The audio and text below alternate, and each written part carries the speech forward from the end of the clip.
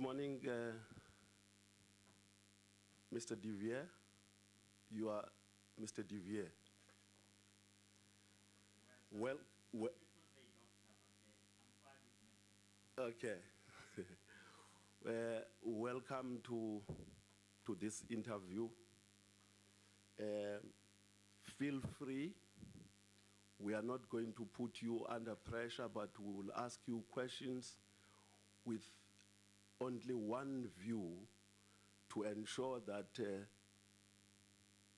you are the suitable candidate. All the questions that are going to be put to you, the intention is not to put you under pressure, but for us to be able to assess you correctly in terms of your answers. Welcome once again to this interview.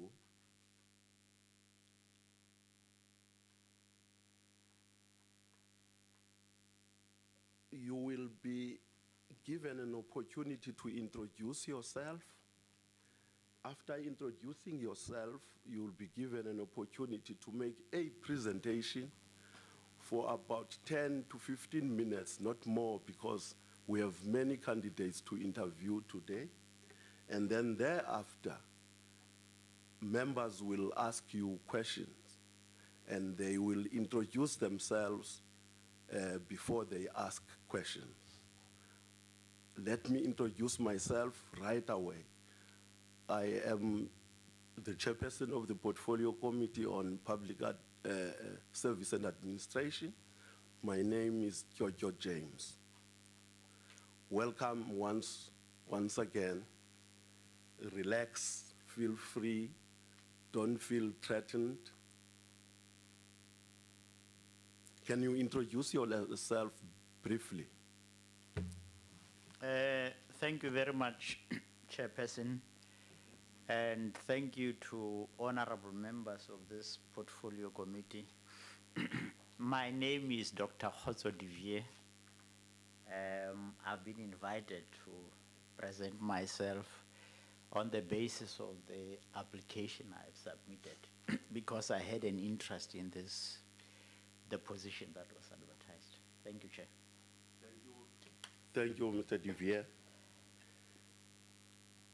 Now we are going to give you an opportunity to make a presentation for about 10 to 15 minutes, not more. Then questions will come after your presentation. Get ready. Thank you very much, Chair, and once again, thank you, honorable members. I've been asked to present on a particular question that I believe it is the secretariat of this Portfolio Committee who shared it with us. And the way the question was couched in the context of risk management. So I thought at the outset, I just need to say briefly what my understanding of risk management is. It's basically the identification, evaluation, and prioritization of risks. And there's a particular method that is usually used to assess risks. This includes identification of threats, assess vulnerability, determine risk, identify ways to reduce those risks, prioritize risk reduction measures, and there are particular treatments that are applied to managing risks. Sometimes it's avoidance, sometimes it's reduction or mitigation of risks, sometimes it's transfer of risk, and sometimes it's retention of risk. I am going to speak to a number of issues as raised. Let me just go back to there. As raised in your question. One, I'll talk briefly about the legal framework. And in the legal framework, because of the way the question was posed, I'll try to speak to the themes that were raised. You'll see I'll speak to the caliber of commissioners and their relation to each other, commissioners and relationship with the DG and staff, utilization of administrative policy and legal advice offered by staff of the Public Service Commission, I'll draw briefly on key challenges of the public service and conclusion. Now, in my presentation, I do not talk about risk broadly because the question itself has already identified a risk. And the risk I'll be speaking to is the relationship risk because that's what the question addresses. It is a relationship amongst commissioners, between commissioners and the Office of the Public Service Commission and how they engage the advice. With regard to the legal framework, generally speaking, if you, and by the way, I've updated this presentation a little bit.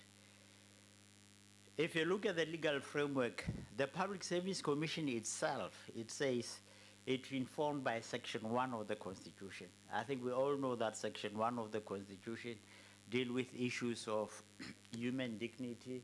It deals with issues of the supremacy of the Constitution. It deals with issues of accountability in our multi-party democratic government, and so on and so forth. But most important, if you look at generally the work of the Public Service Commission, is driven to a great extent by Section 195 and Section 196 of the Constitution. With specific reference to Section 196, and you see in my heading there, I refer specifically to the state capture context because the current context that worries all of us as South Africans is what arose from the reports of the judicial inquiry into allegations of state capture, fraud and corruption in the public service, including organs of state. Now, Section 196 reminds us that the Commission must be independent, must be impartial, and must exercise its powers and perform its functions without fear, favor, or prejudice. And it says it must exercise high standard of professional ethics in the public service. Now, it's obvious that Section 196 says a lot more that I will be saying, and if I'm required to, I can say a lot more, but I'm worried about the time constraints.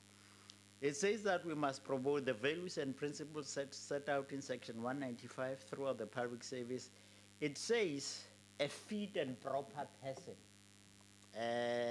with the knowledge or experience in administration, management, or the provision of public services must be appointed to serve the Commission. The legal framework also refers to the Public Service Act about how directions should be issued to HODs, particularly with regard to Section 5.8 and Section 35 to investigate grievances of employees and HODs.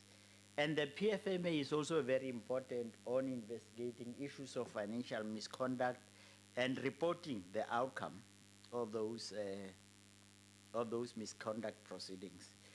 With regard to relationship to commissioners, in the context of the risk that was identified, I'm making the point that commissioners, on my advice, would be they must relate to each other with integrity, with professionalism, with collegiality. And of course, in my amendment of this slide, I would say my mitigation measure, because there's a relationship problem, my important mitigation measure will be, at least at the outset, a team building exercise or workshop to clarify roles, powers, as well as functions.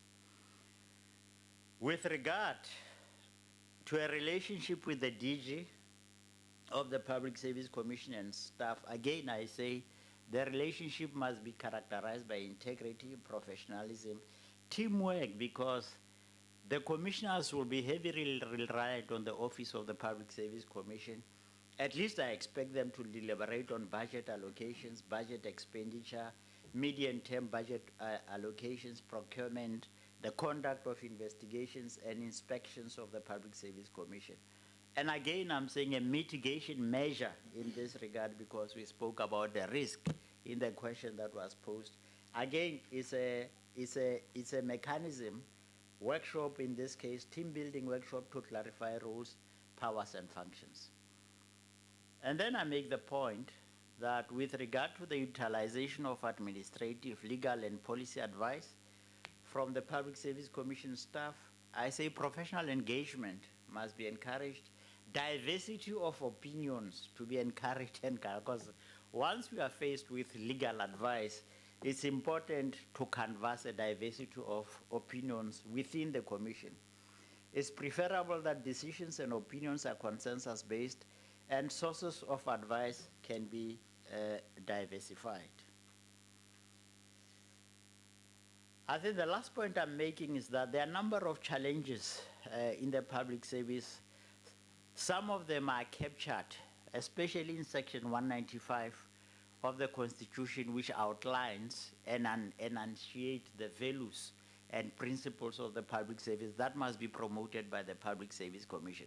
One is that there must be a restoration of public faith and trust in public services.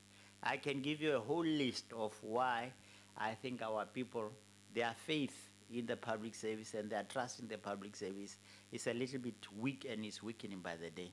It's important to promote ethical leadership. It's important to promote service delivery-oriented public service. At the moment, we used to have a crisis of electricity in this country. Now we have a crisis of water, amongst others. Value for money is critically important, but we also have severe financial constraints that needs to be looked at. Issue of consequence management and corrective action is critically important because many deficiencies have gone on in the public service unattended to, without consequence management, without corrective action being taken. I'm particularly encouraged if you look at the annual report of the Public Service Commission. There's a section there where they talk about the Public Service Commission Amendment Act, where they are trying to transform the Public Service Commission into a secretariat, where they are saying, look, you need to remove us a little bit from the Public Service Commission so that we should create a distance between the Public Service Commission and the public service. And I think what they have in mind, for those of you who remember the Nkandla judgment, the Nkandla judgment was particularly strict and particularly focused on the issue of the binding nature of the remedial actions of the public protector. Now, the Constitutional Court said so in the case of the public protector because it's a Chapter 9 institution, but it doesn't say so in the concept of the Public Service Commission because it's a Chapter 10 institution. And I think that's a very important distinction. And the importance of the distinction is that if you go through both, particularly Section 196 of the Constitution, it talks about how the Public Service Commission should give directions. Now, directions, yeah, you can give directions, but the Constitution has reduced the Public Service Commission to be a supervisory and an advisory mechanisms. Whereas in the case of the public protector, it says the remedial actions must be binding. And I just thought it's a very important distinction that is needed to tighten the mandate of the Public Service Commission. Chair, let me deal with questions. The rest, I think we can, I'm mindful of your time and the time constraints. So let's engage with the questions and talk about other things that you would want to talk about.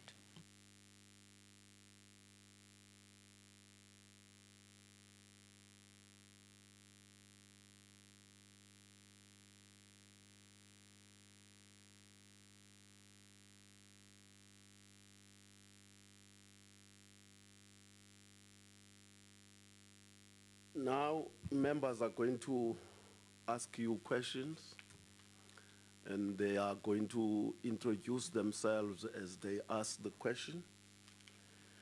Can I give you Honorable Mkweba?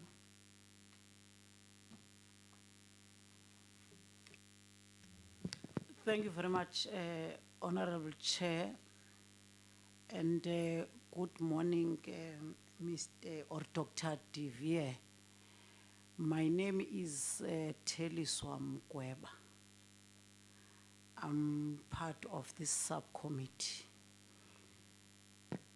Mr. Devier, listening to your presentation, I think one must acknowledge your detailed presentation. But however, I've got one question for you in your presentation. Then the question is clear. Can you then explain how the handling of commissioner's relationship with the management and the staff of the commission can bring disrepute to the commission itself or promote its reputation? Whichever approach you take is up to you. You may choose to talk about disrepute or good reputation of the commission. Thank you very much, Chair. Thank you, Honorable Kibi. Or can you respond to the question first, Doctor? Okay, sorry for Permission, that. otherwise we will. The question is, how are we going to handle the relationship of commissioners in a manner with staff, in a manner that will not bring disrepute, I think, but will promote good reputation? Look, I think for me, the question is, what is the mission? If I'm appointed as a commissioner, what am I expected to do? My response to that question would be, my main responsibility is to promote the values and principles enunciated in Section 195 of the Constitution and Section 1 of the Constitution. That will be my primary responsibility. 2, I will be driven by Section 196 of the Constitution, which also arise in the Public Service Commissions Act, which, amongst others, says this commission must operate as independent, as impartial, and it must promote high level of ethics in the public service. The powers and functions of the commission would be, amongst others, investigate, evaluate, and monitor the organization and the administration of the public service, including how the personnel practices in the public service are managed. And these personnel practices, of course, would include recruitment, will include appointments, will include discharge, will include transfer. In fact, I used to be a head of department. It will include management of career incidents of heads of departments. My evaluations have been done by the Public Service Commission. A few times I remember when I was a Deputy Director General for Public Works, Roads and Transport in the Free State, and when I was a Director General of the Free State, my career incidents were managed by the Public Service. So if there's a clear understanding of the mission, it is clear that my relationship as a commissioner with the Office of the Public Service Commission is basically that the Office of the Public Service Commission must provide support to me as a commissioner to execute my mandate based on Section 1 of the Constitution, based on Section 195 of the Constitution, based on Section 196 of the Constitution. Nothing more now. So if the mandate is clear, that I'm supposed to receive that support, this boundary is not only for the staff, but it's also for me, because the Public Service Commission has a Director General.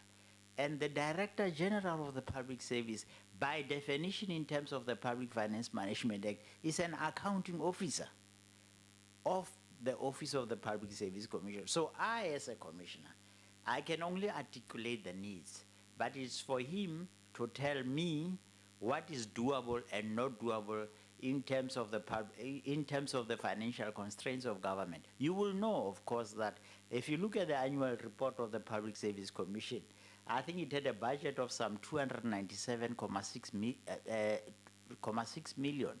But you know, because of the financial constraints of government, 10 million was siphoned off because of other needs. And you know, I can spend a lot of time explain to you what I mean by financial constraints in government.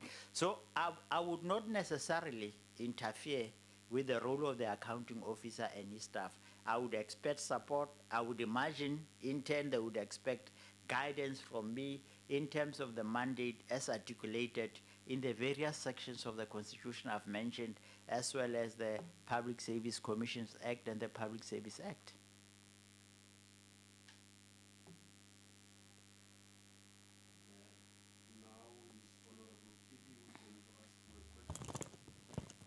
Thank you, Honorable Chair. Good morning, Dr. De Vere. I am Miriam Kibi, a member of the Portfolio Committee. Today here, on the panel.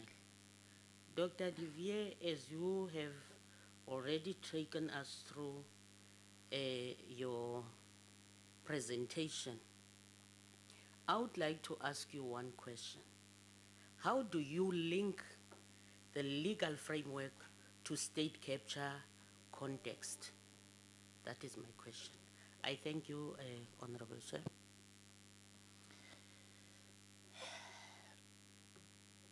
You know, the state capture issue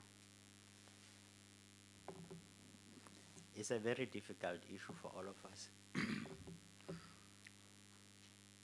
And a difficult issue because, at least for me personally, what state capture means, it means the mandate of the, or let me put it differently. One of the sections of the Constitution, I can't remember which because I was so focused on the Public Service Commission. It says the executive authority of the state is vested in the president and his cabinet. That's what it says. If I had time, I would go into that and show you the section. But it says something to that effect. And correction, Chair, I'm not quoting it verbatim, but you know, maybe the wording is slightly different, but that's what I remember. State capture suggests, and if we look at the first report of the Zondo Commission, it already says that it has established that state capture has happened. I'm sure the third report will give a much better elaboration on the basis of why they say that. But it says,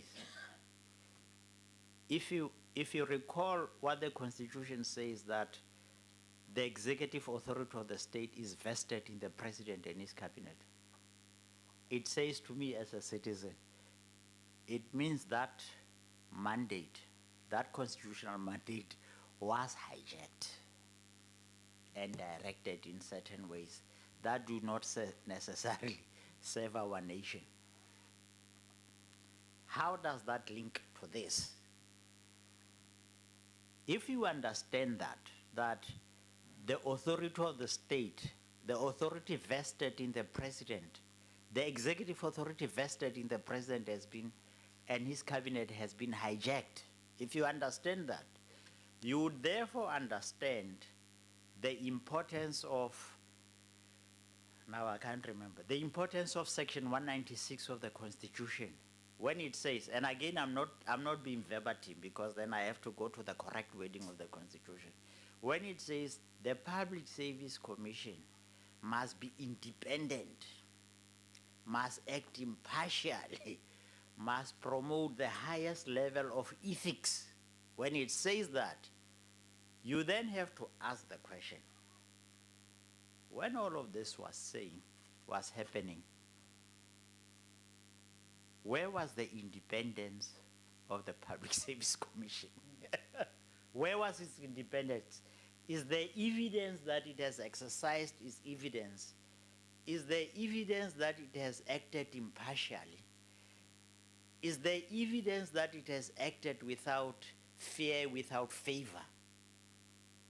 Now, you might take the position that on some of the things that were raised about state capture, some of them may fall outside the mandate of the Public Service Commission. Maybe the SOEs, maybe, I don't know, but GCIS becomes a problem, becomes a problematic area because if you look at the Constitution, I think it says so in Section 196 that the mandate of the Public Service Commission applies to all tiers of government. Certainly, GCIS is one of those tiers. It may be part of national government, but it's there. So what happened to independence? What happened to impartiality? What happens without fear and favor? Where did the Public Service Commission ring the alarm bells and say, hey, this is happening? I don't know, but I'm just saying, I'm here being interviewed in the context of state capture. And I cannot talk about Section 196 without at least saying to you as an honorable member of parliament that I'm saying this in the context of state capture. And state capture has taught us lessons that we must all learn and avoid.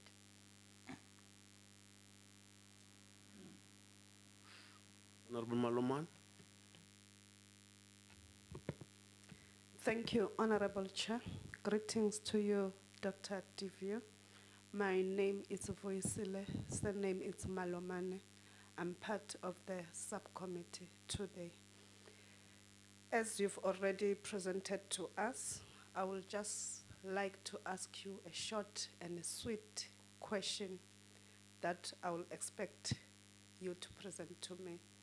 The question will be that, can decisions, advice, and opinions from staff or management to commissioners be consensus-based or in all times? Or if it is like that, where do you draw the line? You know, if I remember my presentation, the word I used was preferable. Okay? Yeah, if you look at my slide 6, I say it is oh, it's not there, sorry, my apology. But if you look at my slide 6, I say it is preferable that decisions and opinions are consensus-based. I deliberately use the word preferable because I recognize that there will be instances where we can't reach consensus. There are instances where we will have to agree to differ. What makes a difference is whether our differences of opinion are split into a majority and minority and so on. Simply because depending on the advice, look, advice is advice. It will be up to the commissioners to accept advice or not accept advice. But I would imagine it will behoove those commissioners, if they decide to disagree with advice, at least to provide reasons why they reject advice. I'll tell you why I'm saying this, and maybe later on we will have an engagement on this. I've said to you that the work of the Public Service Commission, apart from Section 195 and Section 196, is also informed by Section 1 of the Constitution. Section 1 of the Constitution, amongst others, it talks about supremacy of the law. What does supremacy of the law mean? It means whatever Public Service Commission is an organ of state. And because it's an organ of state, whatever it does must be consistent with the Constitution and must be lawful. So if an accounting officer, as a commissioner, gives me an advice I do not agree with, at least I owe the staff an explanation of why I disagree with them, on what grounds I agree with them. It might assist to a great extent if I ground my disagreement on the basis of the law and not the basis of the mandate of the Public Service Commission. So that's why I say to you, it's preferable that there be consensus. And I say preferable because I assume we will then try to convince each other. I spoke about professional engagement, didn't I? I said in that professional engagement, at least we'll be able to convince each other why we must have a consensus. But when we disagree, at least the disagreement must be informed by the law, or must be reasonable and fair, at the very least.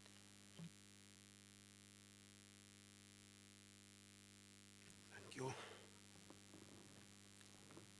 Doctor, it's my turn now to ask you a question. The Public Service Commission has a constitutional mandate to promote values and principles of Section 195 of the Constitution.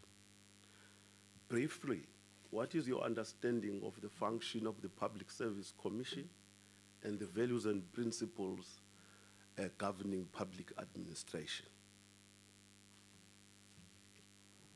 I can go to the Constitution and read them verbatim, but in the interest of time, I would say these values includes promotion of high level of ethics in the public service.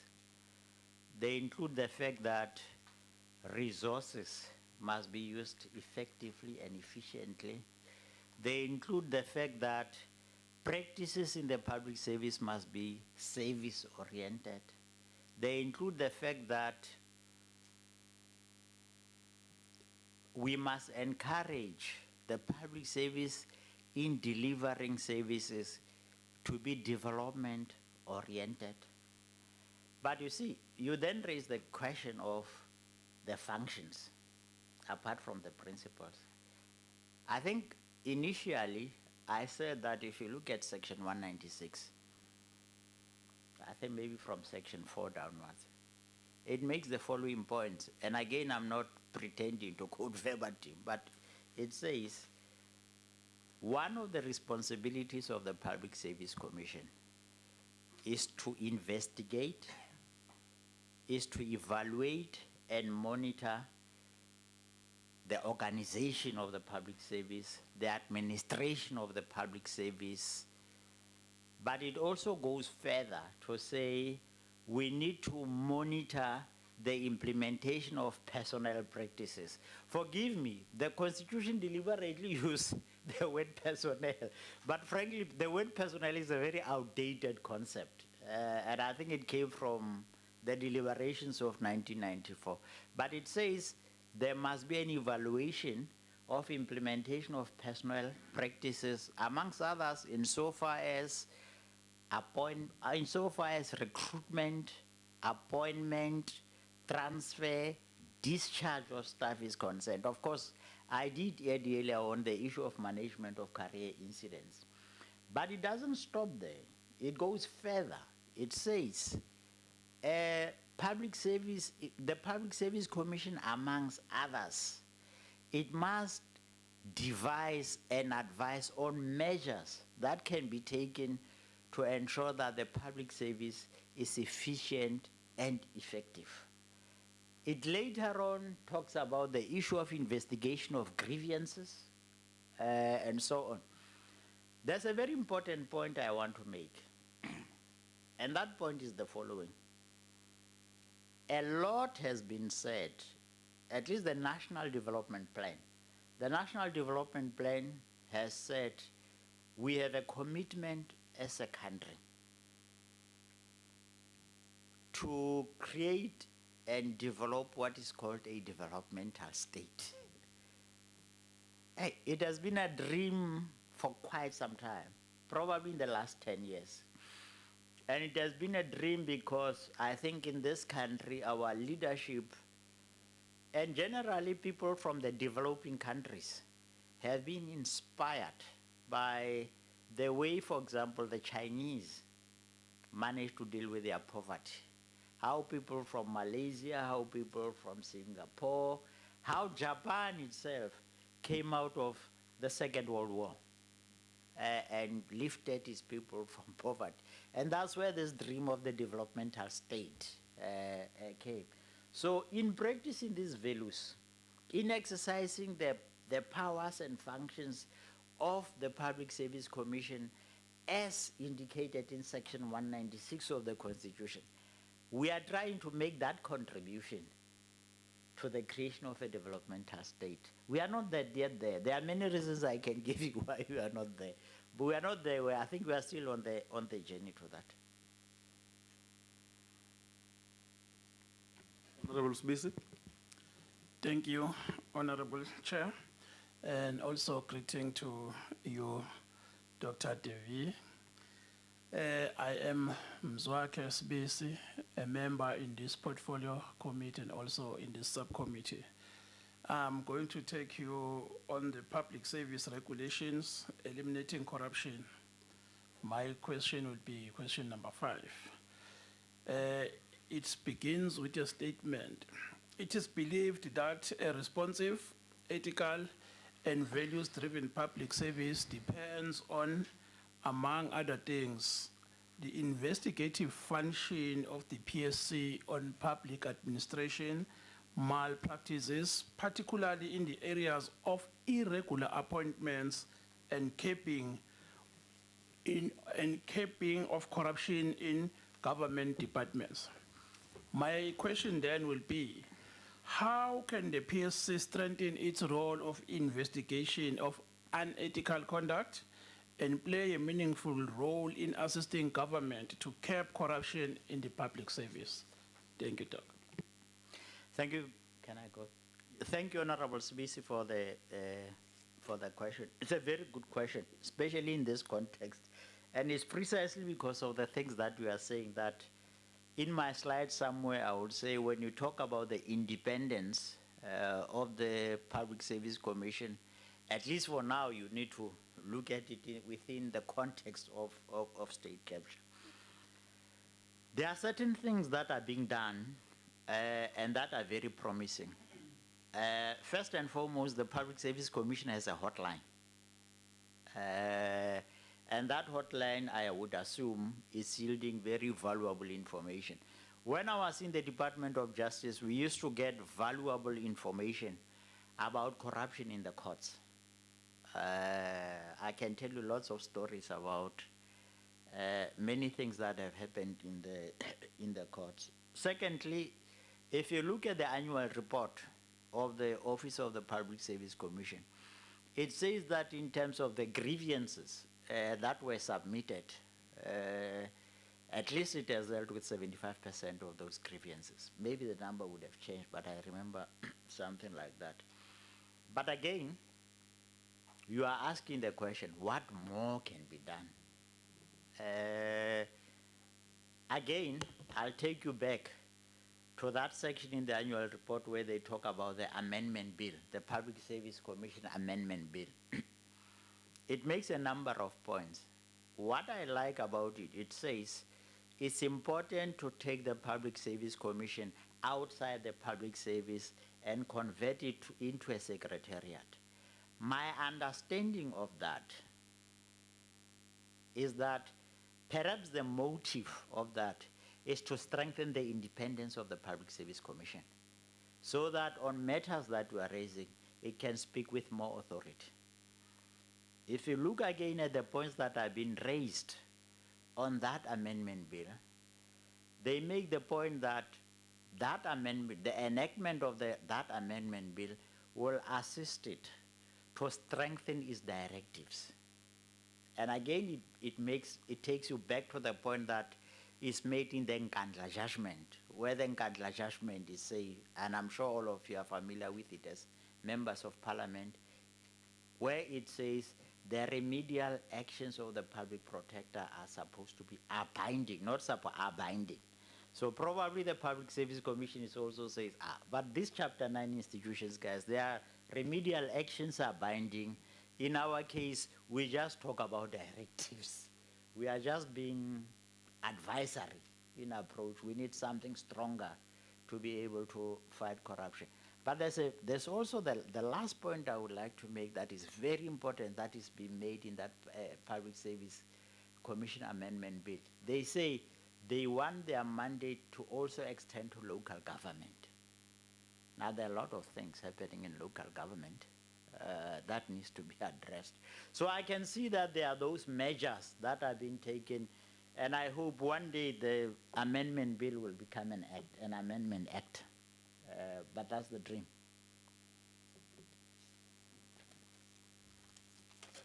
Honorable Komani, before you ask your question, I want to put the interviewee at ease. At the end of the questions, there will be a question that is going to be put to you regarding your tenure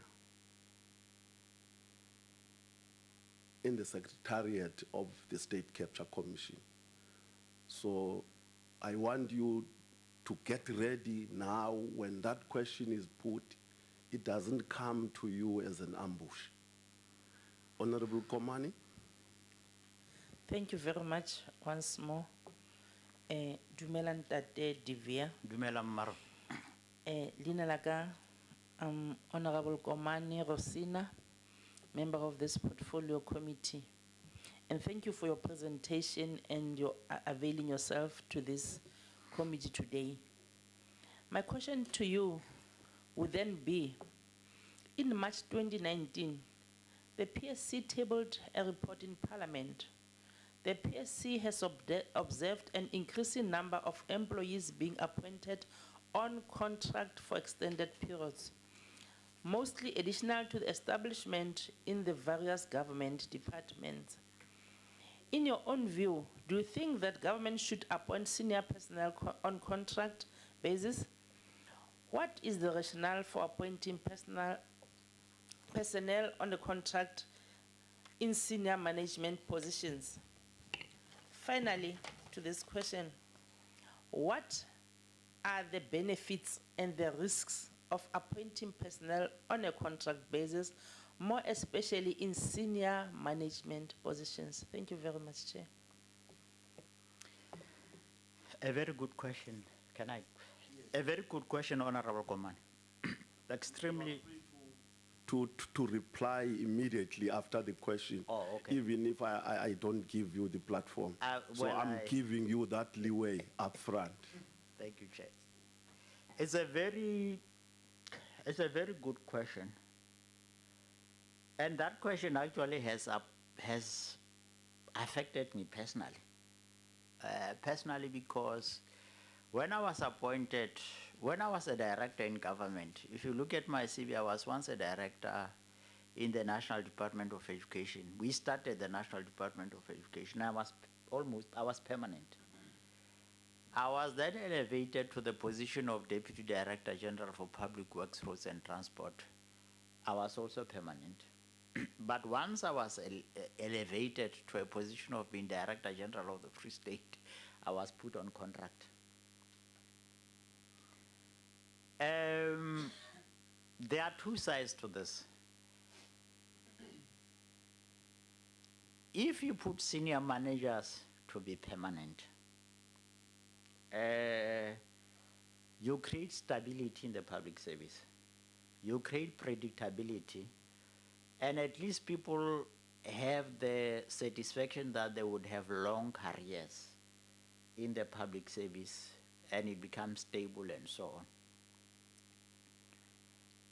And unfortunately, there's been very bad practices in the public service where every time a new MEC and a new minister is appointed, the first thing they do is to get rid of their head of department, regardless of merit. And I can tell you, it actually happened to me.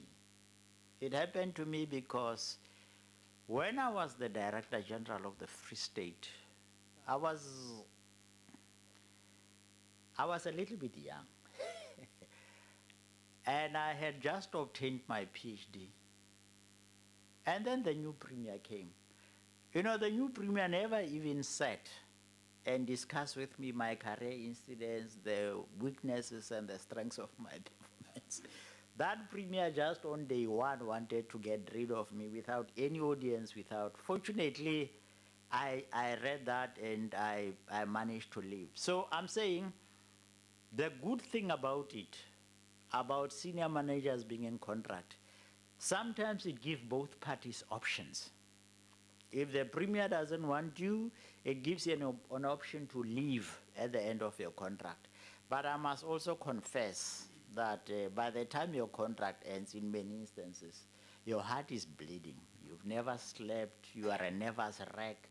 Sometimes I have people, former colleagues, who even developed high blood and diabetes because of the treatments they had. So, look, you know, Mekoman, I think all of this I'm telling you, I suspect some of them have a lot to do with the development of maturity of leadership in our system of government.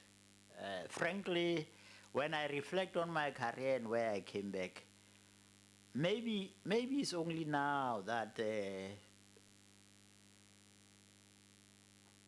without insulting anybody, and my apology if that's how I come across, it took a long time for the political leadership to mature.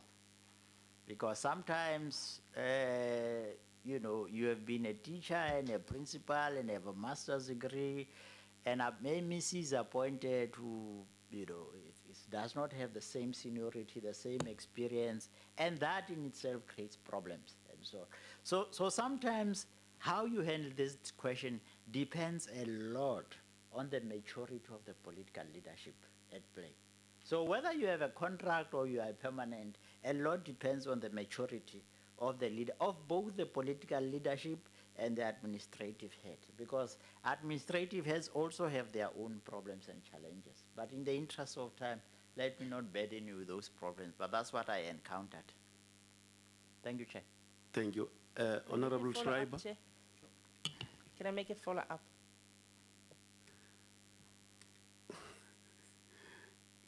Okay. Thank you very much. In reference to your answer, are you saying, in terms of in how you understand my question and in how you have answered my question, are you saying in this country we still lack coherence between the political leadership and the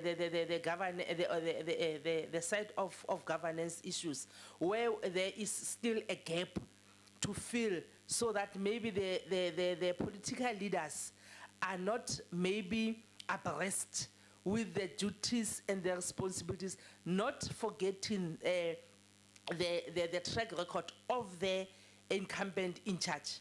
Thank you very much. Megoma, I will tell you, I will tell you that I have experienced, or let me answer your question before I give an example. Yes, there is still a lack of coherence between the political leaders and administrative leadership. Yes, there is. Why am I saying that? I have seen many instances,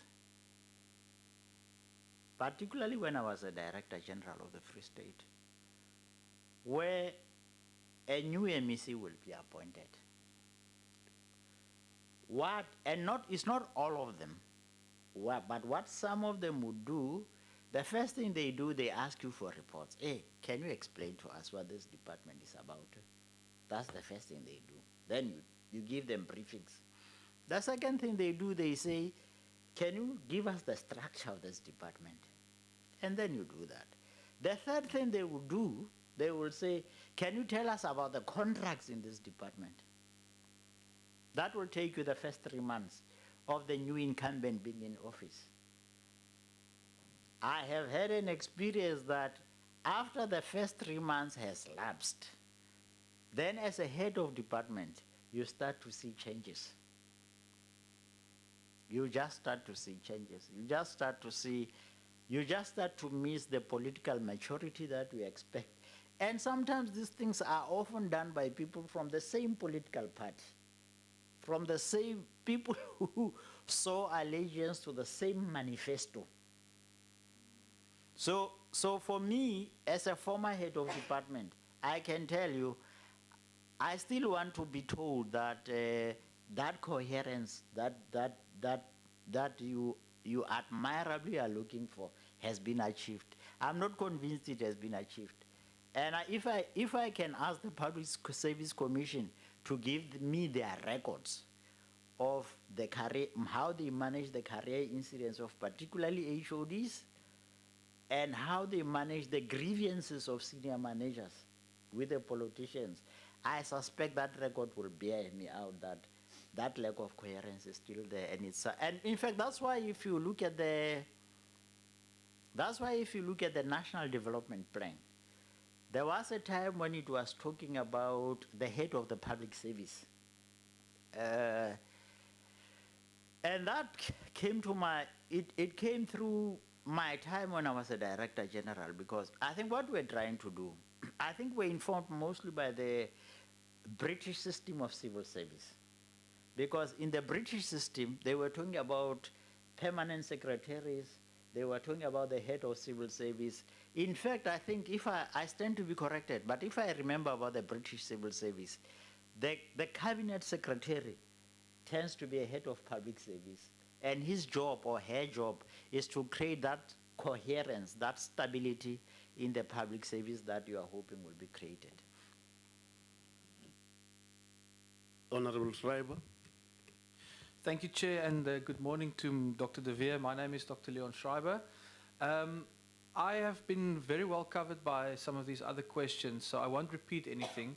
I'd like to roll two issues into one here, if I can, Dr. De Veer. So the first one is the references that you've made to the powers of the Public Service Commission relating to personnel practices, specifically appointments and recruitment, etc. So I think there's a bit of a distinction to be drawn between recommendations and directives. My personal view is I don't think the directives have been explored and used nearly enough. I think a lot of what the PSC does is recommendations.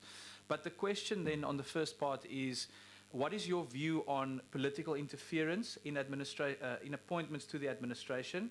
And we, of course, know also through the State Capture Commission that cadre deployment is an issue that's come quite strongly to the fore. What is your view on that practice? Then the second question, and as the Chair says, no one's here to ambush anyone, but we are here to ask the pertinent questions that the people out there would also be wondering about. And here's my question. Given how strongly you've spoken about state capture and the need for also the Public Service Commission to play its role in rectifying these issues, how do you respond to the fact that you yourself had to step back from the State Capture Commission Secretariat when certain allegations were leveled there, bribery, also things relating to your previous Department of Correctional Services, where they obviously we await the final report of the Zondo Commission, but it seems like there's quite a lot of issues that have come up there. So how can you give confidence, and how can we have confidence in your ability to live up to those ethics and standards that you speak so strongly about when there is this question hanging about your own conduct? Thank you very much, Chair. Thank you, Dr. Scriber, and thank you very much for those questions.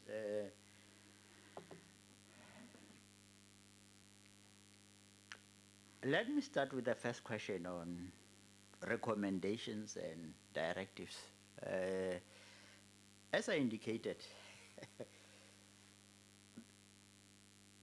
let me put it very strongly. I suspect that the Public Service Commission is frustrated with this idea of having to give recommendations and directives. Why am I saying that? I'm saying that because of the issues that they have raised as motivation for the Public Service Commission Amendment Bill. I think they want something stronger. And I think they have been looking at least at the Office of the Public Protector, to say, if the Constitutional Court can say the remedial actions of the Public Protector is binding, I suspect they want the same. Because merely proposing measures to improve the efficiency and the effectiveness of the public service, they think they could do better than that. You know the issue of cadre deployment. Look, Let's be straight and talk straight, okay? I joined the public service in 1996. And in 1996 is because of the democratic victory of 1994. And again, I'm talking straight, you know, without mincing. If you look at my history, I was a young political activist, participated in the struggle for liberation. Our sole purpose was to establish a non-racial and non-sexist democracy. What we understood as the concept of deployment at that time was that once a new party came to power to govern South Africa, you know the history of apartheid, you know there was lack of trust. When we walked into government, we found a number of public servants who did not necessarily identify with the new ethos, the new culture, and the new spirit of democracy. Except that I would also say to you, cadre deployment came into that context because the new government had to trust its technical support. And the technical support that it found, it did not entirely trust. So it wanted some people it could trust. But you see, there were also some mistakes that were made, frankly.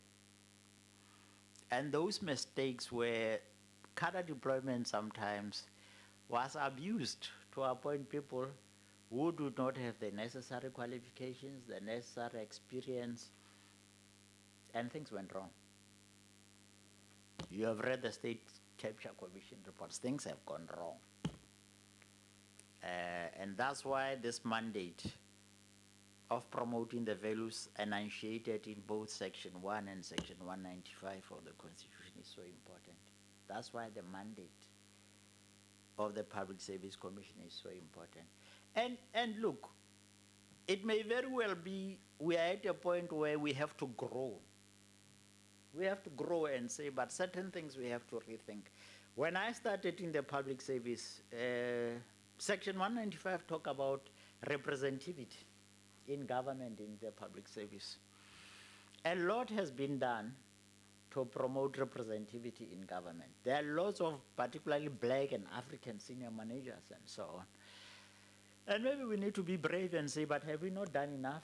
Should we not judge now everybody equally on the basis of skills, on the basis of experience and so on?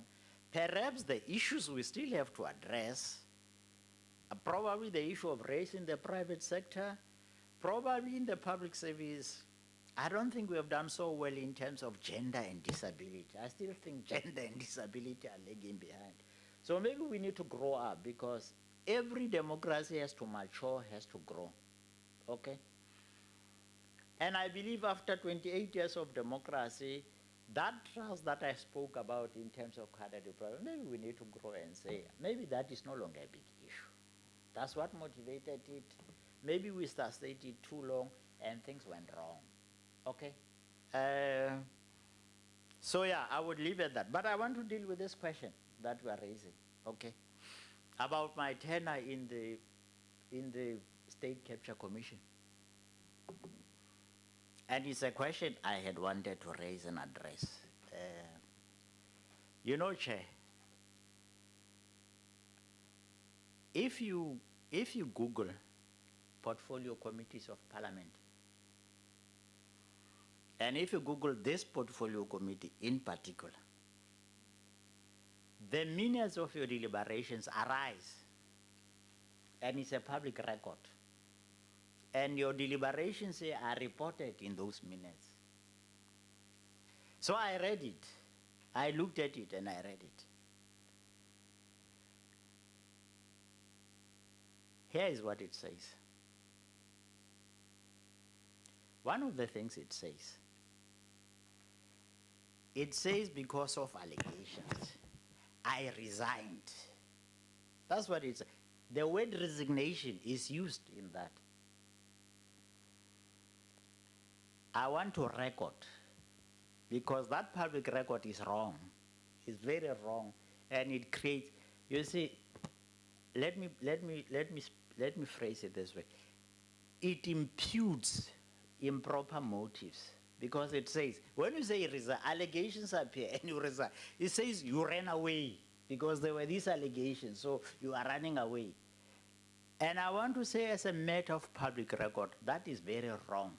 And it's a wrong understanding of what happened. Now, if I say that is a wrong understanding, I now have a duty to say what actually happened. And I must commend those members of this committee who said, hey, you know what? You can't simply strike off a candidate from the short list merely because of these things. The Audi rule must be applied, and the other side must be heard. And that is very, very important because, again, the Public Service Commission, this work is informed by Section 1 of the Constitution. Section 1 of the Constitution talks about supremacy of the law. So I need to correct that. I did not resign. But what did I do if I did not resign? If you look at part 1 of the Zondo report, it acknowledges me as the first secretary of the commission. I worked with the judge, with the deputy chief justice to establish that commission. Now, if I worked with the judge to establish that commission, I was a secretary of the commission. What were my duties? My duties was that I mobilized resources for the commission to function. But not only did I mobilize resources for the commission to function, we appointed evidence leaders. All these people that you saw in front of TV, we mobilized with the judge. All these investigators that are now investigating, including me, are people we mobilized. The equipment that the commission used was bought by me. The buildings that was used, I was the one who was working with the Department of Public Works to get those buildings. So to speak, I know what the equipment is. You follow? All these resources that I provided for the commission to function, I'm the one who did all of that. Now, if Mr. Angelo agrees to come and say what he says, that he met somebody somewhere, money was exchanged, and that money was supposed to pay officials of the Department of Justice and Constitutional Development, you would know by now that I was the Chief Operations Officer of the Department of Justice. Okay. And if he says, yeah, these people were, and I remember this one name being mentioned, here's the thing. The judicial inquiry meant to investigate allegations of state capture, of corruption in the public sector, including organs of state. Once that is set, my duty as a secretary, I used to write letters to summon people to the commission. I used to interact with lawyers so that lawyers can prepare their witnesses to come and testify before the commission. Once those allegations are made about me, if it was you, Dr. Schreiber, what would you think if you accept that letter from me? You would say, but this fellow, his name has been mentioned. On what basis is he sending us these things? It was therefore very important that I say, you know, I'm very angry and I'm very unhappy about what has transpired. But as a first secretary of the commission, I need to separate my personal feelings from my role as the first secretary of the commission. I need to put the interest of the commission first. Because once I fight with the judge and I refuse and say these things are unsubstantiated, besides, I will not be saving South Africa. What I will be doing, I will be putting my own selfish interest above the interest of South Africa, because South Africa was looking at this commission to answer very important questions about this issue of corruption, this issue of fraud, and so on and so on. So if I do that, the focus will be shifted to my fight with Zondo on this matter, because now agreement has come between the two of us and I'm fighting my personal battle, and I've forgotten about the commission and I've forgotten about South Africa and so on. So as I sit alone and I look at this matter and I ask myself, what does it say to me? It says to me, recuse yourself. So recusing myself is not resignation. Actually, my state of mind at that time, I thought these investigators that we appointed, they can't investigate whilst I'm around. It's important I recuse myself so that they are free to investigate, because they know what I know, you know? So that they will not be comfortable investigating me based on these allegations whilst I'm around. So I recuse myself. I recused myself in January 2019. If you go to your record, you will see there was a point where the judge and I issued a public statement in which the judge said, I offered, the words used there said, I offered to recuse myself and let the investigation happen. The investigation happened. I'm disappointed that it didn't take 3 months. I only came to know about the report of the investigation, what? February last year. That's only then they came to go, no, hey, these are the issues. Can you come for an interview? I went for an interview. Okay. Unfortunately, from February, I could only wait until July. If you Google my name there, you will see there's a transcript attached to my name that says, on the 30th of July, 2021, this fellow appeared before the commission to answer to these things. Now,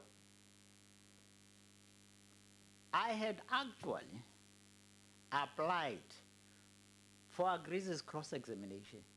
I had. Now, at a point where this matter was coming to a close to a head, this person who made allegations against me, and forgive me for mentioning his name because I don't know how legally appropriate it is to mention his name. This person submitted an affidavit. And Dr. Shrab, can you go and check this affidavit? Can you go and check it? Because you are the one asking. This affidavit was filed, was dated the 2nd of August, 2021. In the affidavit, he admits and records that whatever he said in January 2019 is hearsay. That's what he said. Now, I want you to go and check that. So, when I see your Minas chair saying, hey, this person has resigned, has run away because of these allegations. Anyway, it has happened. The minutes are there. I'm here to correct the record. I again want you to check the transcript. In the transcript, I was not even cross-examined on his allegation. The judge himself, but this thing is hearsay. Now, what is hearsay? Hearsay is gossip, is rumor, is unsubstantiated facts. Actually, I'm embarrassed that I'm wasting the time of an important portfolio committee on hearsay. I rest my case. Dr. Devier, we have concluded the questions now. Is there any comment you want to make? Chair, not necessarily. I'm here to offer my availability, to offer my substantial experience. If it is needed, I would be happy to serve. You will be notified about the outcome of your interview. We have many people who have applied that we are interviewing. At the end of this process, all those who have applied will be notified if they are successful or not. I want to thank you once again, and I want also to put you at ease that it was not this portfolio committee minutes. It was the PMG, not this committee that I'm chairing. We have never done that. I think I must be upfront on that one. It's PMG, not Public Service and Administration. Once again, thank you very much. You are free to leave now. Thank you very much, Doctor. Thank you, Chair. And thanks to the honorable members of the committee for the opportunity. Good luck.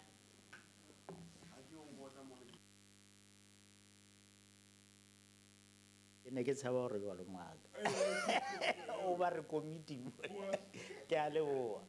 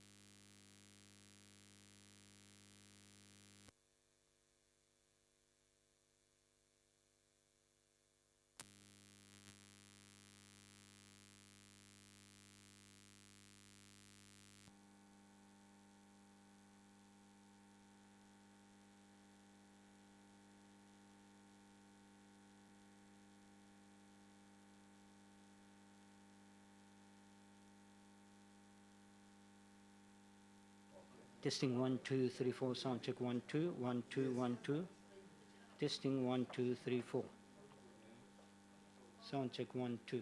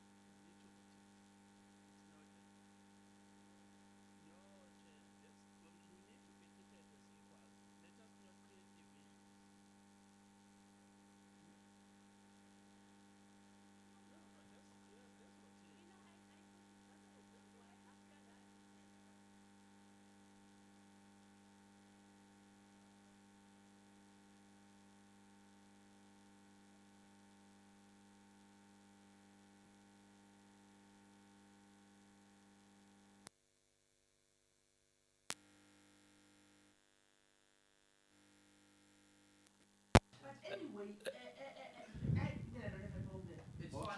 And I'm even comfortable with the side that I am at. The general one. Of this, because I'll choose from this one to the other one. Yeah, what's the like, man? So I'm comfortable. No, the problem, the way it's being represented when it says the members from the ANC will take the first 3 years. That one is incorrect, that I'm saying.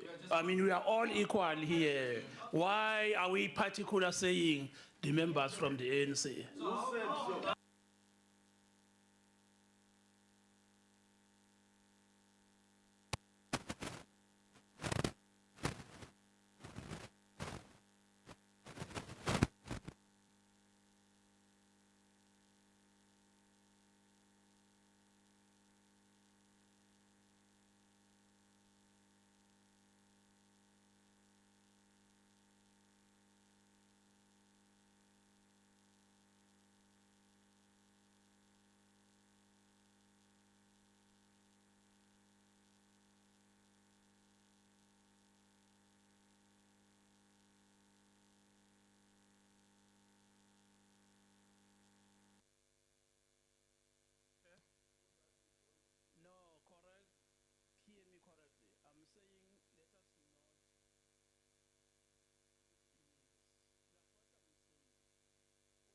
Being said, the members from the ANC will take the first 3 questions. That is incorrect. Who said so? No, it's fine. Never mind that. I haven't said. I didn't say you said it, Chair.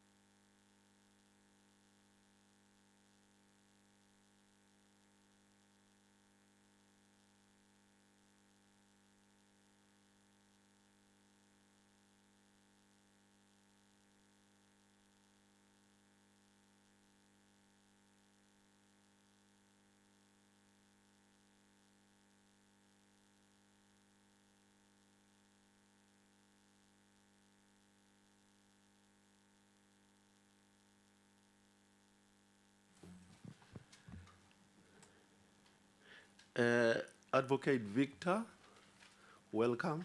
Good morning.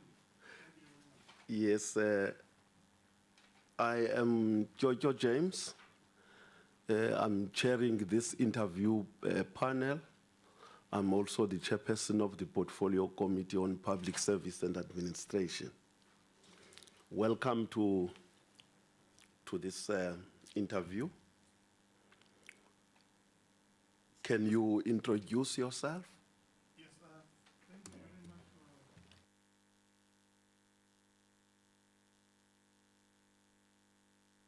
You can take off the mask and put on the mic. Okay, that's one. Again, thank you very much for inviting me. I'm excited to be here. My name is Kapashe, they call me Kapashe, and the surname is Victor. Although my so-called official names are Japhet Ferdinand, but I prefer to be called Kapashe. I'm a director at the Office of the Premier in Kimberley, in the Northern Cape. I am Namibian by birth, but South African citizen. I was born in Namibia. I completed my tertiary qualification at the University of the Western Cape as well as the University of Stellenbosch. I was employed as a senior legal advisor at the Bank of Namibia, as well as a public prosecutor, before I relocated to South Africa, where I was employed as a head of the legal administration department at Cape Nature, here in Cape Town. I was also employed as the chief executive officer of the South African Dental Association in Pretoria. But as I said, currently I'm the director of State Law Advisory Services at the Department of the Premier in the Northern Cape. Thank you very much. Thank you, Doc.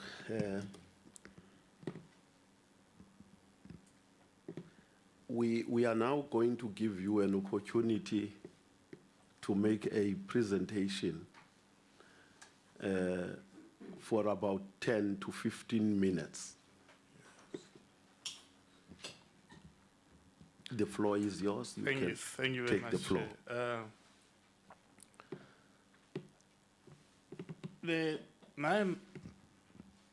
My key note will be the relationship between the commissioners as well as the management or the officials of the office of the Public Service Commission.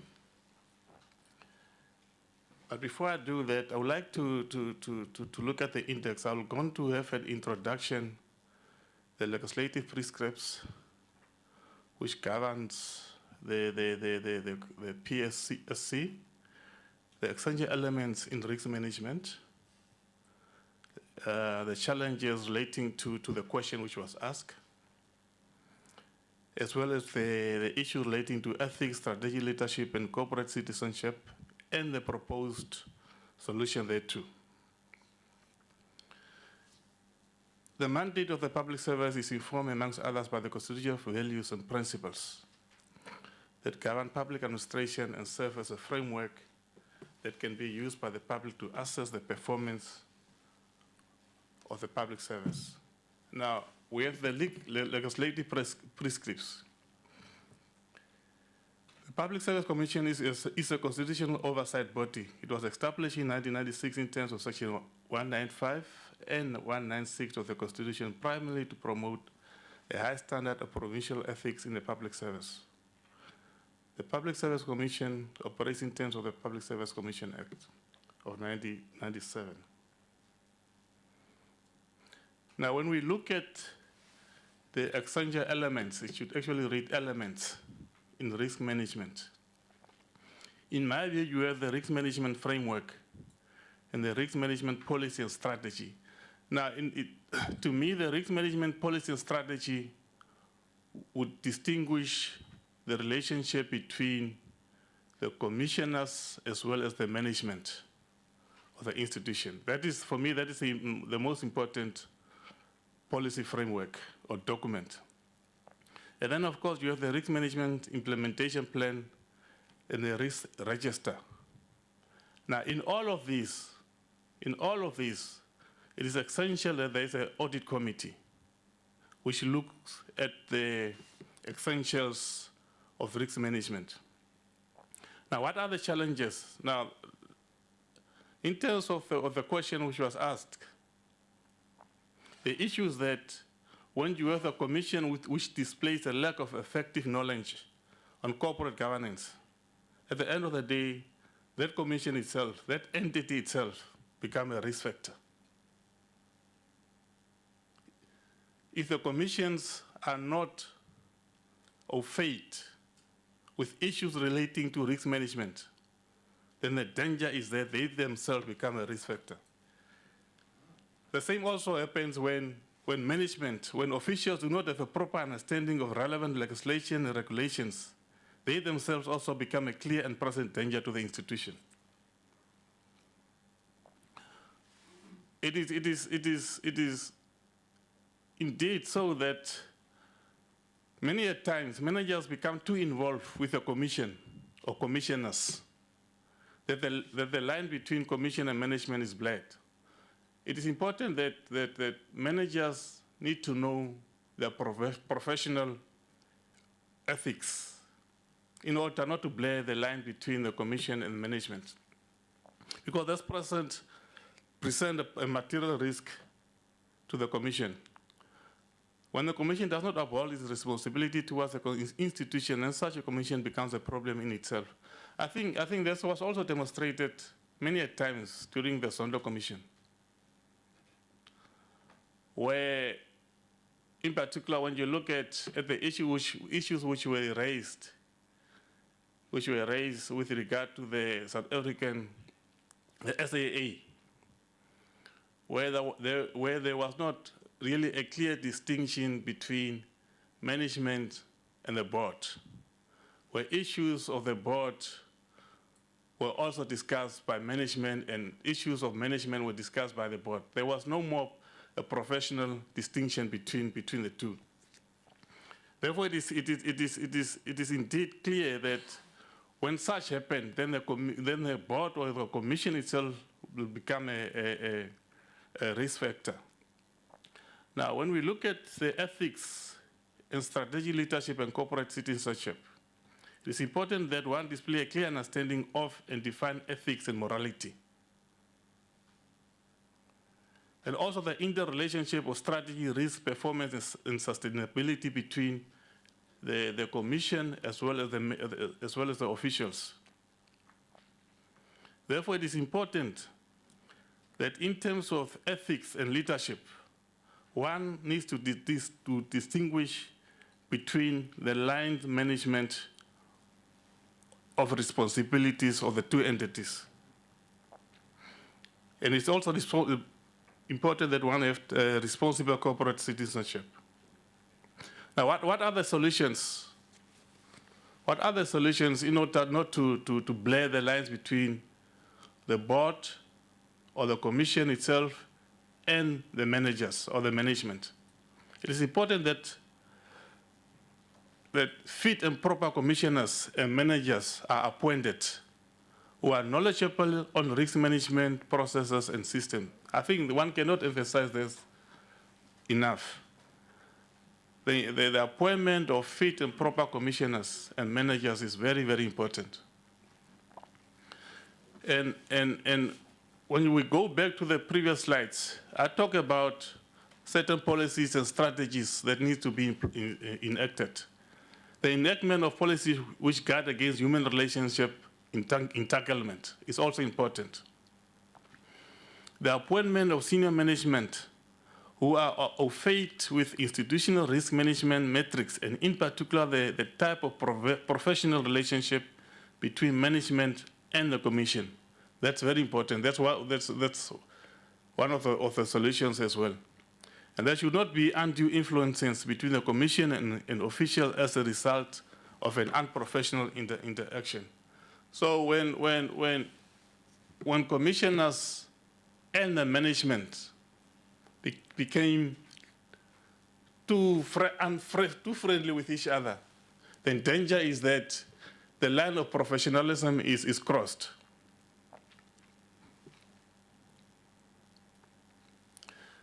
We are aware of the fact that human nature always plays a role in bearing of lines between the commission and officials of the institution. And this would always lead commission members being fed with third-party information by officials, which tend to bring the institution into disrepute. Therefore, it is advisable for commission members to avoid being fed with third-party information through the back door and insist on information being tabled in an official manner. I think this also came clear during the Zondo Commission, where certain members of management in certain organizations, without going through the official lines, have an unprofessional relationship with managers of the board, and that's led the institution into disrepute. There need to be a mutual understanding of roles, delegations, and boundaries, which allows each person to respect the other's responsibility, contributions, and expectations. And importantly, the relationship between the management and commission needs to be stipulated in a governance charter. Such a document will, at the end of the day, be able to distinguish between the responsibilities of managers and the responsibilities of the commissioners. Thank you very much. Thank you. Now you, members of this panel, are going to ask you questions, and they are going to introduce themselves as they ask those questions. Can I allow you? No, thank you very much, Chair, and good morning, Mr. Advocate Kapachi Vinta. Yes, sir. Thank you very much, and thank you very much for your presentation. But however, in your presentation, according to my document, is in slide 3, you name the elements involved in risk management, but you did not explain them further. So, Advocate Kapachi, can you tell us more about the risk management policy and strategy? How do they entail, and how do we go about implementing them? Thank you very much, Chair. Should I immediately respond or wait for others? No. You respond every time a question is asked. Thereafter, you respond. I'm not going to invite you back to the platform. Once the question is asked, you are free to take the platform and answer. Thank you. Sorry, before, I think I just forgot to introduce myself. I'm Honorable Teliswa Mgweba, the member of this subcommittee. Thank you. Thank you, Honorable Mgweba. Thank you very much. Yes, sir. Thank you, sir. Risk management policy and strategy. As I say that this is one, in my view, probably not one, but the most important document when it comes to the subject matter at hand. Because the risk management policy and strategy would distinguish the professional line between the commissioners as well as the managers. It will provide a strategy and policy on how risk management should be on how the process of risk management should be embarked upon. In my view, it will also be important to note that in terms of the risk management policy and strategy, it will encompass almost all the others. It will encompass the risk management framework, implementation plan, as well as the strategic risk register. Because that is a policy which deals with risk management, on how to embark on the process of risk management and the strategy thereof. But the strategy thereof would, of course, in my view, distinguish between the professional lines, distinguish between the engagement of managers and engagement of the commissioners.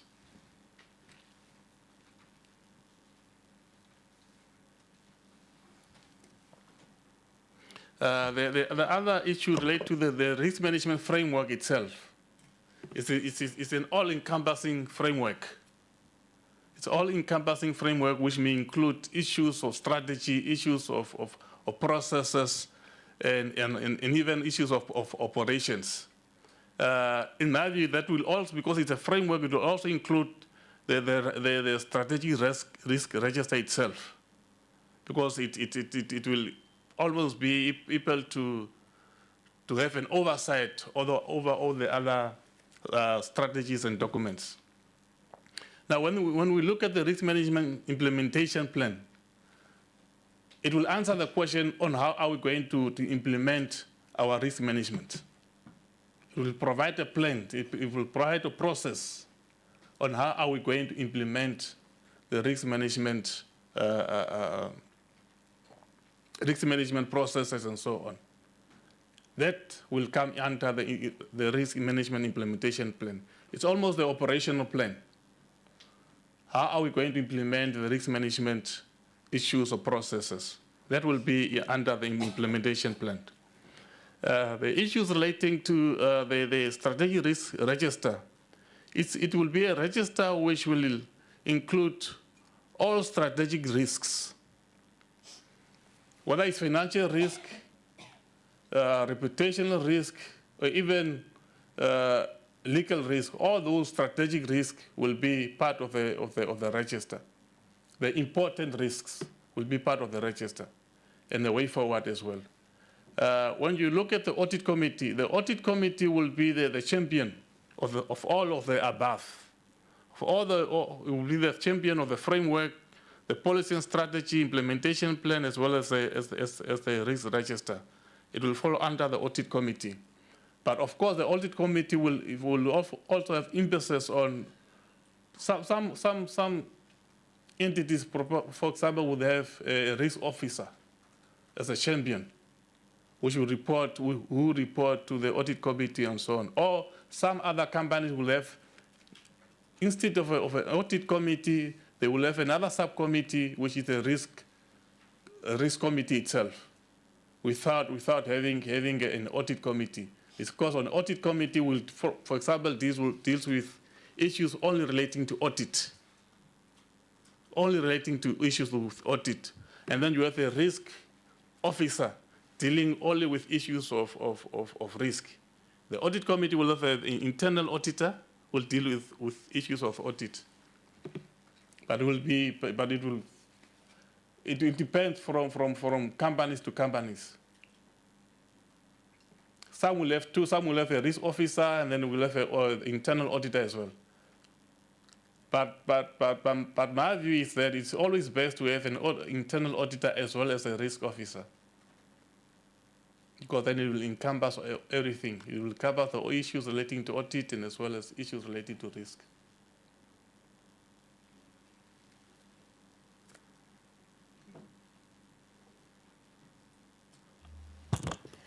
Thank you, Honorable Chair. Is it Advocate Victor? Good day. Good evening. I am Miriam Kibi, a member of the panel. Advocate, I have one question for you, and I want to know from you, how can the Commission know that management is not following regulations and legislation? How can you know as a Commissioner? I thank you, Chair. Thank you, ma'am. I think it is incumbent upon the Commission, for example, to embark upon investigation out of its own. And also when they issue, for example, when they issue directives or directions, to provincial departments, to national departments, and so on. And they receive feedback upon those directives, of those notices. Many times one will be able to pick up. One will be able to pick up that information is not forthcoming. Relevant information is not forthcoming from a particular department. When notices of directives are issued and the relevant information is not forthcoming, one may be able to pick up that there's a problem with this particular department. Of course, if a commission is of the view that a particular department may be slack, the commission may institute investigations into the particular department, whether it's on issues relating to labor or human relations and so on, or service delivery issues. The commission has a mandate to investigate those issues whenever there are suspicions of a particular department.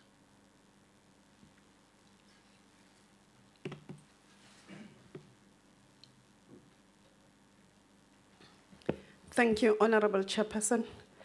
Good afternoon, Advocate Victor. My name is Voisile Malomane. I'm part of the subcommittee today. As you were presenting to us on slide number 4, which you spoke about the issue of the essential element in risk management, you mentioned strategic risk register. So my question, it will be based on that, so you give more clarity or more flesh on it. My question, it will be, do you believe that the Public Service Commission should also have a strategic risk register? If it is like that, why? If it is not, why also? Thank you. Yeah, I would like to believe so. Why? A strategic register on two occasions, or on two legs. The one should deal with the strategic register of the office. The office of the Public Service Commission. And the other register should deal with a strategic register of departments at various levels. National level, provincial level, and local level. Because when you look at the mandate of the Public Service Commission, it talks about public service administration. Public service administration meaning all levels of government. So, for example, in such a register should for example, be divided into the various provinces. Right? You have, for example, the Northern Cape province. Yeah, you have the strategic risk register which talks to certain departments. Now, the commission should, in my view, should have an eye view in terms of all these departments in the Northern Cape. There are risk factors in the Northern Cape, and so for each and every province. But it should also have a risk register for the office of the Public Service Commission.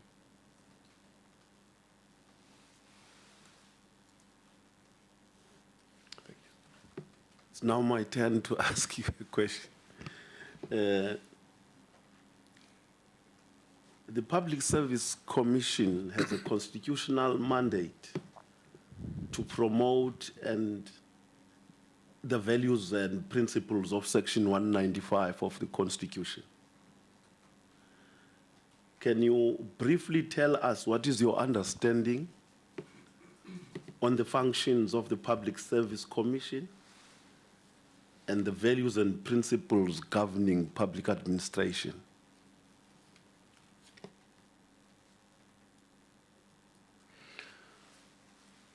My understanding is that when you look at the functions of the Public Service Commission, it is important that the functions talk to issues relating to the evaluation, to evaluate service or monitor and evaluate service delivery issues, for example, or processes. You look at the functions relating to even to conduct investigations as and when necessary. Even with regard to labor relations issues, they have the mandate they have the mandate there too, and it's part of their function as well to look into labor relations issues of the departments, and also to promote, in particular, to promote professional ethics, within the departments or within the administration. Now, what are these values and principles? You know, as I always say that as when I'm in meetings, for example, at my office, I'm first and foremost a public servant. I'm not a lawyer, I'm not an advocate. I'm a public servant. Because why? Because I'm employed in terms of Public Service Act. I'm not employed in terms of the Legal Counsel Act. There's a debate, Chair. There's a debate that now and then myself and my colleagues have. Because I call myself I'm a public servant, not a lawyer. If I was a lawyer, if I want to be a lawyer or an advocate, I should go out there and open my own law firm and do all these things. Then probably I'm an advocate. But unfortunately, it is so. That is part of my title. But I always say that I'm a public servant. Now, therefore, as a public servant, there are certain values and principles attached to a public servant. In my view, these values and principles relate to, for example, issues of ethics and morality, professionalism in the public servant.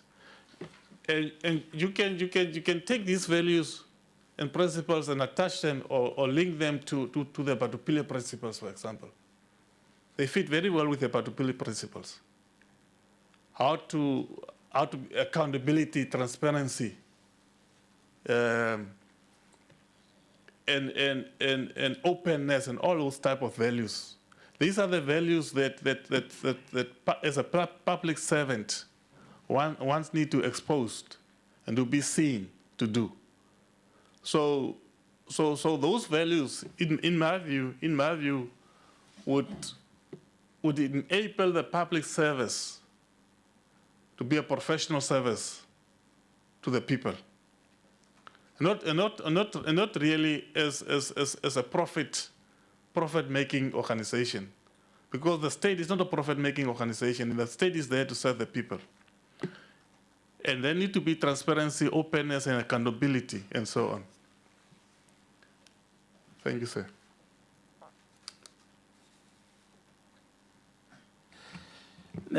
Thank you, Advocate Victor. My name is Mzwake Sibesi, a member of this panel. I will ask you one question.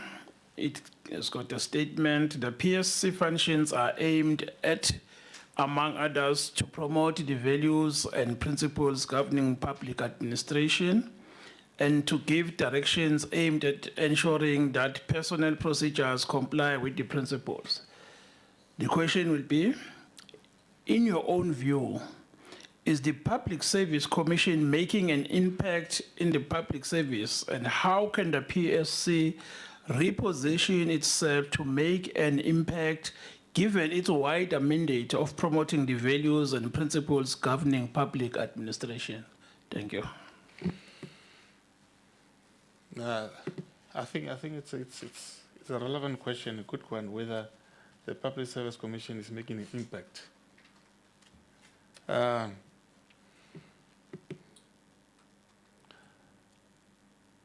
I'll be brutal honest with the committee.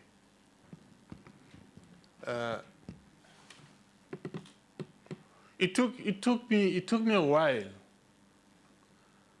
to understand the mandate and the functions of the Public Service Commission. I only came to understand that what the public service do when I remember that in the Northern Cape, the previous acting DG was then appointed as the Public Service Commission of the Northern Cape. It was only then when I started to gain some interest on the commission, what they do and how they do whatever they do things. Now, it comes down to me to the impact, whether the Public Service Commission is really doing an impact. I came to the conclusion that time that really it was not doing an impact. And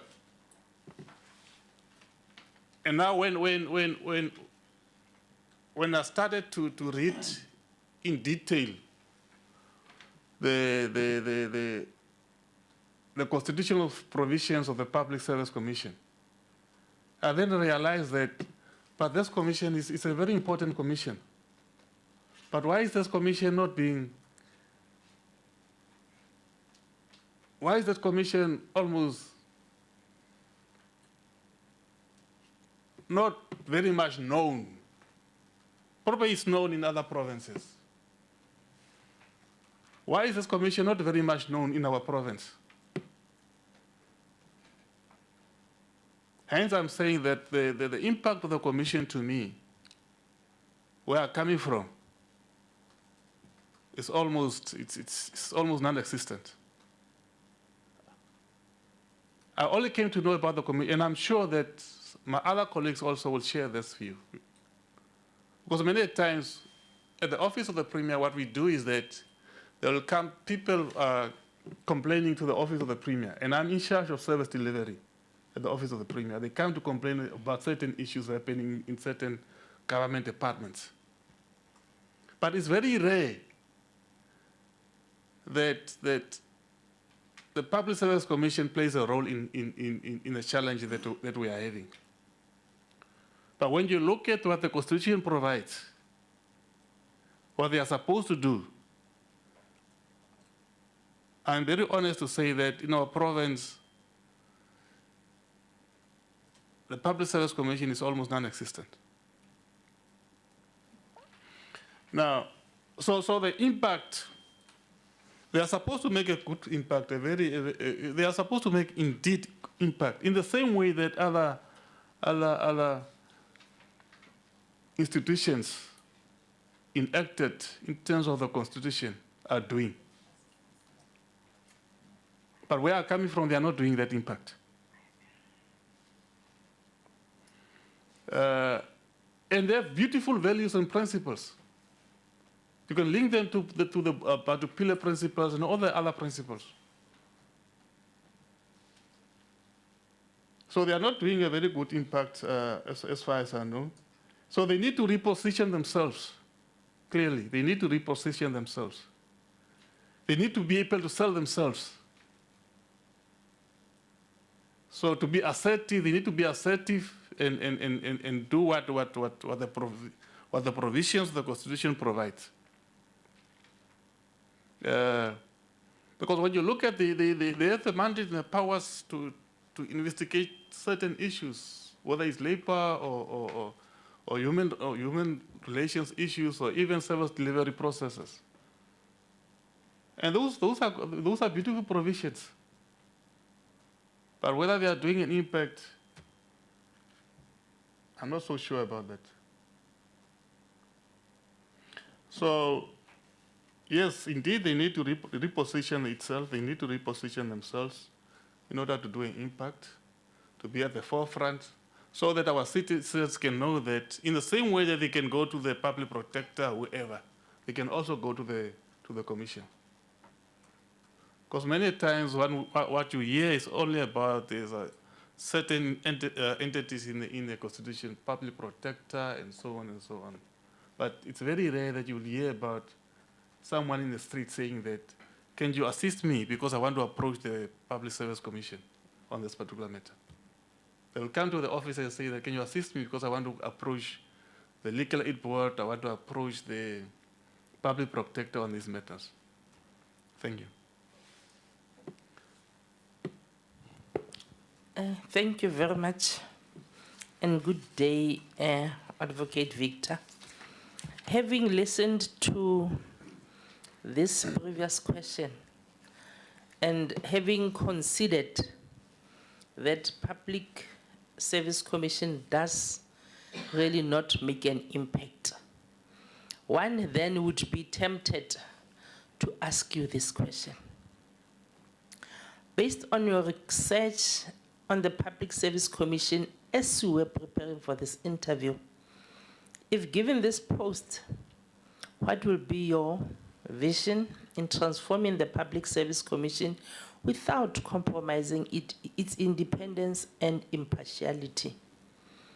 How can the independence of the administration of the PSC protected since the officials in the commissions are appointed through Public Service Act, as you just have indicated that you as well, when you enter into your office, you acknowledge and abide by virtue of you being appointed or hired on based on the Public Service Act. Thank you very much. Thank you, sir. Okay, how am I going to reposition the commission in order, if in the event that I'm successful? How am I going to reposition the commission in order to do the work that it is supposed to do? I think one of the standard things that ones need to impact upon, and again, I'm having a disclaimer here. I'm not sure whether that has been done in other provinces, but I'm speaking from my own experience and so on. It is important that the Public Service Commission reposition itself by promoting its functions and its mandate to the citizens of the country through taking advantage of the provincial officers of the Public Service Commission, because I believe that in each and every province there's a Public Service Commission office. So it is important that there are roadshows happening on an annual basis to sensitize the citizens of the country in the functions and the mandate of the Public Service Commission. What is it that the Public Service Commission do? What is it that the Public Service Commission will be able to do to citizens who may need certain assistance? So the repositioning of the Public Service Commission depends on where the interest of the citizens are. And in the interest of the citizens, mostly are those citizens who are living on the margins of society, who are being discriminated in one way or the other by government departments. There are a lot of malpractices going on in departments, of which the Public Service Commission can tackle and resolve. Now, the other issue is that in terms of the independence,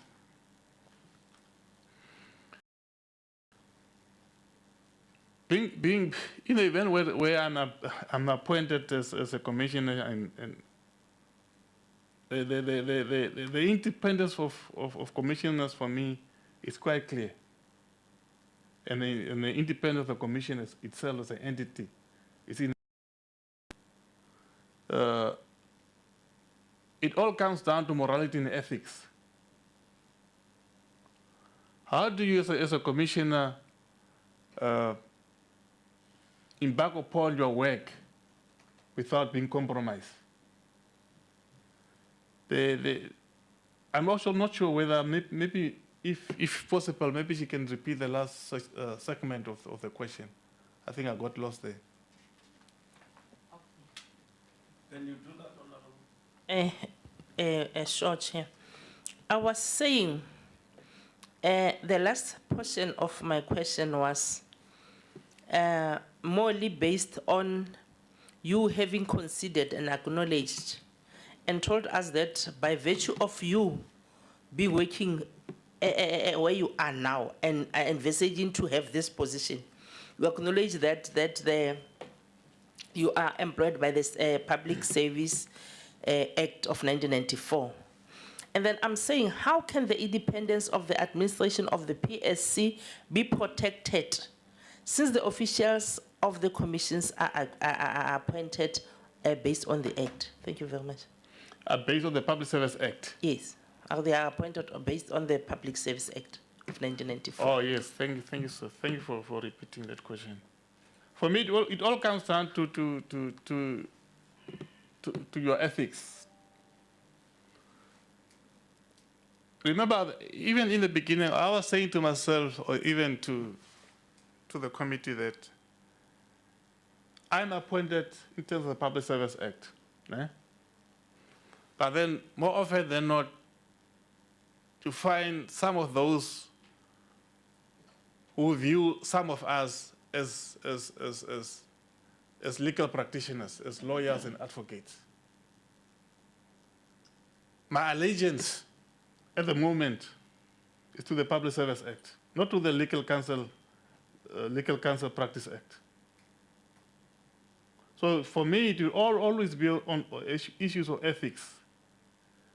And as long as you do what the law requires, in my view, ethical morality, it's intact. Your ethical morality is intact, as long as you do what the law requires. And if I'm appointed in terms of a particular specific law or provision, my allegiance will be according to that particular provision or the legislation. I'm not sure I got that correct, but that is the best I can do.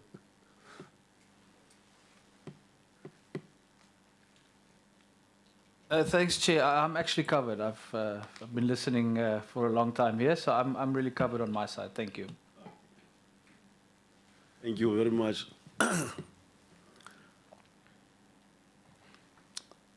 Doctor, before I release you, is there anything you want to put to us as a committee? Not really. I'm just happy that I've been shortlisted and that I was able to express my views. And thank you very much for inviting me. It was really as I was sitting here and expressing my views, certain issues also came to my mind in terms of what the Public Service Commission can do, in particular where I'm coming from, in that particular province where I'm coming from.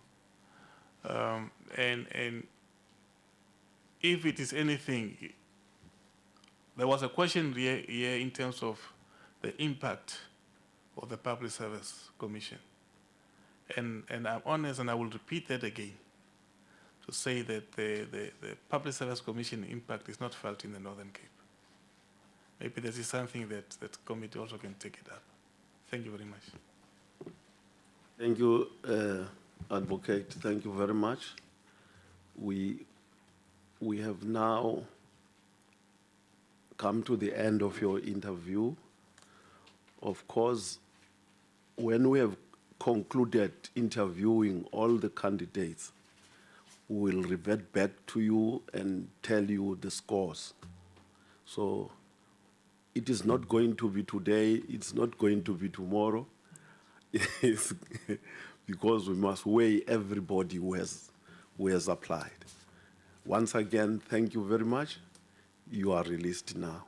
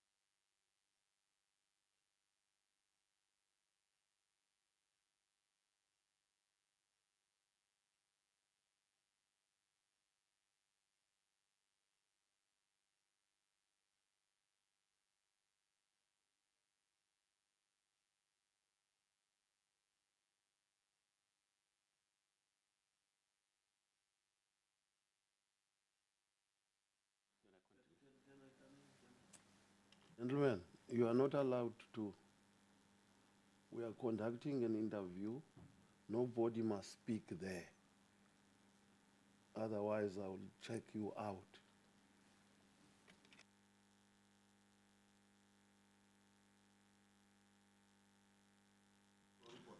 Thank you. The Commission must therefore govern risk in a way that supports the Commission in setting and achieving strategic objectives.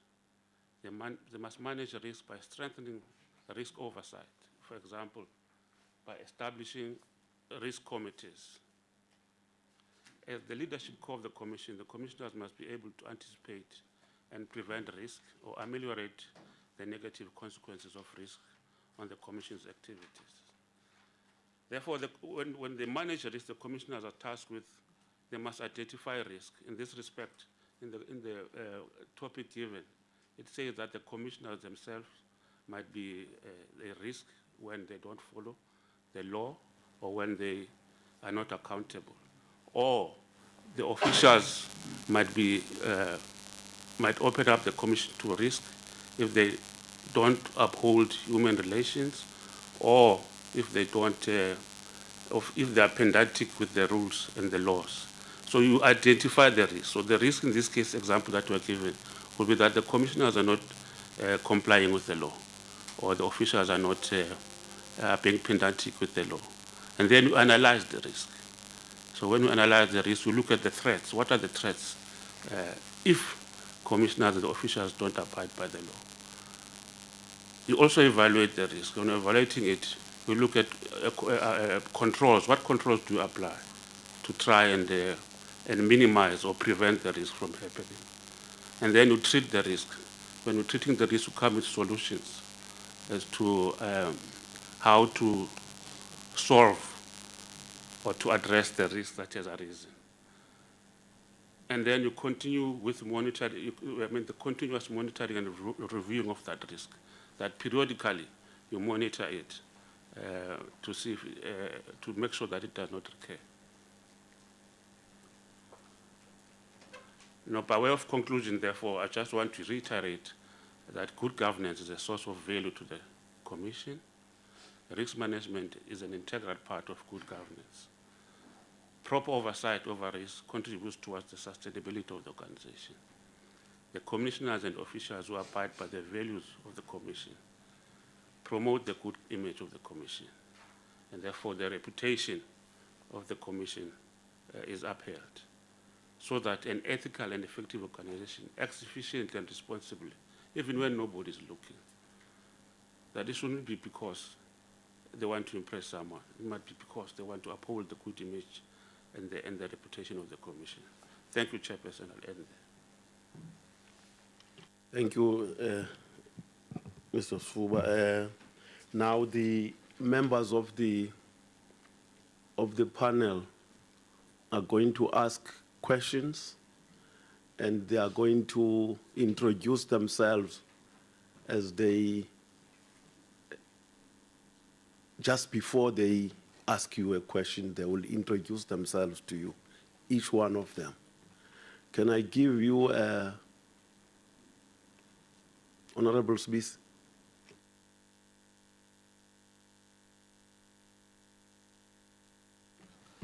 Thank you, Chairperson. Good day, Advocate Sefuba. Ngingumzwakhe wakwaSibisi ilunga laleli committee elikubuzayo noma eliphambi kwakho namhlanje.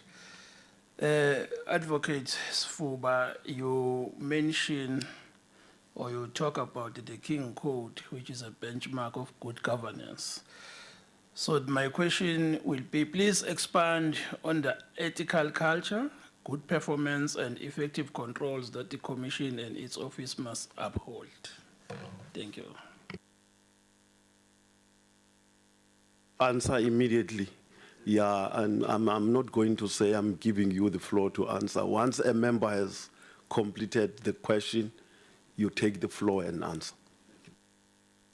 Thank you, Chairperson. Thank you, Honorable Smith. The Commission is guided by is a Chapter 10 institution. in section 195 of chapter 10, there are values and principles stated there as to how the public service is to be administered.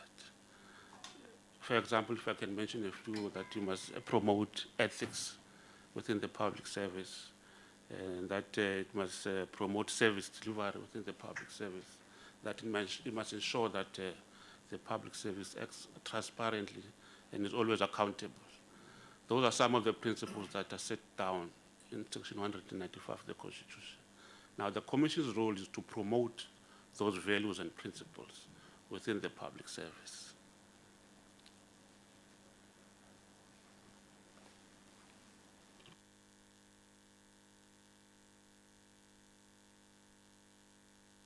Thank you very much, Chair. And okay, good afternoon, Mr. Sfuba. My name is Telly Swamkweba, the member of this subcommittee. And thank you for your presentation. And however, I've got a question for you. On your presentation, do you believe that the commission or the commissioners should function like the corporate world by observing principles of good governance? And how do you apply these principles in a public institution like the Public Service Commission? Thank you, Chair. Yes, I don't think we should compare the Public Service Commission with, or the commissioners with the corporate world. I think because we are mainly within the public administration. And as I've said, the values and the principles that guide the public service are those that are stated in section 195 of the Commission. But in terms of good governance, because those principles of good governance also mentioned in section 195. So the commissioners, as I was making an example, that the commissioners, in terms of the King Code, looked in a similar vein as a board in the corporate company, in the corporate world. So they ensure good governance within the institution. They must promote those values. They are constitutionally empowered to do so by section 195 of the Constitution.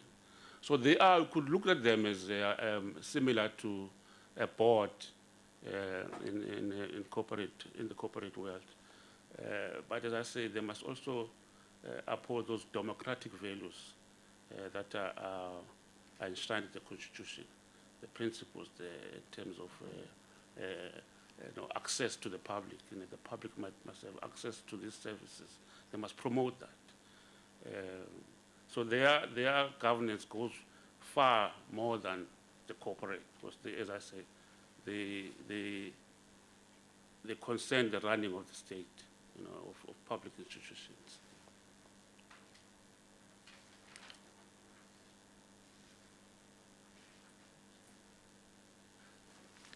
The order, honorable members, I'm not going to call your names. I wanted to move faster. Thank you, Honorable Chair. Honorable Mr. Sifuba, I am Miriam Kibi, a member of the panel, and I'm here to ask you a question, but the question won't be from your presentation. In the light of good governance, and as a person who applied for this position, there is a huge loss of public monies due to corruption, especially with public servants doing business with the state. In your own opinion, how could public servants be stopped from doing business with the state, since there is legislation already preventing this practice, yet it is still going on? I thank you, Ntatesfu. Thank you, Honorable Mkweba. Mkwebi, sorry. Kibi, oh. Sorry, Honorable Kibi. I think that's what we call the $1 million question. This is what has been. I used to work at the Public Service Commission, if I can go back, as a chief director responsible for grievances. But I was also responsible for labor relations. So we used to all get complaints about these issues. And we tried to come up with measures to minimize or to prevent such thing happenings. We came up with what was called a project on financial misconduct, for example, that every department must report to the commission on what on matters that were taken to disciplinary hearings related to financial misconduct, so that we can gauge as to how prevalent is this situation within the public service and in which departments these things are happening frequently.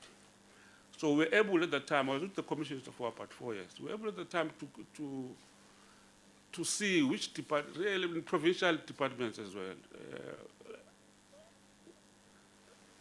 And so we came out with this instrument of reporting of people, public servants who do business. For example, some of the public servants are involved in tenders. So we came up with a system that they should declare their participation in such businesses or such activities. And I think the uptake of that project was not very good because some of them, as you say, were not complying, and they still continue not to comply. I think my view, from experience, was that we need strong administration within departments themselves. So now, because some people are left to get on their ways, because if there's you could trace, because you see the problem that I gauged was that some senior management don't want to disclose, and there are no consequences for that. But some disclose and abide by the disclosure procedure. Some just don't want to do that. And there's no consequence for that. And we've been saying at the commission at the time when I was there that we've been promoting this idea that the departments themselves must take those managers to task. By instituting, for example, disciplinary hearings against them. I'm not sure how you could, because the commission does not hold a whip like, for example, the Chapter 9 institutions like the Auditor General of the Public Protector. But the commission is there to support the government, the departments, and to offer advice, and to engage with the executive authorities as to how the best they can improve the situation in their departments. Now, if they don't take action against those managers, then it gives us a problem. So my simple answer to you, having related all this story, is we need strong administrative processes, and that the executive authorities, if they can be hard with their DGs, to take action against those senior managers. Thank you, Honorable Kim.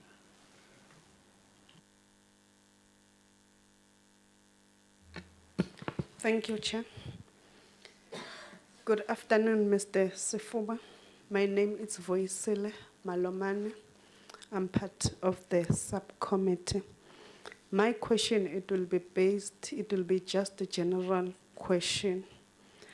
And then my question, it will be on the maladministration and corruption are cancers so ingrained in public service, has become new, normal, and it's impacting negatively on the development of this country. So what causes corruption, and how can the PSC play a meaningful role in preventing, reducing, and curbing corrupt practices in the public service. Please, can you indicate for us the current weakness in the system and propose your solutions in your response? Thank you. Thank you, Honorable Malomane. I think really it's weak management. It's poor management. Let me put it that way. That allows corruption to fester and grow within the public service. Now, the Commission, as an advocacy, plays this advocacy role of promoting these values that are enshrined in Section 195 of the Constitution. And they do that by, undertaking projects, for example. They might look at a situation and say, we need, this is a serious matter within the public service. We need to investigate it.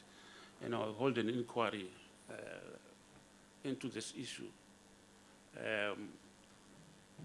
and come up with recommendations. But the recommendation, obviously, they make the recommendation to the executive authority also, and present their report to Parliament. And I think it's up to Parliament. Their role, I think, is limited to that of looking at the problem. What is this risk that we're trying to solve? And coming up with solutions and making recommendations as to how to address these problems of corruption that you're referring to. But as I said, they don't have really,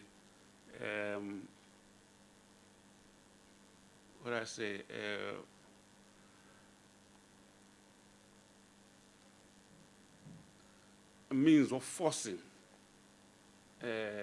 departments to do something about it. They recommend, and it's up to Parliament, I guess, as we as parliamentarians to come up with solutions like, for example, maybe laws that will strengthen, for example, the conviction rate of people who are convicted of corrupt and corrupt practices or involved in maladministration. I'm not sure whether there's any role that the Commission can play beyond that, beyond advising and recommending to the executive authorities and to Parliament to identify the problem. As we said, the problem is there is known widespread corruption, widespread maladministration, and then they look into it and they investigate it, and they look at the causes, and they then come with recommendations, and then they advise the executive authority and Parliament must come out with measures to mitigate or to fight that corruption.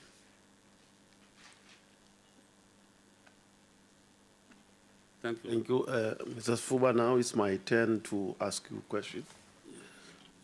The Public Service Commission has a constitutional mandate to promote the values and principles as enshrined on Section 195 of the Constitution. Can you briefly tell us what is your understanding of the functions of the Public Service Commission and the values and principles governing public administration? Thank you, Chairperson. Honorable Chairperson. Well, the functions of the Public Service Commission, as I contained in Section 1996 of the Constitution, specifically Section 1996(4), which says that they must promote ethical values within the public services, and they must ensure that there's a good personal practices, for example, relating to the recruitment of personnel within the public service, relating to issues like transfers, if there are going to be transfers, and promotions, and also issues around dismissals. They must also come up with measures within the public service, advising the public service how to improve on performance. That they must promote effective and efficient performance. They must also come up with advice on how to use the resources of the public service in a correct manner. And in so doing, also they investigate the grievances of employees within the public service, you know, and advise departments what to do.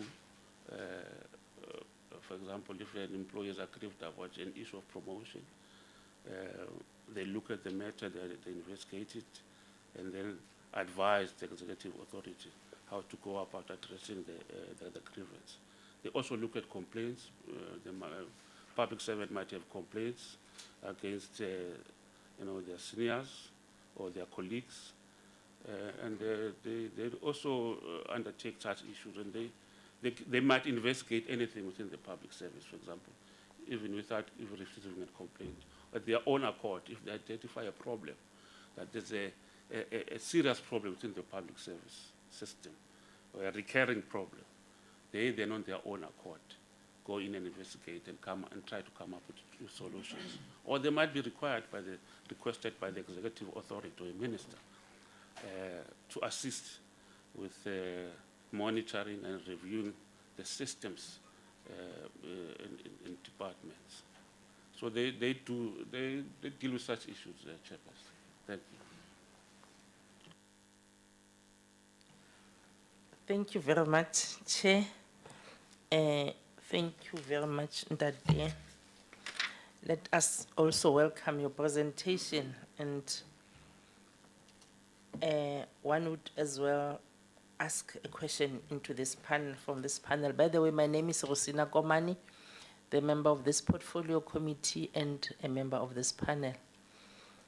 Ndade, in 2019 March, the PSC tabled a report in Parliament where the PSC has observed an increasing number of employees being appointed on contract and extended periods, mostly additional to the establishment in the various government departments.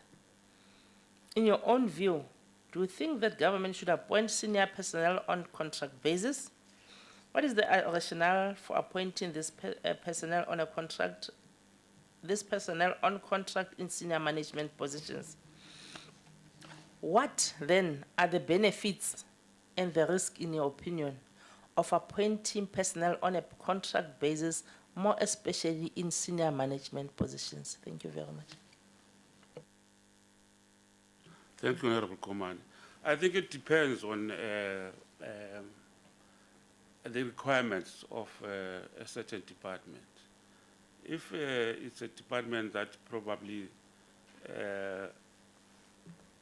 this is my view, that is responsible for basic services to the public, because you need certainty there, you need continuity there. You might want to have employees, senior managers, maybe just below the DGs, employed on a permanent basis to, promote or to deliver services to the public. In some situations, you might need to to appoint them on contract basis, especially in risky departments where there's senior managers are open to temptation if they're probably in view of tenders and such like things, to minimize risk of corruption being endemic in that institution or in that department. You might want to offer them a contract, for example. It might be 5 years. A contract is always renewable. So you safeguard yourself in that respect, that if you see something not going right in that institution or in that department, you might not look at, instead of going the route of if there are suspicions that there's some corruption and you can't get to the bottom of it, you might want not to renew the contract of such people. But as I say, it depends. But I think it's there's the argument for both. I mean, for contract basis, as I say, to try and minimize the risk being corruption or some other maladministration being endemic in that department. But as I say, for example, for issues like where you want to maintain a certain standard of delivery to the public, basic services, you might want to employ or continue employing personnel on permanent basis.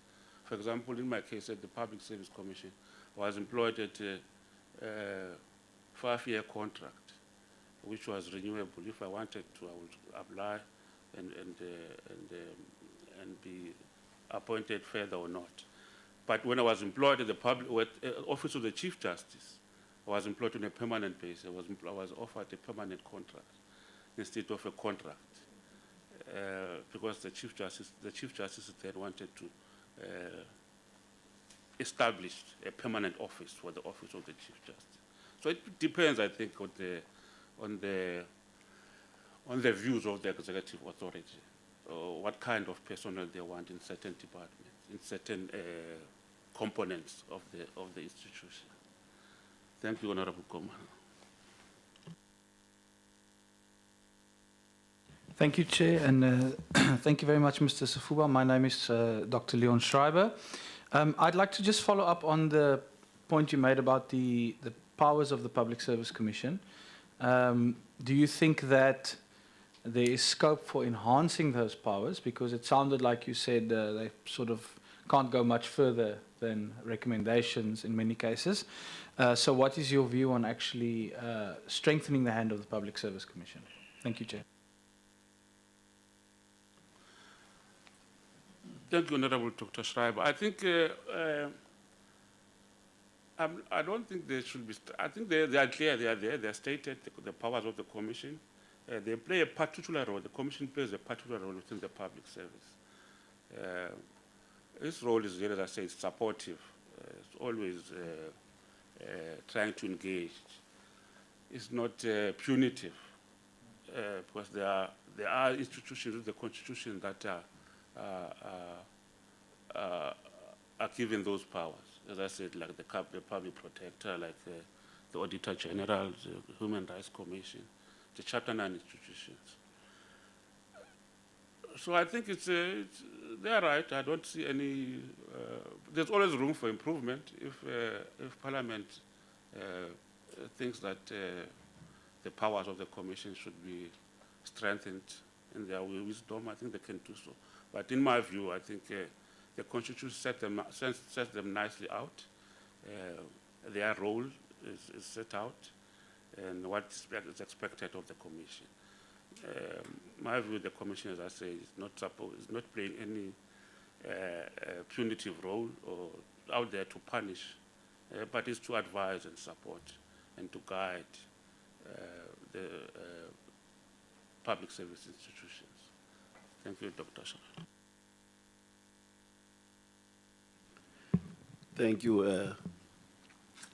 Mr. Sfuba. Is there anything you want to say to this panel? Thank you, Honorable Chairperson. The only thing that I can say is that I applied for this position because I thought that I was eminently qualified for it, and I thought that I have the skills for it. I was trained, as I say. I mean, I've always been a public servant since I did my articles. I went up to work for the CCMA. We were given extensive training that I was never given a training that in my life at the CCMA. And so we were encouraged to go out at the CCMA. We were given a 3-year contract. It was also renewable, but we were encouraged to go out and spread the word, as it were. You know, because the labor relations system, as it then was still new in the country. So we were encouraged to go out and work in the departments and corporate sector to promote the values that's contained in the Labor Relations Act. And so I went and worked at the Office of the Public Protector, and I was responsible there for the grievances or for labor relations issues on top of other issues within the public sector, I mean for Public Protector's Office. And from there, I went to the Public Service Commission. And you could see all these institutions were still new. The CCMA was new when I joined it. The Public Protector was new as I joined it. The Public Service Commission was a new commission because it was established in 1999, the new committee. There was a previous commission, obviously, before that. But this one was a new one, and we joined it. And we tried really to build on and promote the values of the Constitution. And so I worked there. It was also an interesting times for me, working at the commission, investigating corruption cases, investigating grievances of employees, undertaking projects, complaints, and such like matter. And then when I left, I also joined the office of the Chief Judge just to grow in my working life. I worked there under two Chief Justices, Chief Justice Chaskasen until he retired, and also I worked under Chief Justice Langa until he retired. And so I think I'm eminently qualified and have the requisite experience to be appointed to this position. Thank you, Chairperson. Thank you, Mr. Sfuba. Of course, we are not going to give you the results of your interview today because we have a number of candidates to interview, but we will revert back to all those we have interviewed and give them results. Thank you very much once again. You are now free to leave. Thank you very much.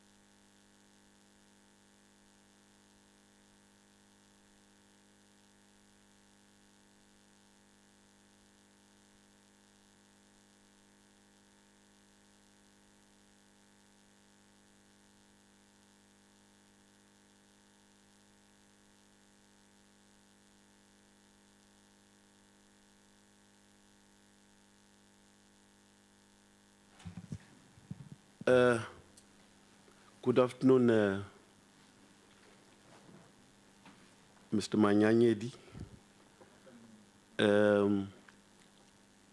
am Jojo James. I'm the chair of this interview panel, also a member of the Portfolio Committee on Public Service and Administration. As I've said, welcome to this interview. Relax. Don't feel any pressure. We are not here to pester you, but we'll ask you questions so that we discover if you are the suitable candidate for this position. Therefore, relax. Can you briefly introduce yourself?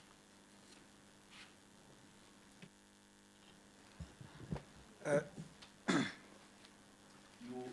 can take off the mask. Thank you. We are not offended, so that we must hear you clearly.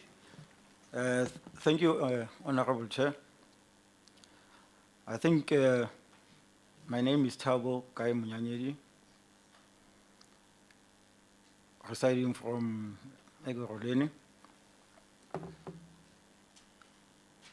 I spend most of my time in public service. 28 years of my experience, I've been working in different departments: education, Office for Standard in education. I went further to become a chief specialist in education, dealing with matters of policy in government and the public service itself. In 2016, one was taken to Ekurhuleni to advise the mayor then, who is now a minister in the office of the presidency, to implement issues of policy based on military veterans. So in a nutshell, my background has been in public service, dealing with issues of Batopele, for example, PFMA, Municipal Finance Act, focusing on good governance, focusing on clean governance, transformation, accountability, and many, many other pieces of legislations and policies that are entrenched within the constitution of our country. And to date, one is so fortunate that I found myself sitting here also to pursue issues of public interest in the commission itself, and maybe to assist in making sure that compliance happens, so that we are able to achieve in terms of service delivery or issues that are blockages within the system itself. Yeah, in brief, is who I am. But at the same time, my contract ended in 2020 around Ekurhuleni. It's then I decided to apply for this particular post to take a chance and advance the cause of our government. Thank you, Mr. Manyaredi. Now we are going to give you an opportunity to make your presentation to the committee. A presentation of about 10 to 15 minutes. 10 to 15 minutes. Yes. Thank you.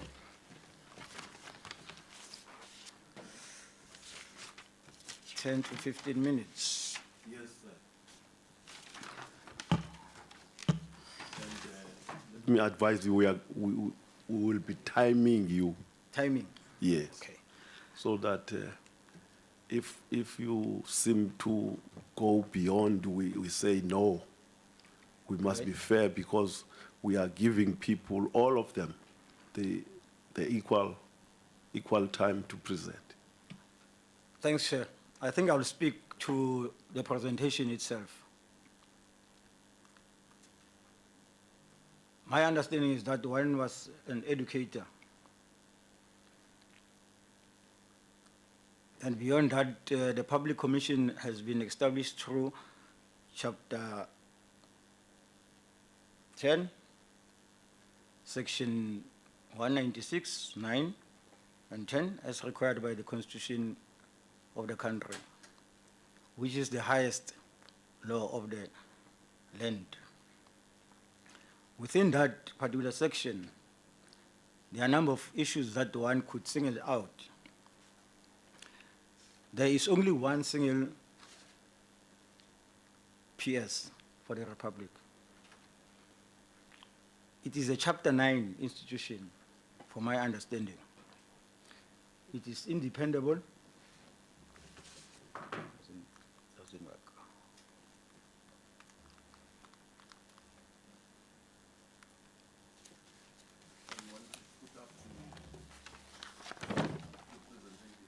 Yeah, because I have my own gadget that I'm controlling it.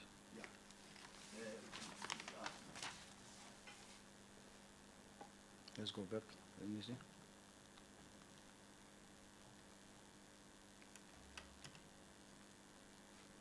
There we are.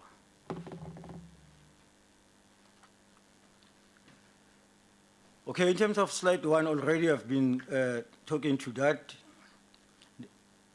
The Commission is independent in its nature. It is impartial. It operates as an oversight, and also it acts without, or exercises its powers without fear. This is part of the summary within that particular 196. Now, based on the above, there comes issues of values or basic values and principles governing the public administration.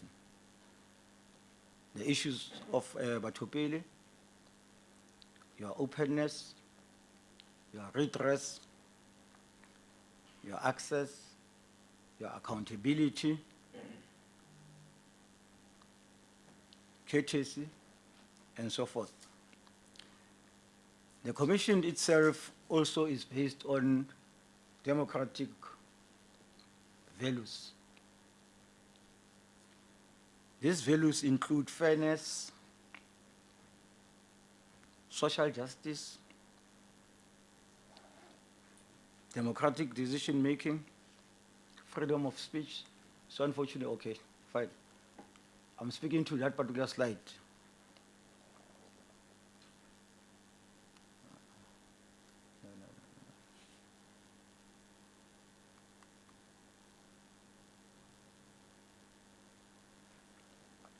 Now, one will also move to the question of the background.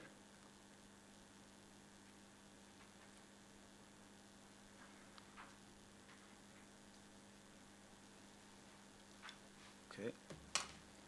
Let's look at the background itself. What's wrong with this slide?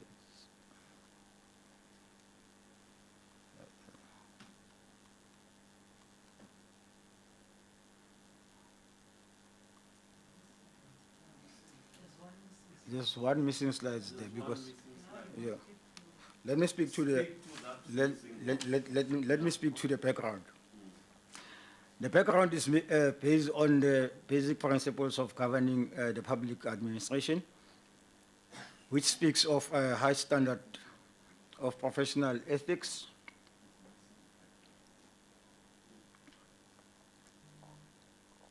that must be promoted and maintained. Now, the highest standard of professional ethics must be promoted. The quality of the standard. Professional ethics as entrenched within the Constitution, the behavior of individuals, the conduct that must be promoted, which simply means a number of people, officials, commissioners, departments, must be in a position to uphold the law. Efficient economic and effective use of resources must be promoted. This also brings into the fourth fold the question of the PFMA, which is the Public Finance Management Act or the Municipal Management Act, that has to guide the responsibilities or the activities of how the resources must be utilized. A public administration must be accountable, in which sense that all officials in the departments, commissioners, individuals must take responsibility, act right at the right time. Beyond that, there's transparency that must be fostered by providing public with timeous, accessible, and accurate information. Now, in this particular slide, it brings into mind that certain individuals or people, we need to tell the truth and shame the devil. What I'm trying to say to this panel is that when we uphold the laws of the country, the rules, we are able to deal with challenges that are facing us within the public sector. No favors must be taken. Let's act with no fear, regardless of one's nature or position in the whole system. Human resource management and career development practices to maximize potential must be cultivated. All human beings within the system of the public service must be developed, must understand the vision of that particular department, organization, or their operations. I'm raising these issues, Chairperson, because public administration must broadly represent all South Africans, regardless of their race, their color, or their skin. Let's move to the scope then of this particular presentation. The scope of this particular presentation is to look into a risk within the public service or the commissioners themselves and officials. One has to start into looking at the definition of risk management. Risk management is identification, evaluation, and prioritization of risk, followed by coordinated and economical application of resources to maximize, monitor, and control the probability or the impact or unfortunate events to maximize the realization of the opportunity. Now, immediately from that particular definition, one started realizing that commissioners are human beings. Officials are human beings. They might also be at risk. Identifying that is to deal with also the challenge of saying how big is the risk? What is the challenge? Or what is the problem? Now, let's look into the summary of that particular definition. The public service as a safeguard for monitoring what is already entrenched in the Constitution. Monitoring the operations as well as an oversight At the same time, control and evaluation. Different departments have different programs that are supposed to be implemented. Now, who monitors? Who deals with whatever that is required? Because immediately when there's no monitoring, we might find ourselves in the problem. Again, it is the core business that has to be, without doubt, the render it serves. The public service serves no any other person except the public or its customers. Risk management as a concept and as a science does, in all fairness, incorporate the 4 elements of management, which is planning, organizing, leading, and control. However, in modern days, it also includes the question of monitoring and evaluation. Most department develops operational plans or state organs for the implementation. Now, who monitors that? Who checks whether those operational plans are implemented or not? Beyond that particular scope or summary, Honorable Chairperson, leading is getting things done through people and of course calls for an understanding and having the acumen to drive the maximum synergy in people's once put together to achieve a common goal. So the question of the upholdment of the law, there are rules and laws that are set to achieve in a common setup. There must be that particular synergy. The commissioner, the officials at provincial level, at all levels must be in the position to be informed in terms of what is expected out of them. Also, it includes the question of control and monitoring of other, hence is key function of the PSC, in essence, which refers to finding out if all what has been done or set as a goal or plan can be achieved. One other thing that I want to raise to this particular panel is that most people or human beings flaws the rules of law. And that doesn't mean that respect to authority does not mean obedience. Wrong is wrong, whether it's done by any other person in this particular regard.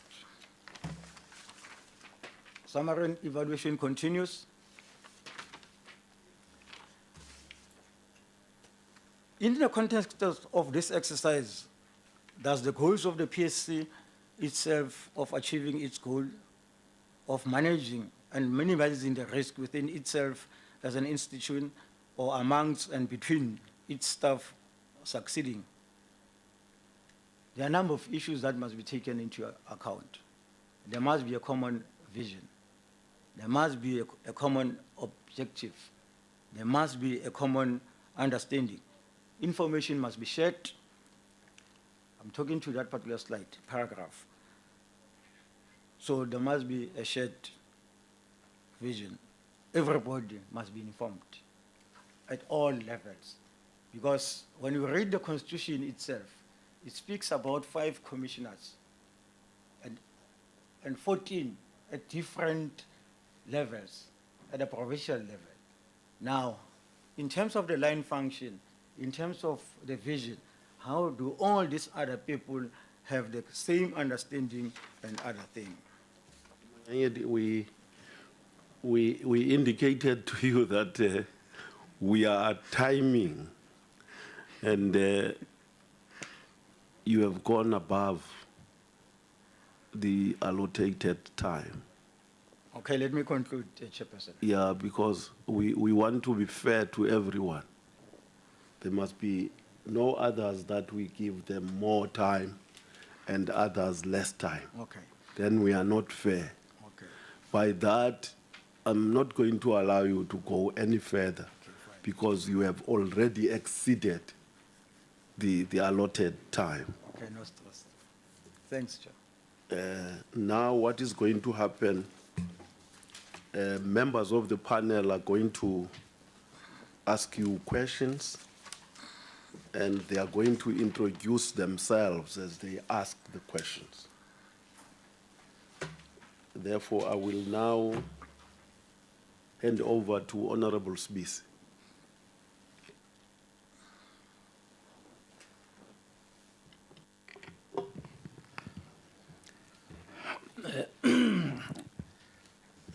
Let me take this opportunity, Mr. Mnyanyeti, to welcome your presentation.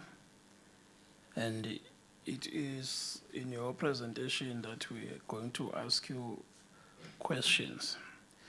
You correctly pointed out that leading and control are part of the planning process in administration and risk management. Please tell us how leading and control can help mitigate risk in the institution like PSC. Thank you.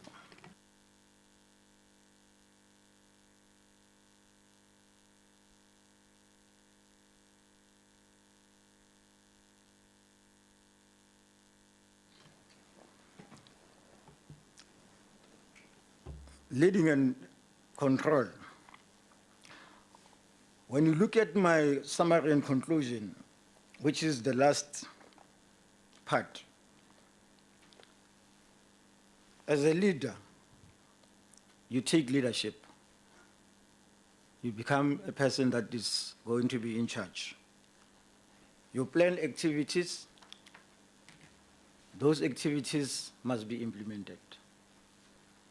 At a certain period, those particular activities must be controlled to check with the members of the team whether they are implementing or not. But at the same time, leadership is based on particular principles. This democratic type of a leader who involves everybody in terms of participation. Or you can term that a participatory management style of some form, where you take your team along the common vision, common understanding, planning together, sharing the vision, everybody within the team knowing what is supposed to happen. Then, also in terms of control, you can put instruments. Those instruments are going to be utilized in terms of monitoring and making sure that the operational plans or activities that you have planned for are achieved.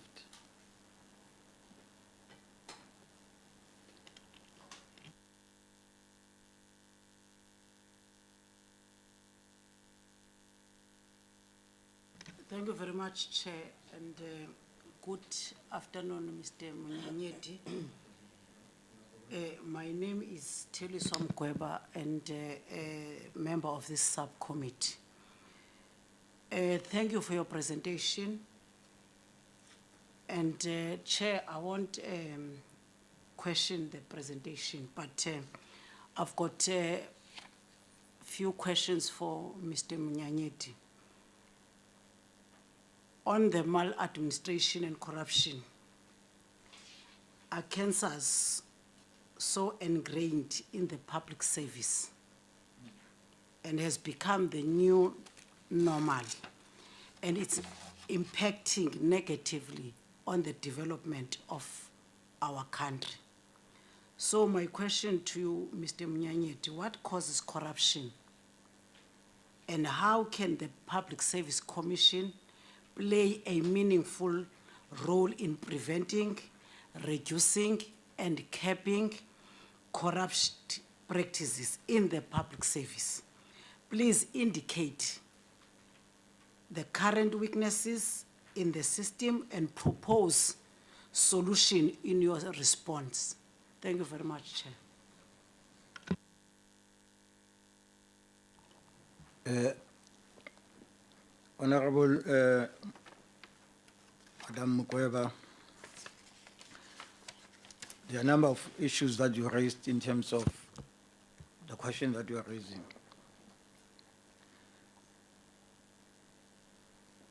Corruption is a disease, is a scourge. It might be tangible also to stage capture.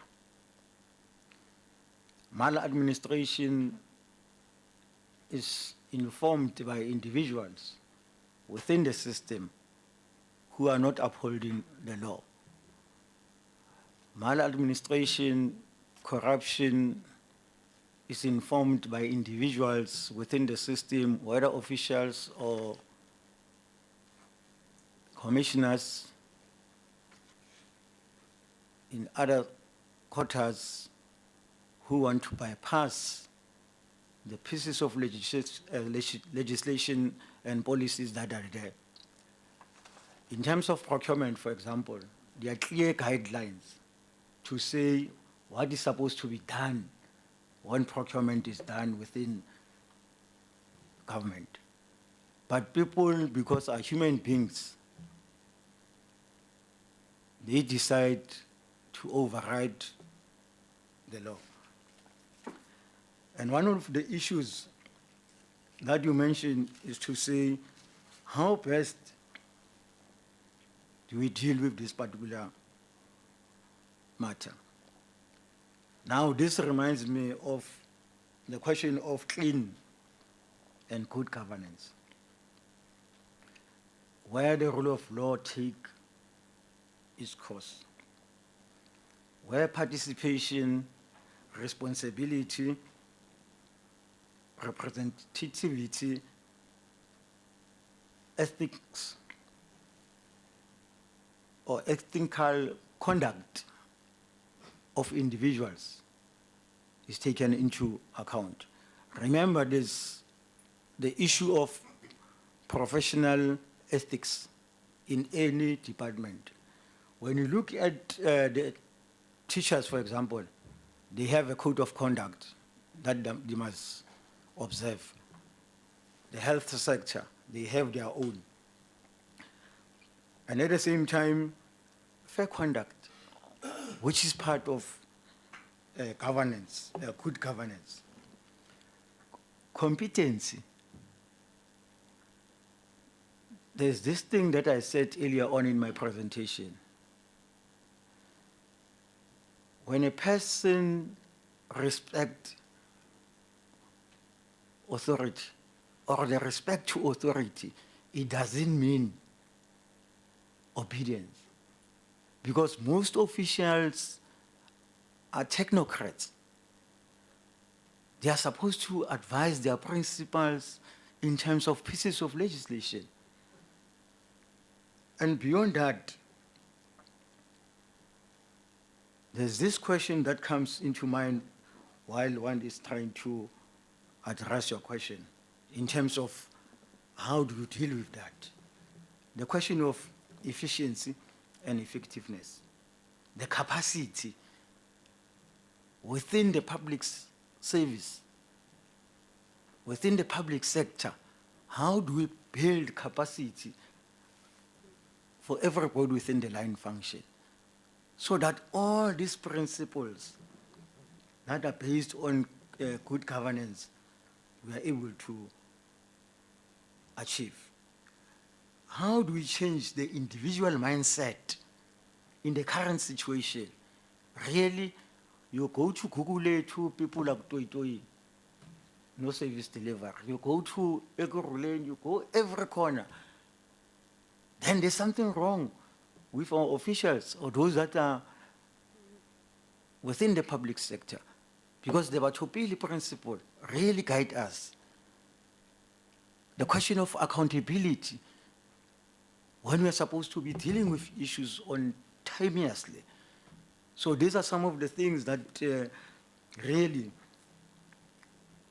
we need to put in place so that we are able to address this scourge of corruption and other things.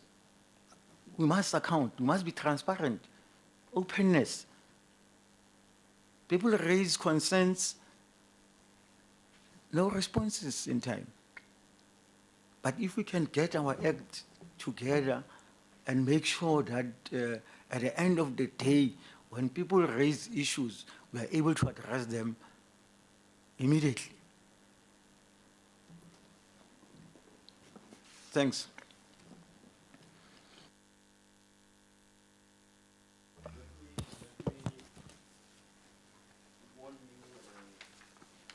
Mr. Manyaladedi, when you are asked a question,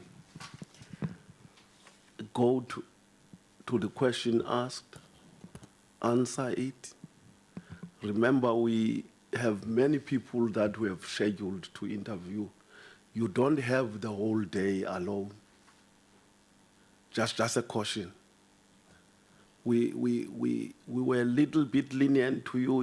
You went overboard in terms of your presentation. I don't want you to continue with that. Thank you, Honorable Chair. And Tate Monyanyedi, I'm Miriam Kiwi, a member of the panel. I've been listening to you, Tata, when you were making your presentation. Now, I have this question for you. In your presentation, you said, risk arises when people at different levels are unable to function due to conflicts and strain created by seeing things past each other. Now, can you please expand on this statement? I thank you, Chair. Thank you. The issue here is that immediately when people are not sharing a common vision, when people, they don't have a common understanding or purpose of what is expected out of them, from the leader until to the last person on the crowd, then that becomes a problem. But immediately, if there is a shared vision, everybody knows his or her responsibilities, then there won't be conflict. If everybody really understands in terms of implementing a particular decision, there are no conflict amongst themselves, then things will move.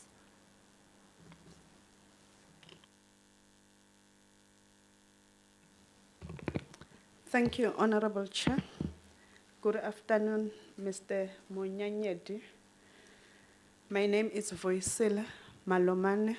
I'm part of the members of the committee as a panel member today. My question, it will be based on the presentation, even though you never presented it to us now, but because you've sent the presentation, it's under the conclusion, where you emphasize that communication plays a role in harmonizing human relations. My question it is, how does the Public Service Commission communicate issues to harmonize human relations in the public service? Thank you. Thank you, Honorable. It goes back to my statement that I raised earlier on, Chair. To say, in terms of the Constitution, you have 5 commissioners based nationally. You have other commissioners based in different provinces. But beyond that, there is also officials within the structure itself. Information sharing. You can use bulleting, you can use meetings. Of late, because of the technology, there are so many gadgets that you can use to communicate with other members within the team, so that everybody within the commission itself is on board with new developments, new challenges that are there. That's my take. Thank you, Mr. Manyaledi. It's now my turn to ask you a question. The Public Service Commission has a constitutional mandate to promote values and principles of Section 195 of the Constitution. Now, can you briefly tell this panel what is your understanding of the functions of the Public Service Commission and the values and principles governing public administration? Chairperson, in terms of my input earlier on, one has quoted the 196. Values of the Public Service Commission, high standard of quality. Professional ethics is part of those. Efficiency, economic and effective use of resources. Public service must be accountable. Also, it must be transparent in dealing with issues of the public.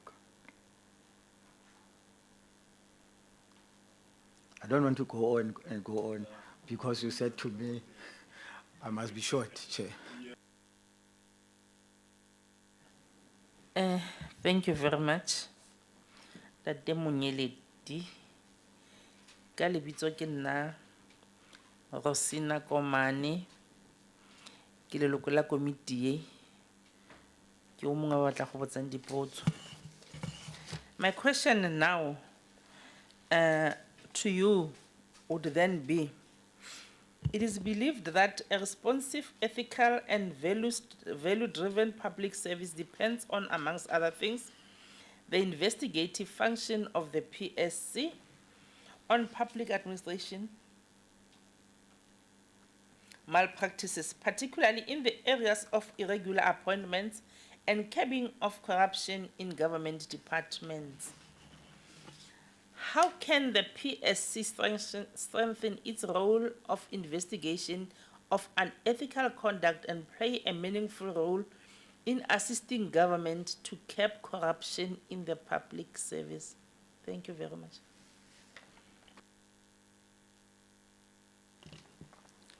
The understanding is that, Chair,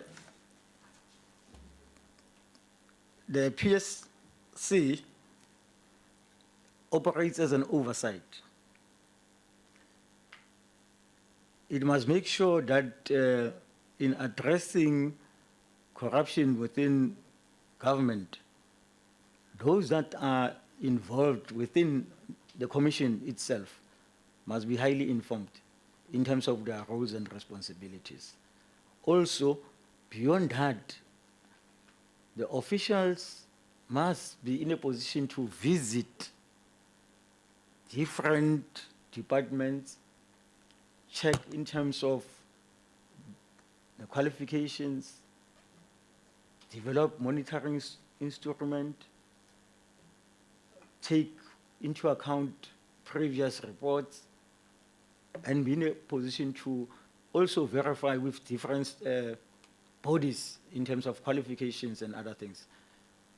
For example, if Thabo claims to have master's degree or honors degree or any other degree, and the public or any other individual raise an eye, the commission must be in a position to go there and investigate, because in terms of the Constitution, it has powers to execute without any fear.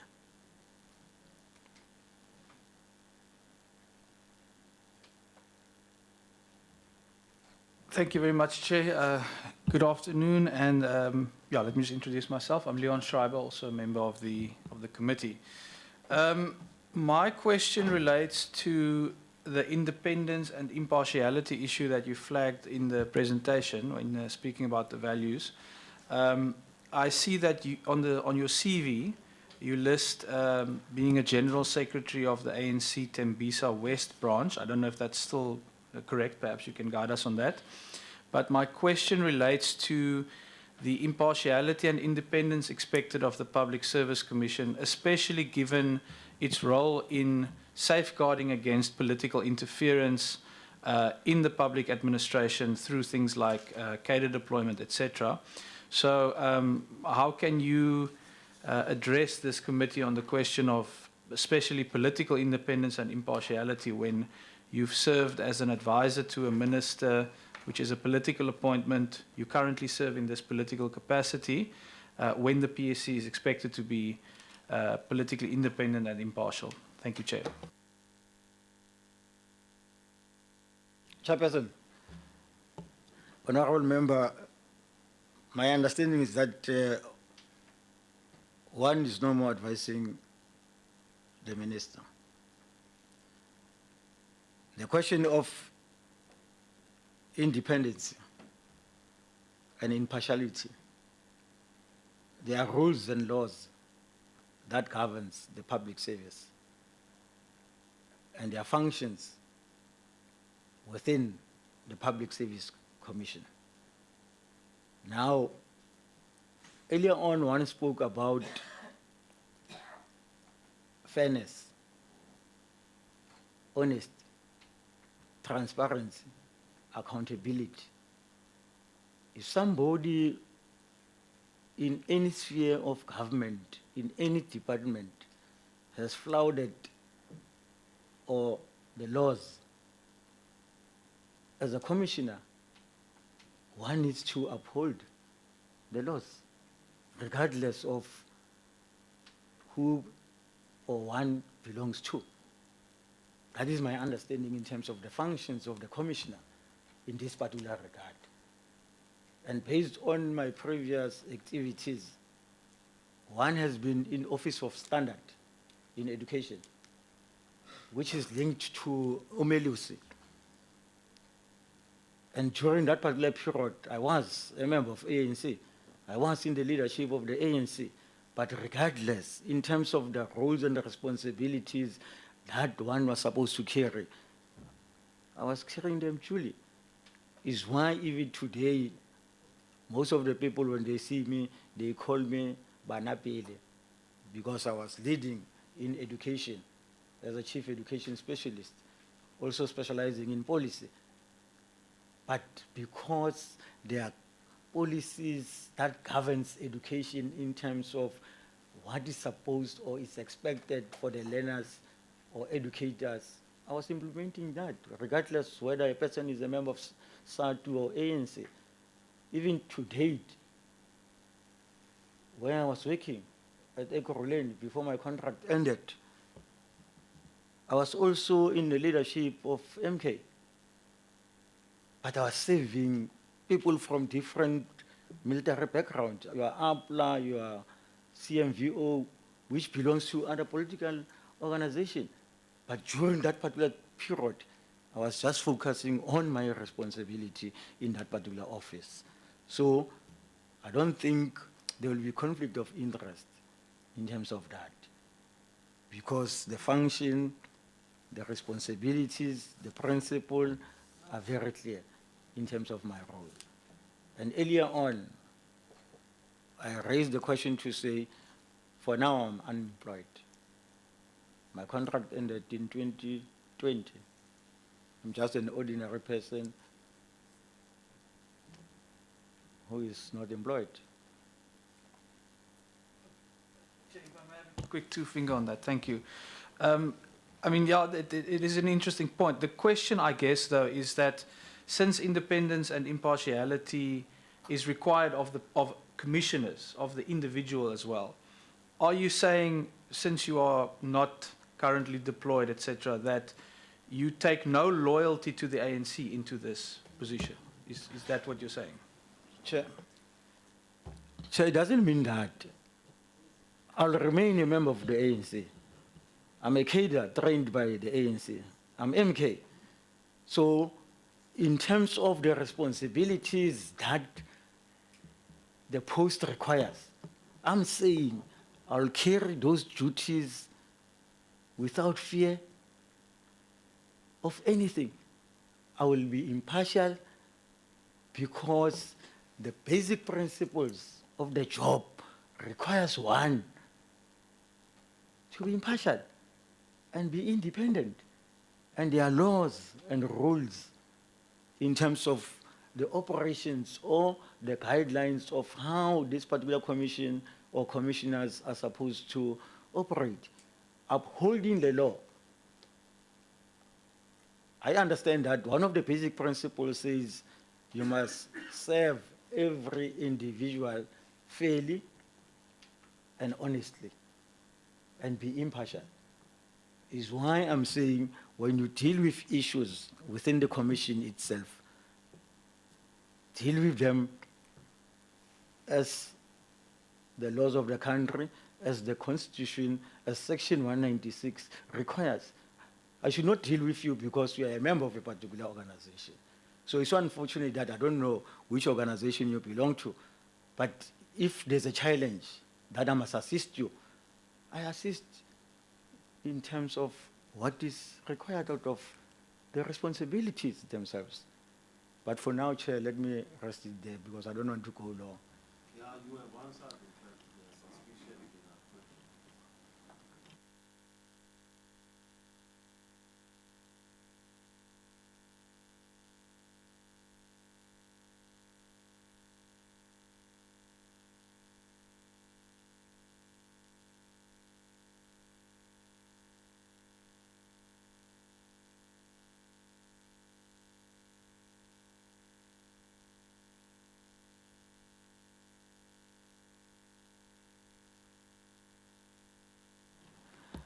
No, Chair, there's nothing that I want to say much. I just want to thank the committee for allowing me or being invited to the interviews. And really, for one, is a milestone. And I really appreciate that. It comes deep down from the cockles of my heart. And yeah, we'll see. Thank you. Enjoy the rest of your day. And good luck with your interviews. Thank you very much, Mr. Manyanyedi. We have now concluded interviewing you. Of course, we still have to interview many. You will be informed of the outcome of this interview. Thank you very much for availing yourself for this interview. Thank you very much. We have many to interview.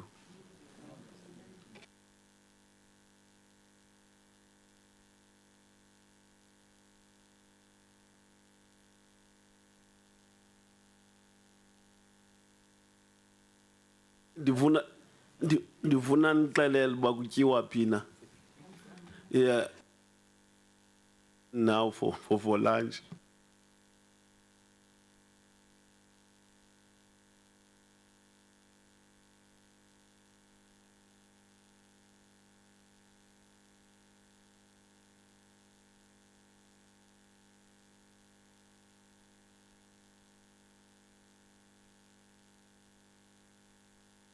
Can members be quick because we have we have 5 still to.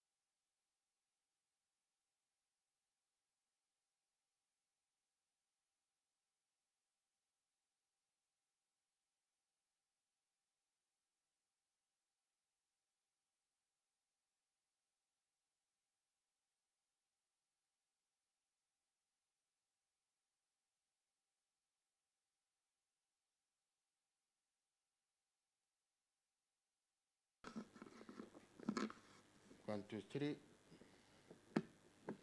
Testing mic 1, 2, 3, 4, 5, 6, 7, 8, 9, 10. 1, 2.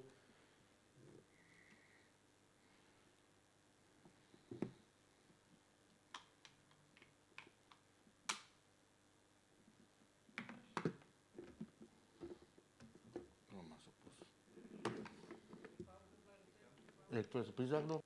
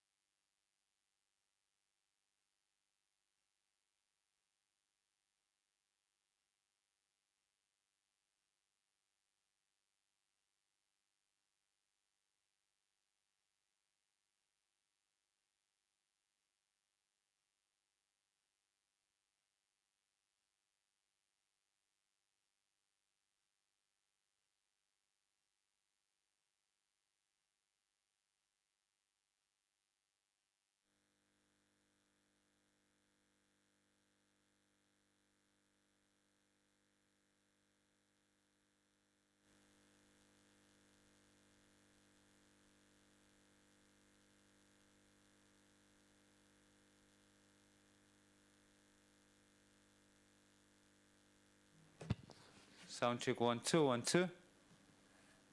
1, 2, 2, 2. 1, 2, 3.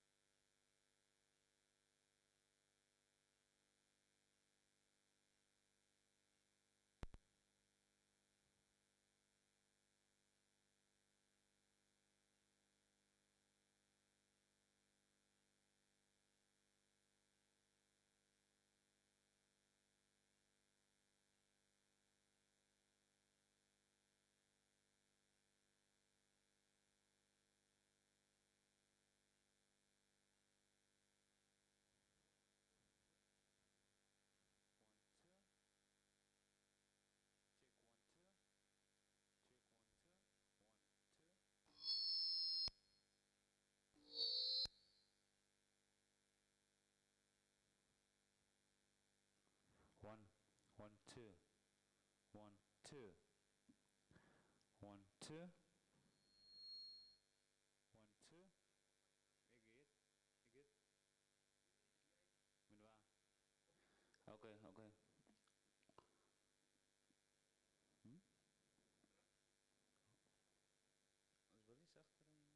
Oh, okay. 1, 2. 1, 2. 1, 1, 2. Sound check 1, 2.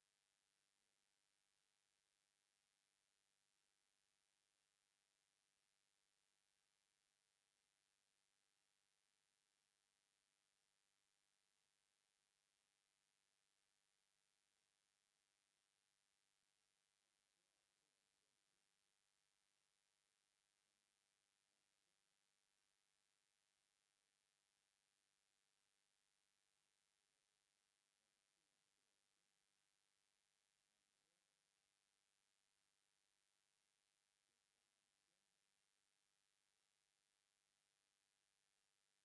check 1, 2.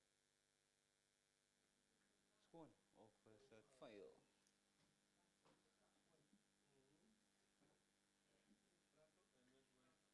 Test sound 1, 2. Sound check 1, 2. Is it clean? 1, 2. 1, 2. Check sound 1, 2.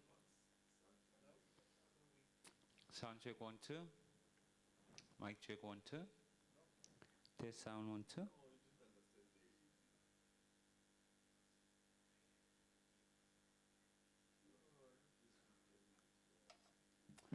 Nek afbring je bietjie. Sound check 1, 2. 1, 2. No? 1, 2. Sound check 1, 2. Sound check 1, 2. Mic check 1, 2.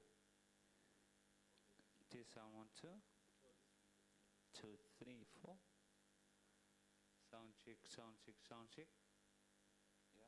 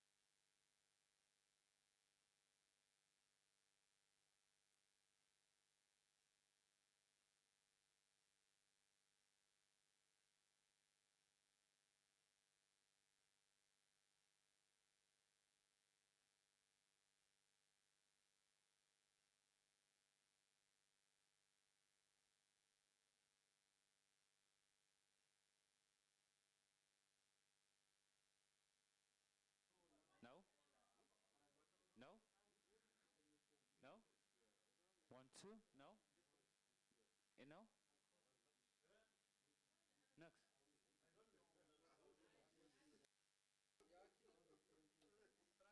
One, two, one, two. One, two. So, sorry? Yeah, yeah. Yeah. Score area. One, two, one, two. Kaya nga sunig. Kay gay kan? Ah, sak.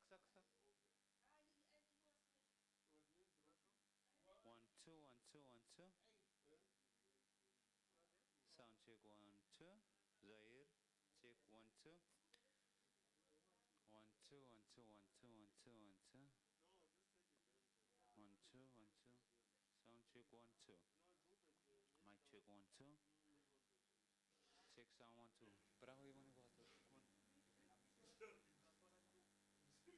Testing mic 1, 2, 3. 1, 2, 3, 4, 5. 1, 2, 3, 4, 5, 6, 7, 8, 9, 10. 1, 2. Testing mic 1, 2. 1, 2. Testing mic 1, 2. 3, 4, 5, 6, 7, 8, 9, 10. 1, 2. 2, 2, 3. 2, 3, 4. 2, 3, 4. 1, 2. 1, 2, 3, 4, 5. 1, 2.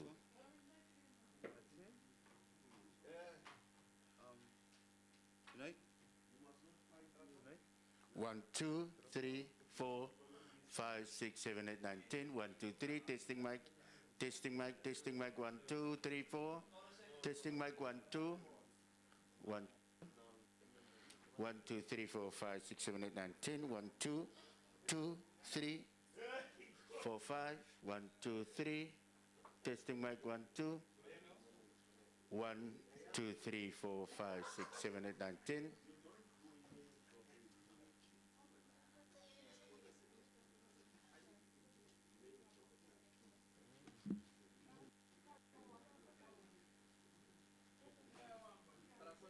One, two, three, testing mic 1, 2, 3. 1, 2, 3, 4, 5, 6, 7, 8, 9, 10. 1, 2, 2, 2, 2, 2, 3, 4, 5, 6, 7, 8, 9, 10. 1, 2, 3. Testing mic 1, 2. Mic check, mic check. Mic check, check mic. Check mic 1, 2, check mic. Check mic 1, 2, 3. Check mic 1, 2. Check mic 1, 2, 3. Check mic. Check mic 1, 2, 3. 1, 1, 1, 1, 1, 1. 2, 2, 2. Check mic, check mic, check mic.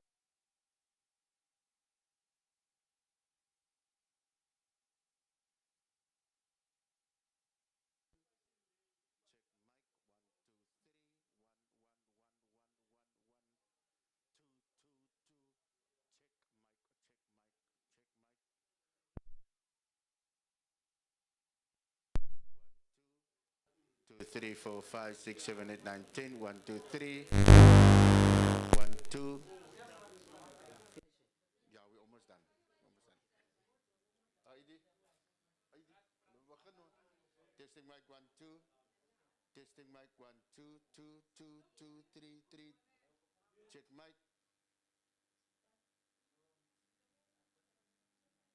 Check mic 1, 2. Check mic 1, 2.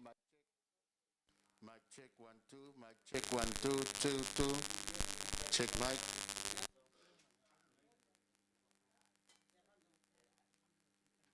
Check.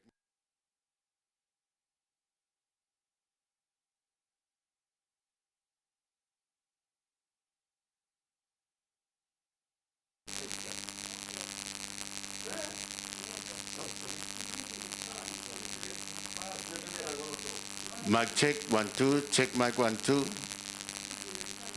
want to start. Check mic, start.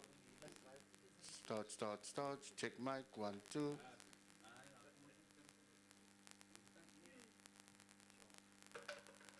Check mic 1, 2. Check mic 1, 2. 1, 2. Check mic. Mic.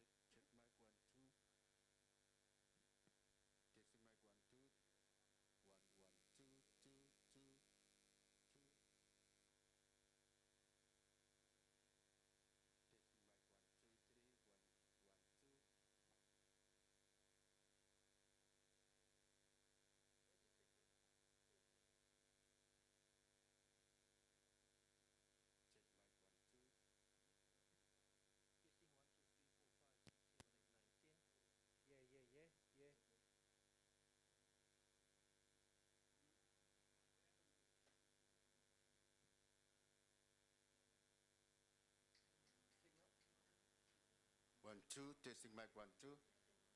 Testing mic 1, 2, 3, 1, 1, 2.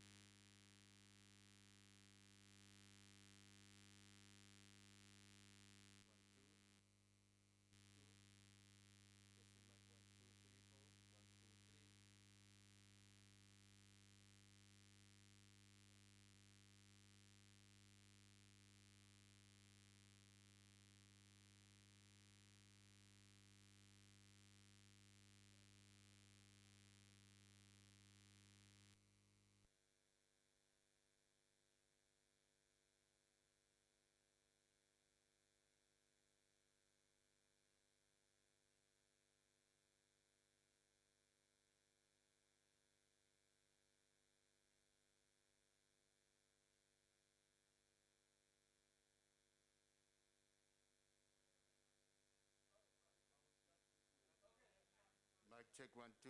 Mic check 1, 2, 2, 1, 2. Testing mic 1, 2.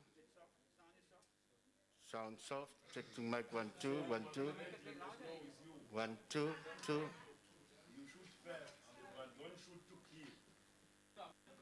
Yeah. Greater than. Yeah, one. Testing 1, 2, 3, 4, 5, 6, 7, 8, 9, 10. Yeah. Praat voor haar, bro.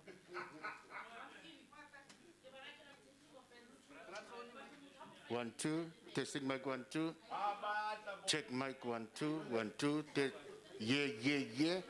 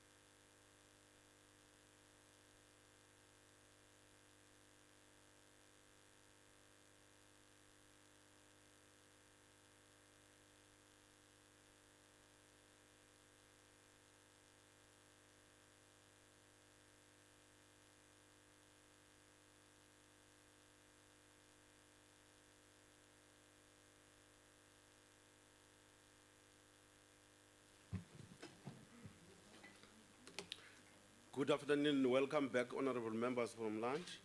Good afternoon, Mr. Kekan.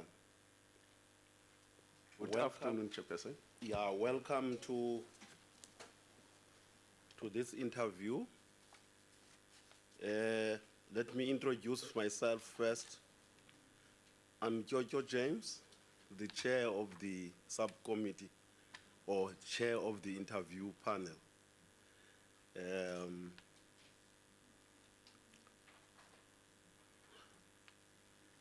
I want you to feel free, relax. No tensions, relax.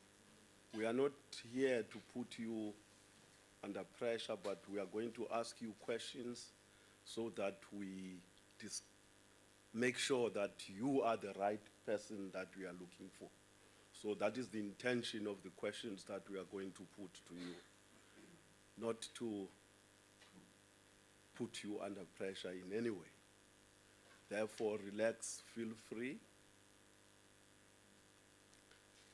Now, I'm going to give you an opportunity to introduce yourself to the panel. And I want to say up front, we don't have much time. Be short as you can, but don't leave any important aspect of what you want to give us in your introduction, but be as concise as you can without leaving any valuable points that you want us to know about yourself. After that, okay, let me end there. The floor is yours. Can you introduce yourself to the panel? Good afternoon, members. My name is Maisela David Kekan. I'm coming from Gauteng. I'm an adult of 47 years old. I'm a widow. I've got 7 children, and I've got matric. I will try to summarize my profile because it's too long. Yeah, I have done my first course that I have done is office administration at Vestigincon. So today is no longer Vestigincon, is University of Johannesburg. And I further went to UNISA, but by then to TSA, Tignicon South Africa. The course is incomplete. I have done civil law administration, and I further my studies with Wits University. I have done a graduate certificate in governance and public leadership. And I further my studies at Wits again. I've done a postgraduate diploma in management in the field of governance and public leadership. And my experience starts from the private sector, where I was the manager at Mochels, JD Group. And from there, I went to Protea Coin Group. It's one of Mvela Panda subsidiaries companies. And I was an assistant legal advisor there. And from Protea Coin Group, then I moved to Department of Human Settlement as a community liaison officer for Minister Swali. And within a year, I was a chief protocol officer at the Department of Human Settlement. And from Human Settlement is when I joined the National Assembly as an MP. And I served at communication and science and technology. Then they deployed me outside the parliament, whereby I was the commissioner at Magistrate Commission. And from there,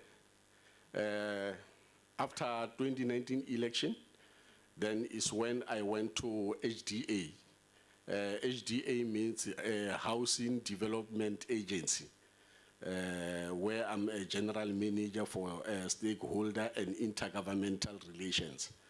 And another experience on saving on board, I was an AIC member at Johannesburg Property Company under the City of Johannesburg. AIC means Independent and Audit and Risk Committee.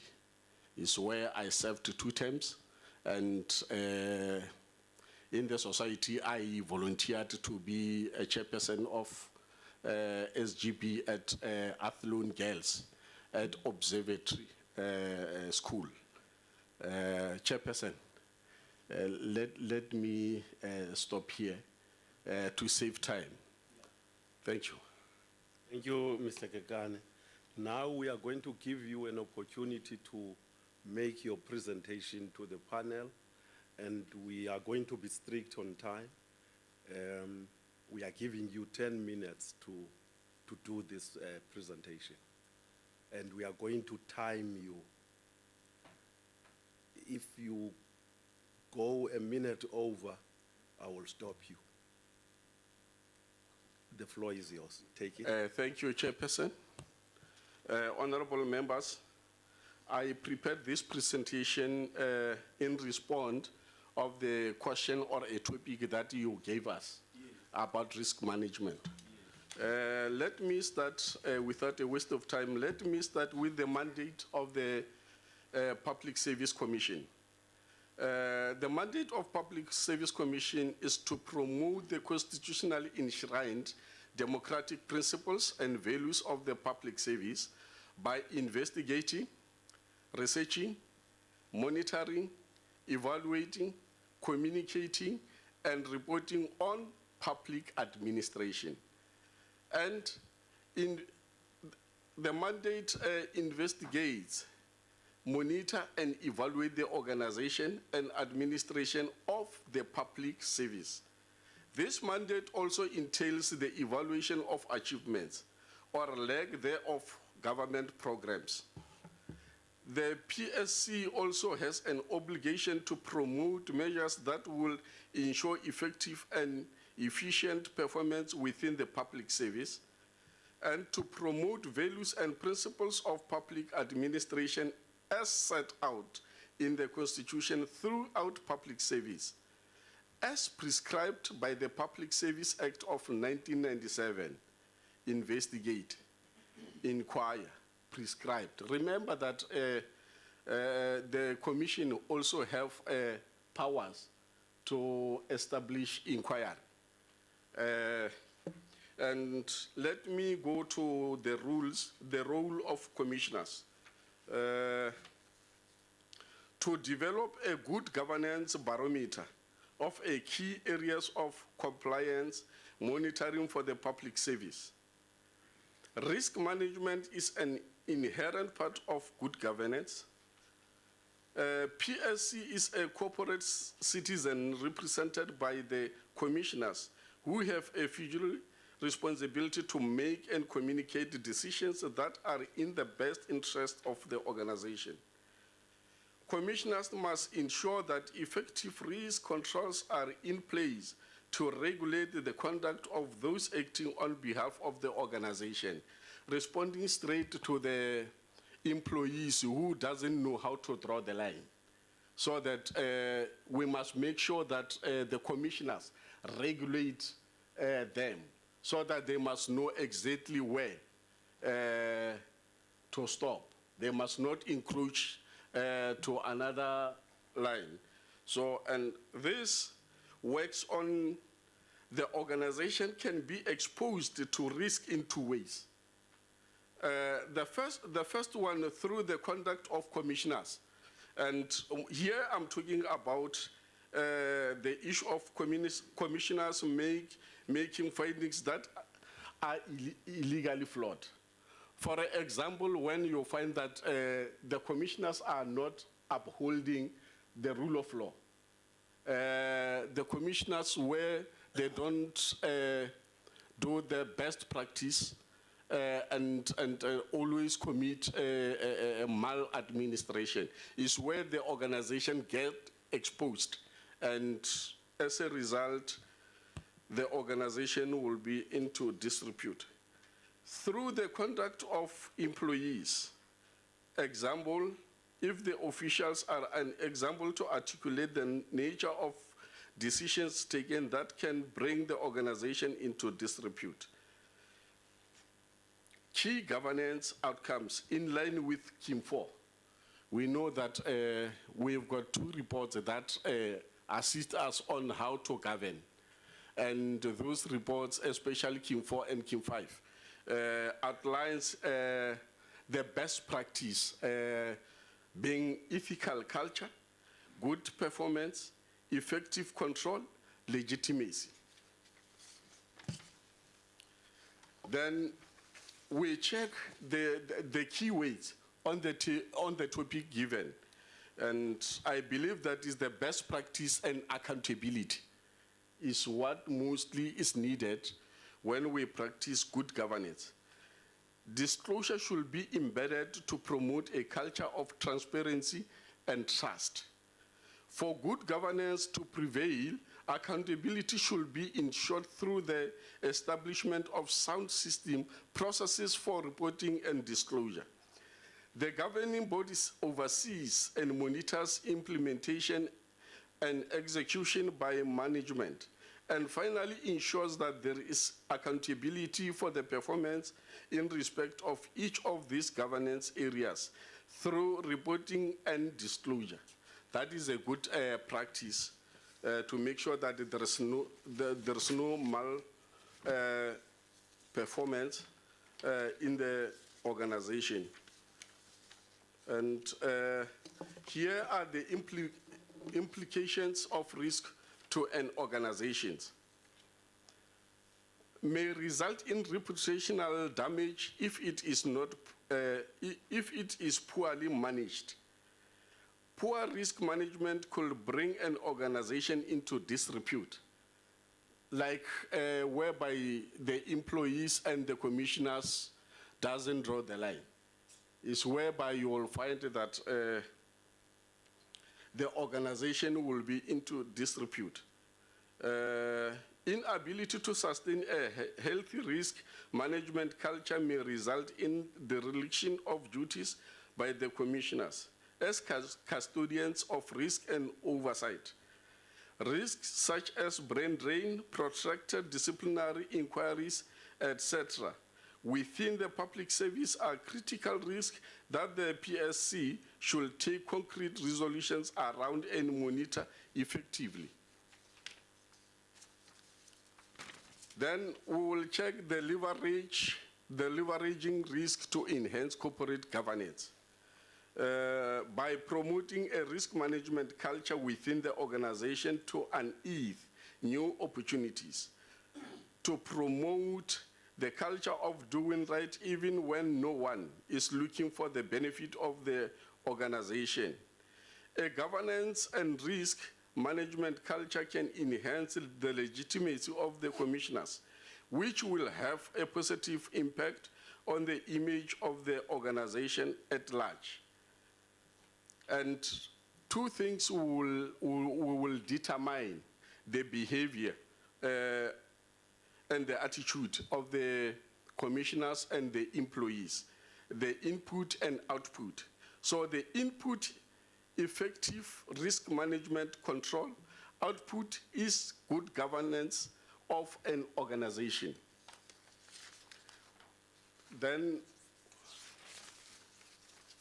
we check the last one. It will be the risk of metrics that is embedded on risk management. So we talk about good governance, ethics, integrity, culture, constitutional values, leadership, disclosure, and the most important one, accountability. I thank you, Chairperson. Ngiyathokoza.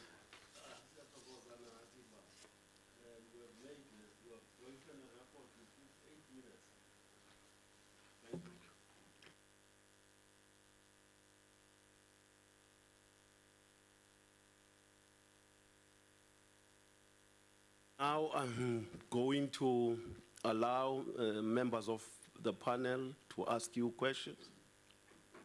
I start with you, Honorable Schreiber. Thank you, Chair. Good afternoon, sir. My name is Leon Schreiber. I'm going to ask you a question here regarding the presentation.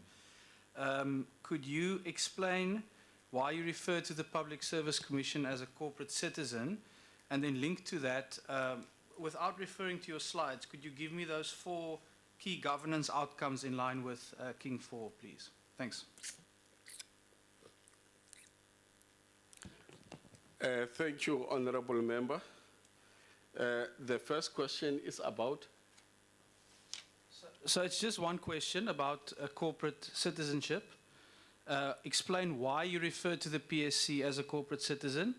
And since King 4 is really the foundation, if you could just give me those 4 governance outcomes without referring to the slides, please. Thanks.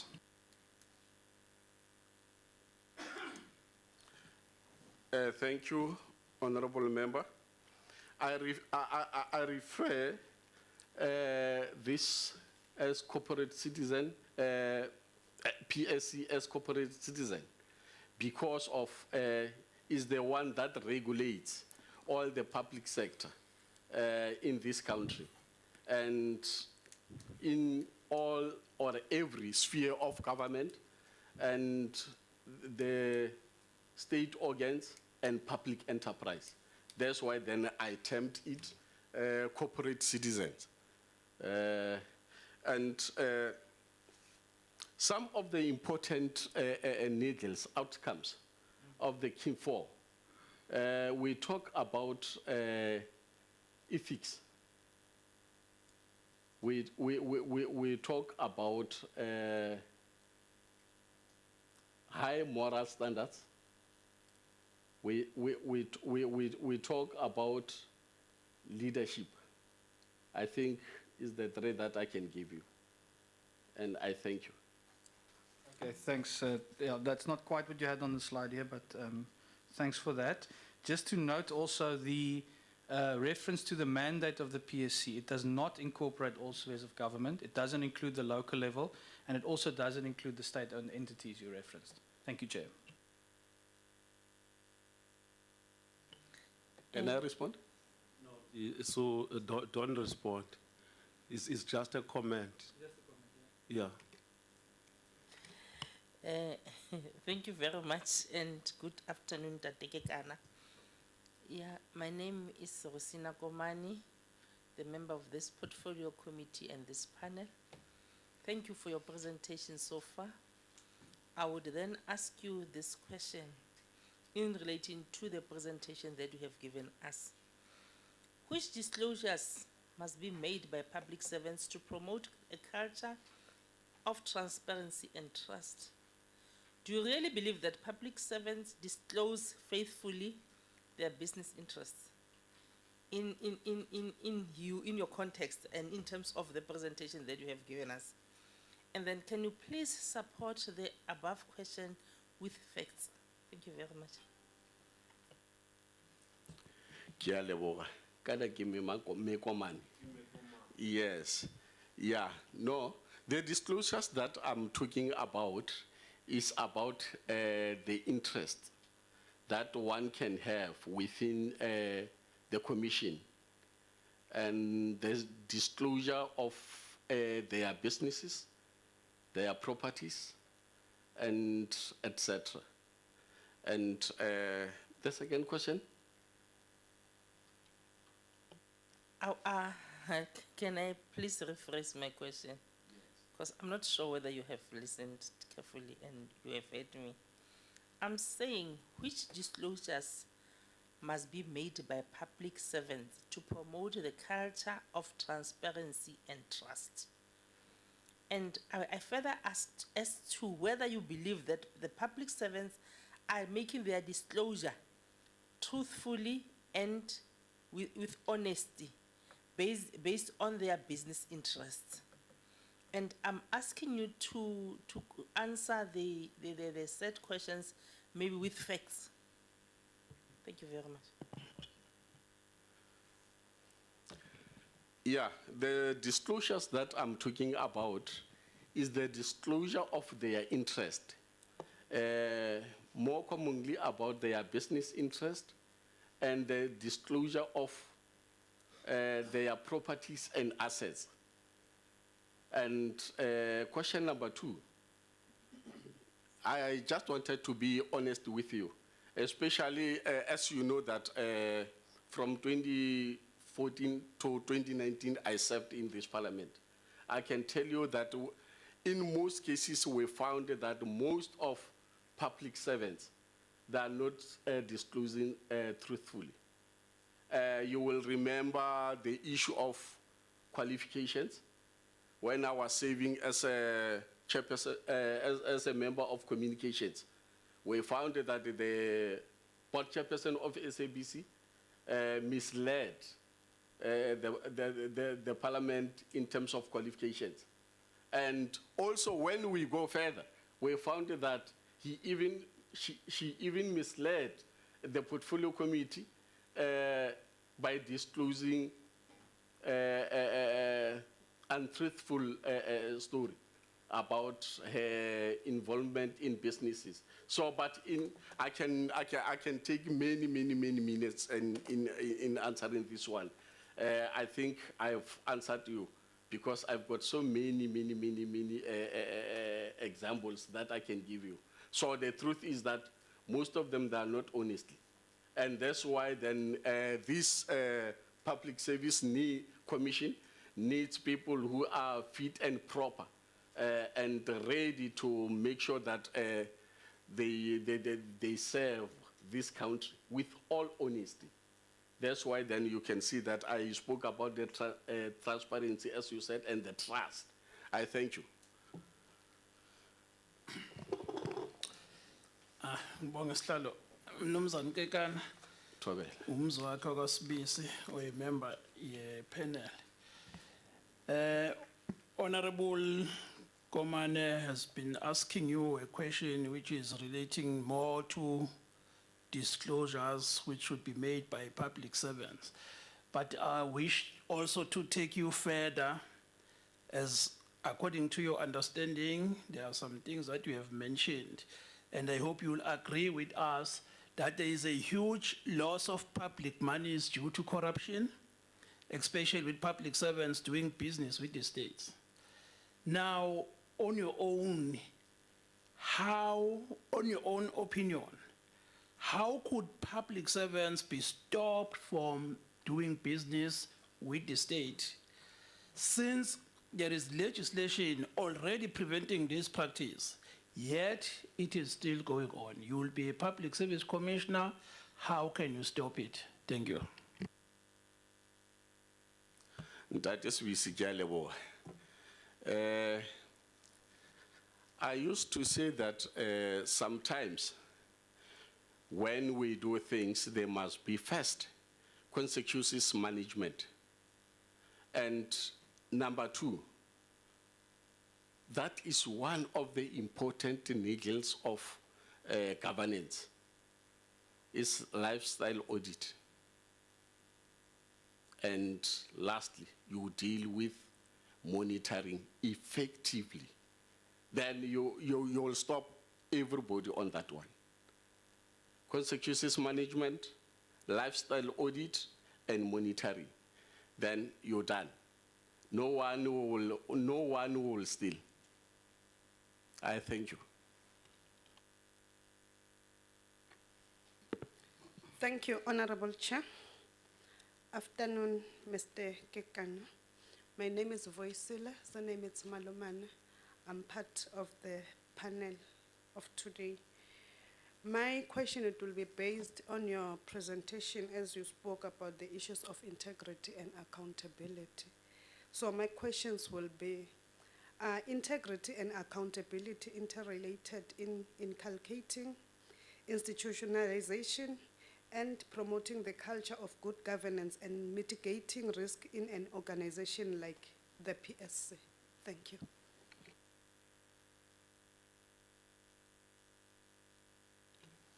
Can you repeat the question? Okay.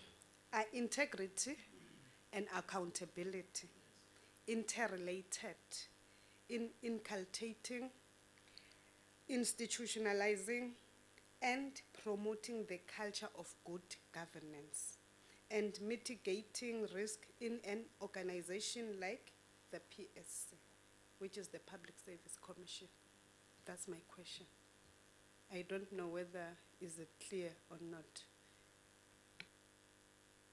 Oh, okay. For me, it sounds like a statement rather than the question. But let me say that it's true that integrity and accountability works together in terms of governance and to make sure that everything goes well. But integrity explained mostly in what caliber of people do we have in the administration. Are these people fit and proper? Are the men and women of integrity? Then the answer will be yes. We need to have such people because of we want to promote good governance so that we want everything to be transparent. And something to be transparent, then the conclusion is accountability, which means people must know and must know exactly what is happening in that department. So accountability is very important to promote good governance. I thank you.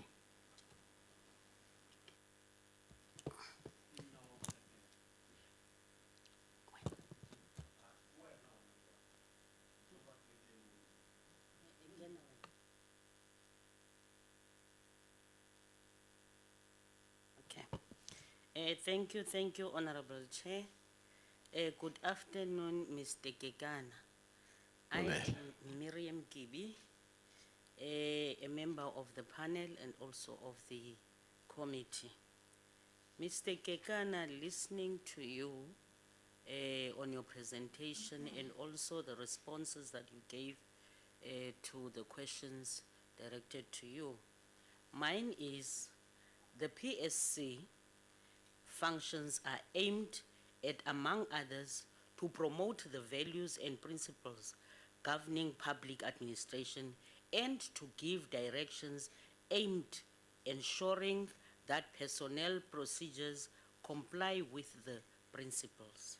Now, my question is, in your own view, is the Public Service Commission making an impact in the public service, and how can the PSC reposition itself to make an impact given its wider mandate of promoting the values and principles governing public administration? I hope I'm clear. Thank you. My voice is divorcing me. Can you get some water? Yes.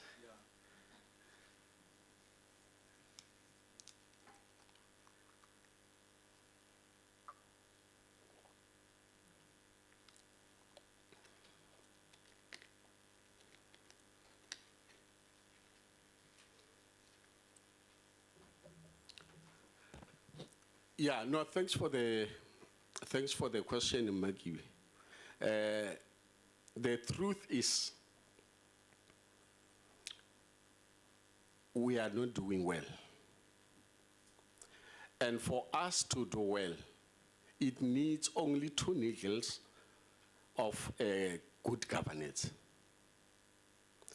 We've got good policies, we've got good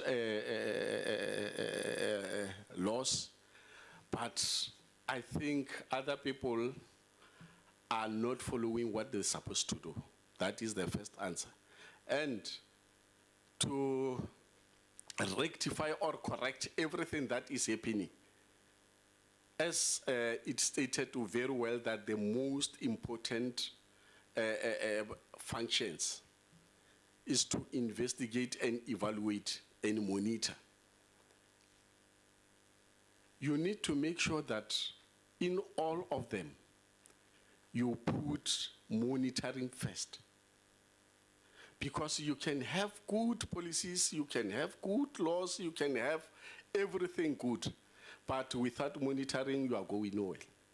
Because you don't know exactly of what is happening that side. And people can give you a misleading report. You will remember of the naturalization of other people.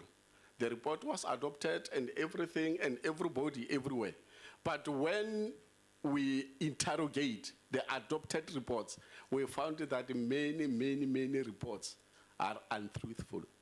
That's why everything was started from the beginning. Then it still goes back to Ntatisi's of what he asked. So mine is to say that let's monitor what we have agreed upon. We can have many strategic sessions, many strategic planning, but without monitoring and evaluation, we are going nowhere. I thank you.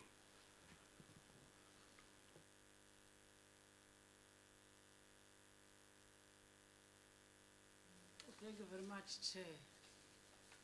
And good afternoon, Mr. Maisel Kekana. Tobela. My name is Telly Somkweba, the member of the Portfolio Committee. I think I've been covered by honorable members in terms of the question, but I want to only ask you, for example, when you look at the public service in the country, in your view, what needs to improve? And how will you contribute to the Public Service Commission should you be considered as a commissioner? Thank you, Chair. Ke a leboga, Mem Gwebe. A ke thome ka gore, you see, as I mentioned that there is a problem everywhere. I'm talking from my experience and what I have learned through. But to change what is happening and to come with a new strategy, it doesn't need a file. It needs only one needle. One thing is that if I took the office, I will start to check if I'm working with right people. It's something that many people doesn't check it. You'll find that you are not working with the right people. That's why this thing is not correct. Why I'm saying that? First, you must promote skill and qualification audit. Skills and qualifications audit. Then you will be able to know and see if you are working with right people. Imagine if you just take your car and give someone who doesn't have a driver and driver's license and who doesn't know to drive, to say, drive this car. Our problem is that in other corners, we find that of our administration, Chair, we find that most of the people are in the positions that they don't qualify to be there. That is the problem, main problem in our country. And if we can defeat that, I'm telling you that everything will run smoothly. That is the needle I'm talking about, Honorable Teliso, to say that let's start with skills audit and qualifications. That is very much very important. Then we will achieve what we want. I thank you. Thank you. It's me now who's going to ask you, Mr. Kekana. What is your understanding of the functions of the Public Service Commission and values and principles governing public administration.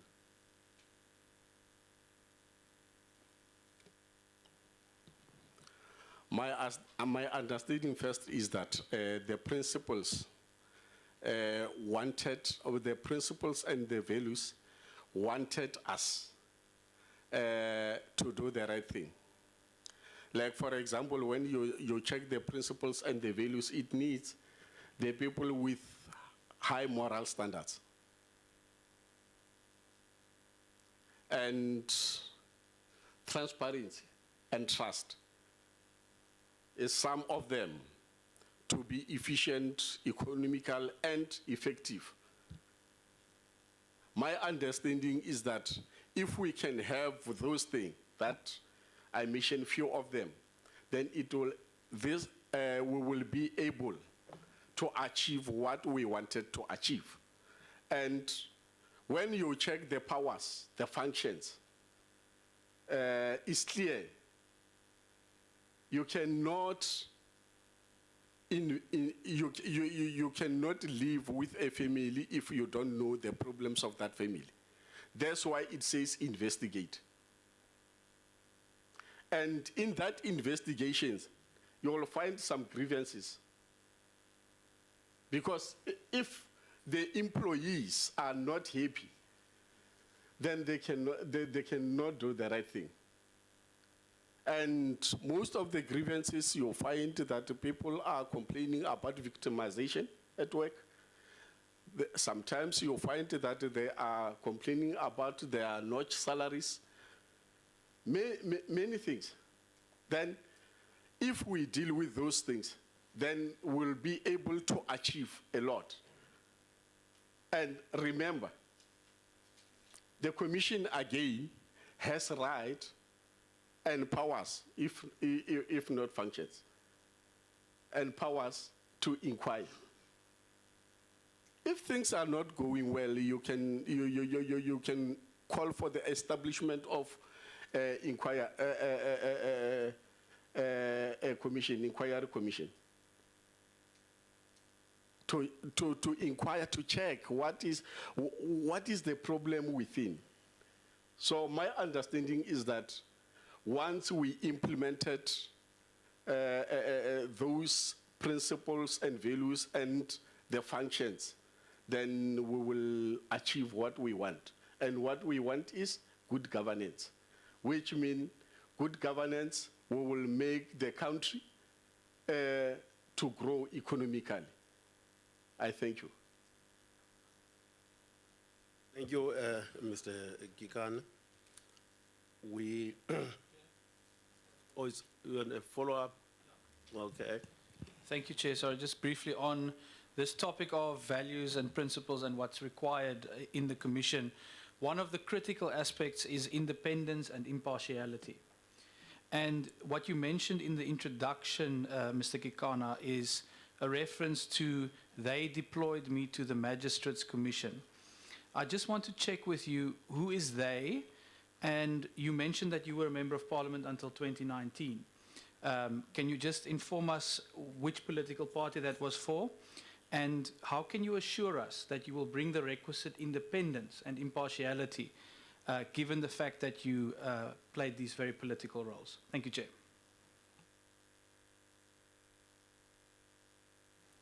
Ako leboge, honorable member. I think that, no, it's true that I was serving from 2014 to 2019 from the ruling party, the ANC. And I believe everyone, you can even go to DA and ask Mr. Hussein, I served with him, and Mokaliba, when we were at Home Affairs and fighting for the reopening of a neutralization issue of the Guptas. If you can read, but let me just say something.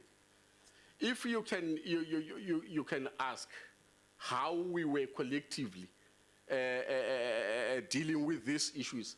You will never even believe that some of us were coming from the ruling party, Because people have this thing of thinking that if we are coming from the ruling party, then we're supposed to protect the wrongdoers. No, I'm not that kind of a person. Just ask, you will get it. And it was in public, or you can Google it, whereby one of the journalists wrote to say that there was an issue in the Home Affairs, Honorable Kekana, then he was standing with opposition. But later, in our study group, they understood that what I was raising, it was right. That's why then they even end up changing the then chairperson, Mr. Mashile, to Mr. Chau. So I believe that all the inquiries, you watch them in the national TV. You saw how we were dealing with all these issues. Then that only gives you my impartiality, that this person cannot protect any wrongdoers. You can go to the issue of SABC. For sure you remember. It was me who raised the issue of qualifications, and as I'm speaking about the qualifications now, it's not something that I'm talking because I wanted you to employ me. It's something that is me. That is my attitude. I wanted to see everywhere where I'm working, I wanted to see things going the right way, irregardless of who deploys me or what. But we want things to be right. And for sure, you know, you can Google, you can talk to Mr. Hussein, will tell you. And yeah, it's true that I'm coming from ANC, and Mukalipa from EFF. We will also inform you of how we were working on all these issues. So wherever in the committee that I was involved, we were working as a collective, not as this one is from ANC, this one is from IFP or whatsoever. I remember Mama Nkwam from IFP, may her soul rest in peace. Where were you? Because right now we didn't know how to establish inquiries. Because of my inputs and how to drive all these issues to make sure that the administration is good. And this thing is not what I've learned about, as I possess the qualifications of governance and in management. It's me, and that is my attitude. Thank you.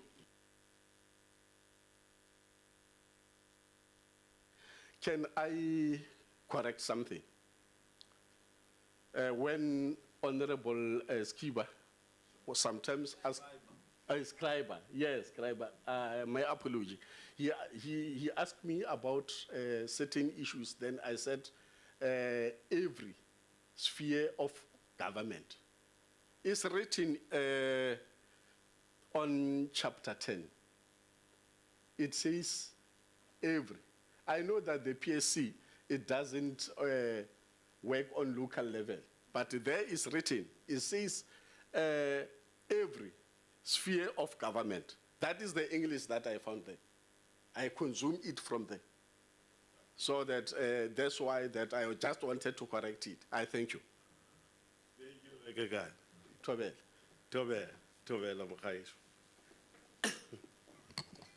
Chairperson, I think I also need to correct that I'm not IFP member. Because yes, this is on national TV, they will assume now that you were referring to him. Yes. No, he was, my understanding, he was not referring to you. He was, no. Oh, No. He was making an example of a member of the IFP that he was working with.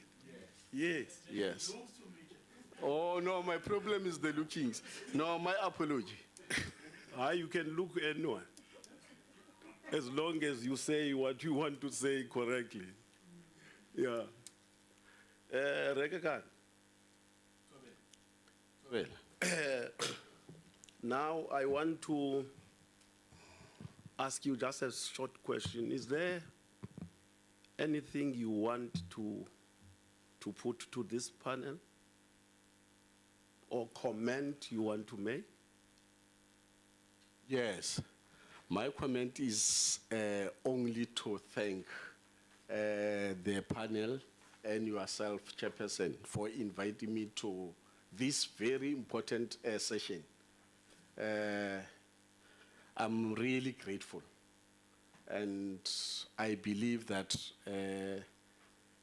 if I get appointed, I will not disappoint. I thank you. Thank you, Ntate Kekane. We have now come to the end of your interview. Thank you very much for availing yourself for this interview. Of course, we are not through with the interviews because we have many people that we have shortlisted. Therefore, at the conclusion of all the interviews, each and every candidate will be informed of the results. Thank you very much once again. Galebo, Tobe. Whatever, I thank you all. Tobe.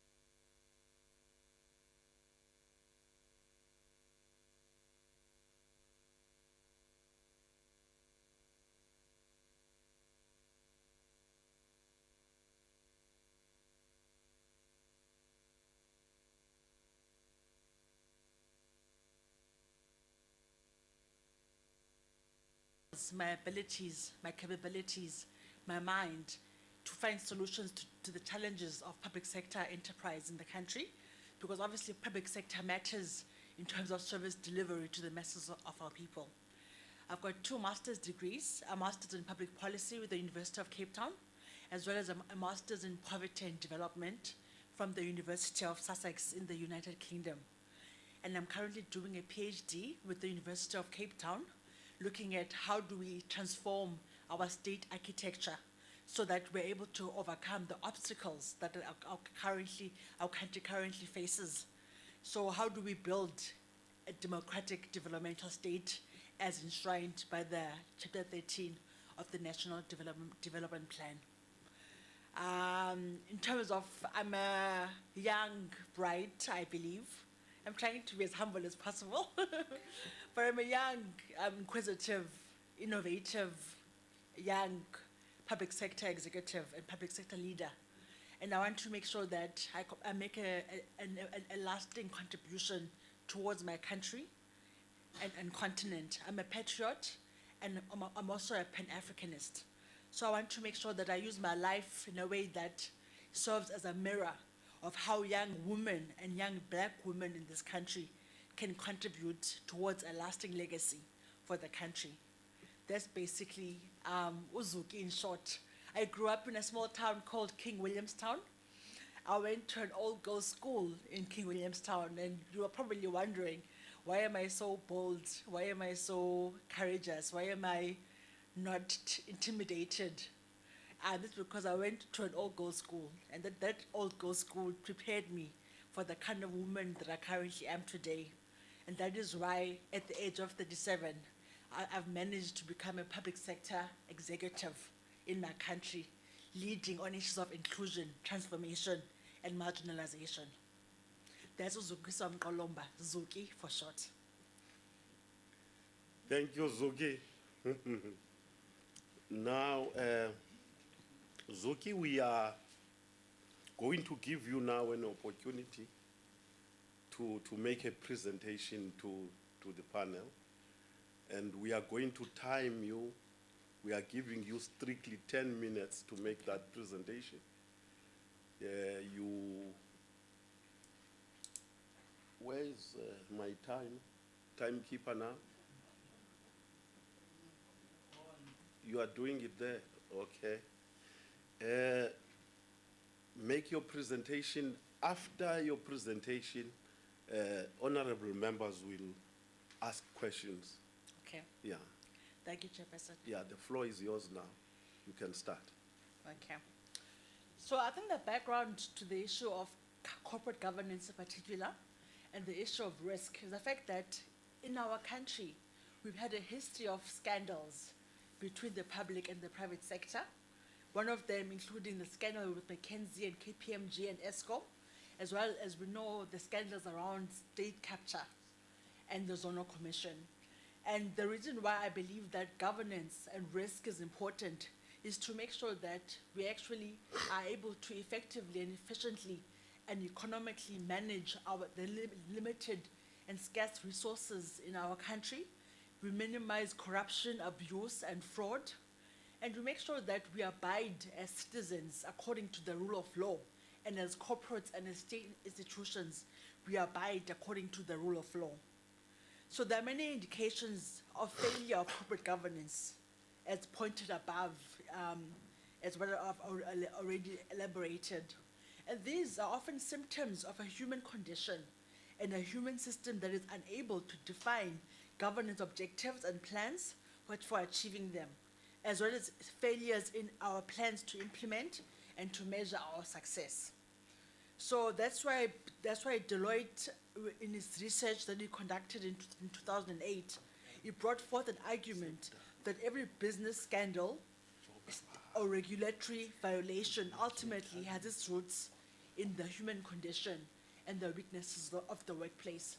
And that is why it's important to actually have a good strategy for risk mitigation, a good strategy for risk management, and a good strategy for corporate governance in the country because of the weaknesses of the human condition in South Africa and also obviously continentally and abroad. The definition of risk management is that it's a systematic and formalized process to identify, assess, manage, and monitor risks. And the issue of risk is actually making sure that you're able to identify the exposures to abuses, corruption, to theft, to loss, to harm, things that cause danger and are harmful for the stability of an organization. And the definition of corporate governance is what it is that embodies processes and systems by which corporate enterprises and state institutions are directed, controlled, and held to account. And ethics plays a fundamental component of governance in this regard, making sure that you actually build the highest levels of professional ethics within an organization through a good corporate strategy, a corporate governance strategy, through governance monitoring and ensuring that you have in place internal mechanisms by which you can actually make sure that you govern well and govern according to the good governance model of the King 3 report as is the global standard. So the components of a good governance strategy basically looks at effectively adhering to good governance values and principles. There's a need for a governance body which should appreciate that an organization's core business purpose and risks and opportunities are, and also be able to develop business models and strategies to make sure that you are able to meet the aspirations and vision and objectives of your organization through this corporate governance strategy. Also, governing bodies should govern risk in a way that supports the organization's settings and makes sure that the organization or the state institution actually achieves its strategic objectives. Also, having a good governing body means that you are able to govern issues of compliance according to applicable laws and make sure that you adopt to binding as well as non-binding rules and codes and standards of good conduct in a way that is ethical and ensures that the good corporate citizen is actually protected. And also the last component of good governance is having a governing body that ensures that that assurance services and functions enable an effective controlled environment that supports the integrity of information for internal decision making and the organization's external reports. So basically, the governing body plays a central role in ensuring good governance in any organization and state institution. And according to the King 3 report, these are the elements of a good governance strategy within our organizations in the country. In terms of the role of the board, or in this case, the commissioners, basically the commissioners are meant to lead the organization through discharging their responsibilities without fear or favor or prejudice. They need to make sure that services are provided to citizens in the country in a fair, equitable, non-biased, and a good, fair manner, having managed the economic resources of the country in an effective and efficient manner. Also, the responsibilities of the board has to do with strategy, policy, oversight, and accountability. And it's important also to note that there's a very good relationship between corporate governance and ethical leadership. And this is because each of these needs the other. You can't have good corporate governance without ethical leadership, and you can't have ethical leadership without a good corporate governance systems and processes and strategies in place. These are two components that are actually reinforcing of the other. And most importantly, the board is expected to provide assurance that the institutional practices that exist, both internal and external, have procedures and high auditing standards which are reliable and are actually valid. So there are also challenges at the board level which affects corporate governance in any of the institutions. And the most important challenge here has got to do with the role delineation and making sure that there's role clarity and that the board has a good understanding of what its judicial as well as fiducial duties actually are. So if the board doesn't have a role clarity and doesn't understand what its judicial duties actually are, then it will not be able to actually fulfill its mandate as the board. Also, the challenges that board members often face have to do with weak internal controls, weak compliance controls, as well as the poor risk management systems that facilitate unethical behavior in any environment. And also the misunderstanding of what risk mitigation actually is, and a misunderstanding of what risk management actually is and what corporate governance actually is also contributes to poor performance of a lot of boards in the country, especially unethical behavior and lack of accountability. So these are some of the challenges that are being faced by the board when it comes to issues of risk management and corporate governance. Also, employees also contribute towards heightened risk within an organization and towards poor corporate governance, because sometimes they misuse and abuse the relationship that they have with their employer and with the boards, by not complying with the regulations of the organization. So it's actually very important to teach employees what their responsibilities are.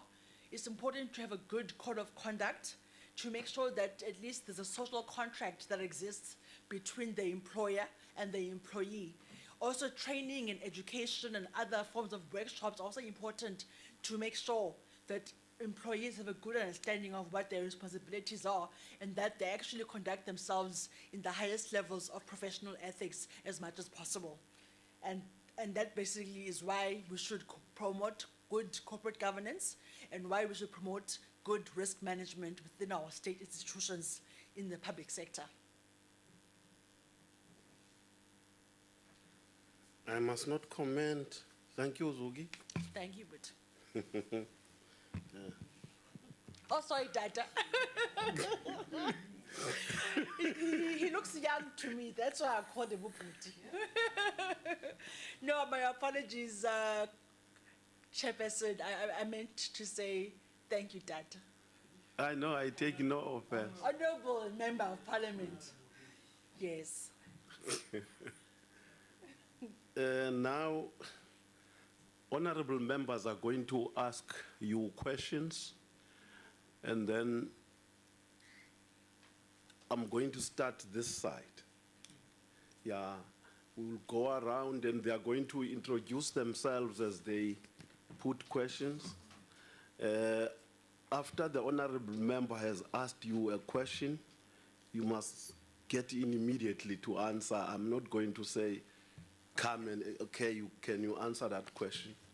Thank you, Honorable. It's open. Once the question is finished, get in and answer it immediately. Thank you, Honorable MP. Thank you. Thank you and good afternoon, Ms. Mkolomba. You quoted the World Bank to have said that, quote, boards comprised of politically, sorry, I'm Leon Schreiber, by the way, sorry, I forget to introduce, I've done it so many times now. Let me start the question again. You quoted the World Bank to have said that, quote, boards comprised of politically connected persons may play little to any role in exercising the duty of care and may instead engage in malfeasance. Do you think that once a person is politically connected, he or she should not be hired by the executive authority in the administration, I would say? So please give us your view on that, and I would just add, in the context of political interference generally, what's your view on that? Policies like cadre deployment, political involvement, how do you view that? Thank you, Chair. So I think I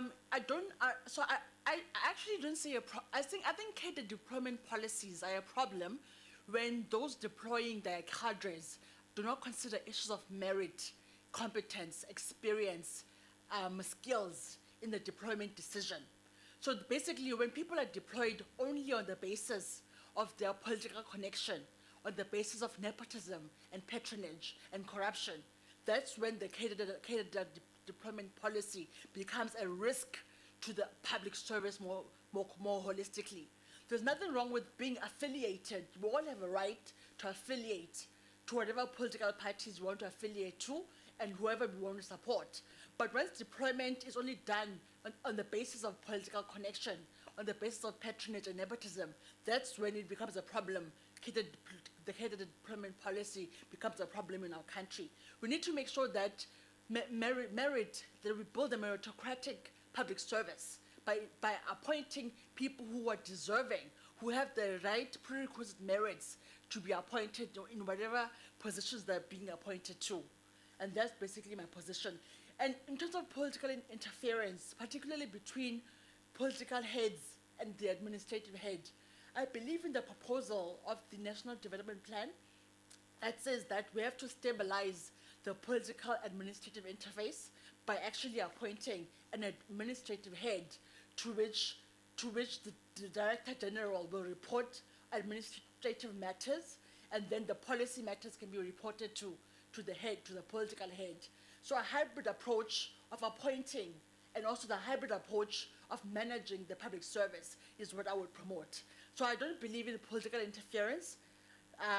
It's just in bad taste, and it makes us not have faith in our state institutions because of the culture of patronage and nepotism and corruption in our country. So I'm not against. So we need, catered deployment will only be as effective as it considers the merits of the individual and not just their political connection. Yeah.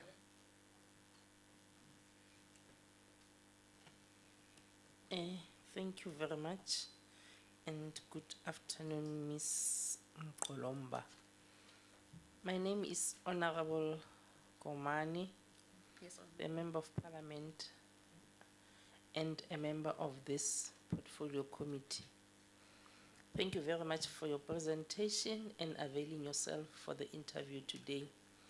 One would then have only one question for you this afternoon. In your view, and not necessarily in your view, the PSC is not an Auditor General.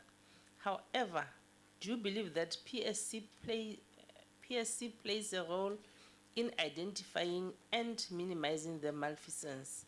If yes, can you then explain that in facts? Thank you very much. So I think the Public Service Commission plays an important role in minimizing abuses, corruption, and malfeasance and malfunctions of the public sector more holistically. I do think, obviously, the role of the Public Service Commission is limited to the advisory role and to oversight, and there are limitations on its ability to implement its own recommendations that it makes to Parliament and to the executive, and which is a limitation of the Public Service Act, just in and of itself. But in terms of its ability to investigate, to basically gather data that will enable us to make the right decisions in regards to public sector transformation, its ability to do surveillance and to conduct forensic activities. I do believe that it can play a positive role, even within its advisory capacity and its oversight capacity, by reporting on the malfunctions and the malfeasance, and reporting on corruption, and reporting on the abuses of the state. Just simply by reporting and proposing measures that we can use as the executive and as Parliament to counter those activities within the state, it can play a positive role in our society.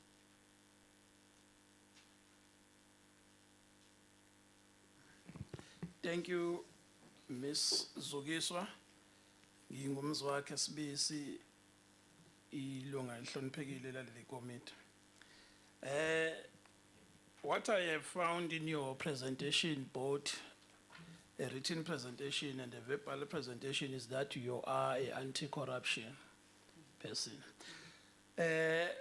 And also it is believed that a responsive, ethical and values-driven public service depends on, among other things, the investigative function of the PSC on public administration malpractices, particularly in the areas of irregular appointments and capping of corruption in government departments.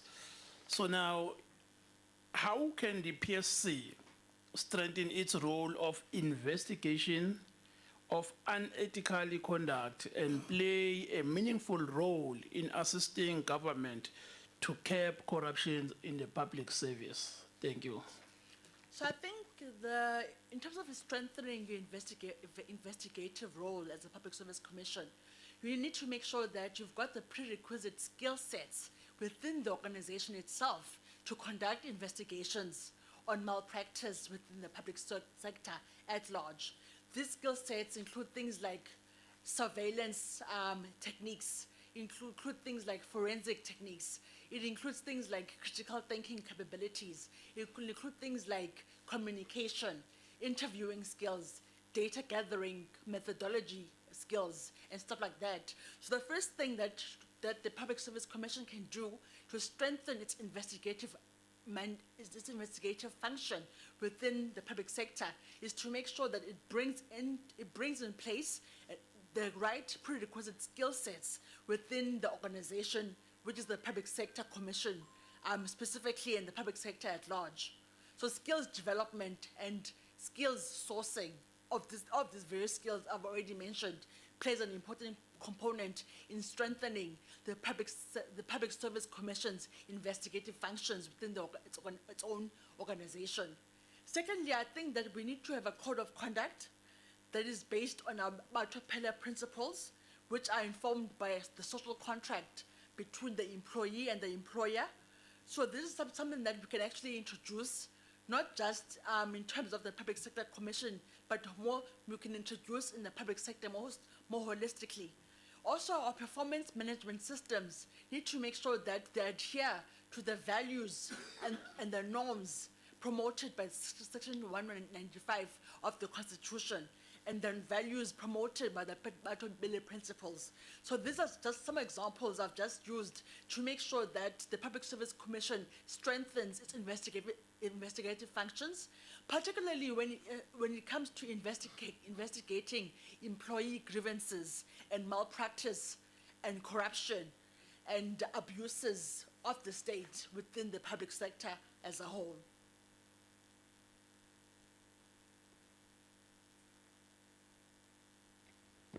Thank you, Chairperson.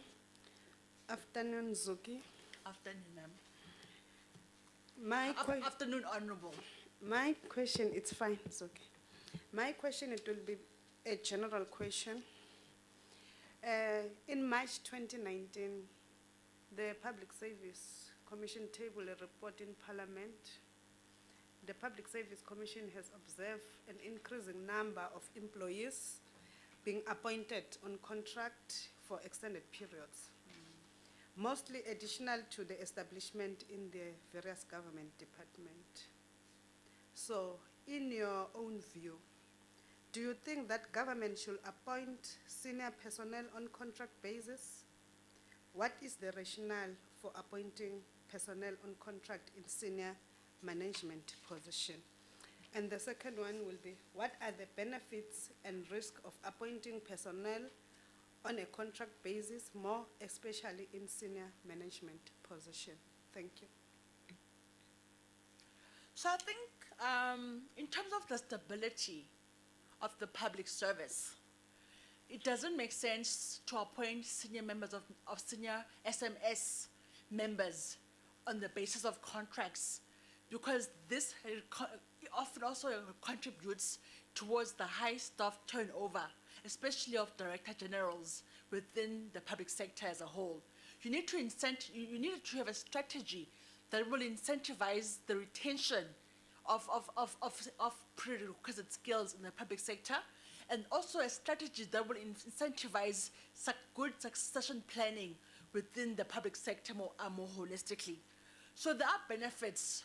There are benefits, even though there are benefits of having contract staff members, which include not having people who have a monopoly over management and who basically because of the longevity of the contracts, can abuse their positions within the service.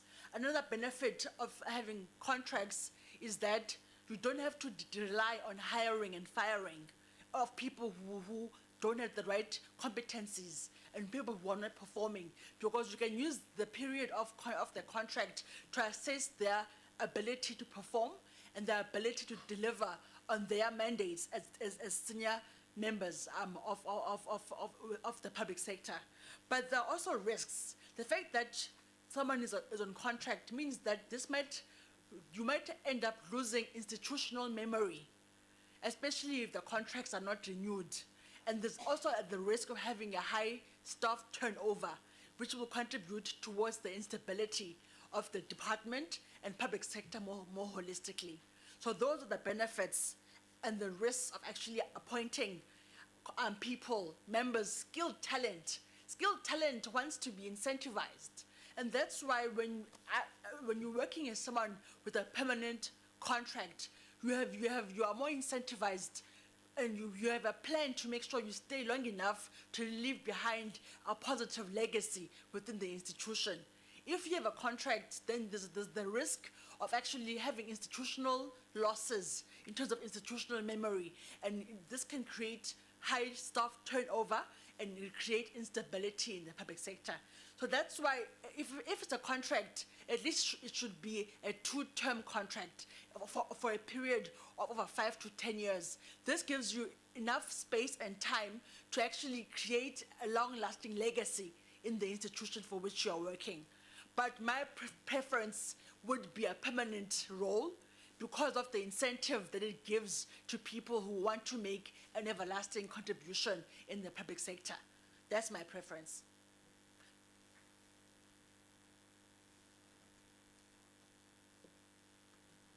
Thank you, Honorable Chair. Ms. Mkolomba, good afternoon. Good afternoon, Honorable. I am Miriam Kibi, not Sisi. My apologies. I'm a member of this panel and a member of the committee as well. Ms. Mkolomba, my question to you is, it is believed that a responsive, ethical, and values-driven public service depends on, among other things, the investigative function of the PSC on public administration malpractices, particularly in the areas of irregular appointments and curbing of corruption in government departments. Now my question is, how can the PSC strengthen its role of investigation of unethical conduct and play a meaningful role in assisting government to curb corruption in the public service? I thank you. Thank you, Your Honorable. So I do think that I think the question is similar to what the member asked earlier on, and I think I've given quite a comprehensive answer when it comes to how to build the prerequisite investigative skills within the service and why having a code of conduct is important to make sure that you curb corruption in the public sector more holistically. But I do also believe that we need to have consequence management within the public sector. When people are found to have done wrong, there needs to be consequences and not have people who are being protected because they are connected to political principles. We need to have a whistleblowers policy that protects people who are actually whistleblowers and who confront the people who are doing wrong things within the public service. We also need to have an anti-corruption hotline that within the public sector to make sure that whistleblowers are not just protected from the negative consequences that they might face, which includes the threat to their own lives at times, but also to make sure that there are avenues for reporting corruption and malfunction and malpractice within the public service. But most importantly, I also believe that there's a need to have a cooling off period between those who have served in the public sector and those who want to do business with the state.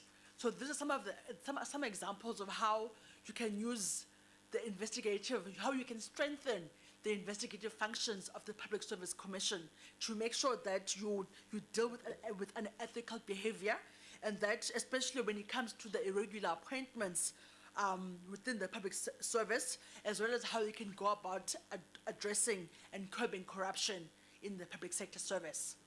So those are some in addition to my answer to the Honorable, these are some more examples of how practically now we can go about ensuring that we introduce measures that will ensure that corruption and abuses are actually addressed by the Public Service Commission. So the Public Service Commission is mandated to basically promote and to actually propose measures of how we can go about ensuring that we have an effective and efficient state which services the needs of the general republic and the citizens of the country. Thank you, Your Honorable. No, thank you very much, Chair, and good afternoon, Ms. Zugi Swamkolombo. Yes, ma'am. Yes, Honorable. I am Telly Swamkweba, the member of the Portfolio Committee. My question to you is that, in your view, what impact has the Public Service Commission has or had in the public service? And do you think the Public Service Commission is impactful? Thank you very much, Chair. Thank you, Your Honorable. So I think one thing that the Public Service Commission has done particularly well is the promotion of the values and the norms enshrined in Section 195 of the Constitution when it comes to the values and the professional and the ethics that are enshrined that govern public administration in the country. I know that when I was going through the website, I saw that the Public Service Commission has had a number of workshops with citizens of the country, as well as with the EU, in terms of promoting a values-led public sector administration. So I think in terms of making sure that we promote the values that should govern public sector administration, the Public Service Commission has done particularly well. But I think in terms of its limitations, because of the limitations, the Public Service Commission can only play an advisory role. It can only play an oversight role. But I think the Public Service Commission could do a better job in ensuring that we actually ensuring that they propose practical measures of addressing and dealing with corruption, especially when it comes to the political and the administrative interface and political interference when it comes to the selection and management of senior managers. So the Public Service Commission hasn't yet come up with practical solutions of how to address abuses of the state and how to address corruption and the instability that comes with the political administrative interface. And I think this is probably because of the legislative limitations, because it doesn't have the capacity or the mandate to implement the measures. It can only propose measures. And that's what I think has limited the ability of the Public Service Commission to be impactful.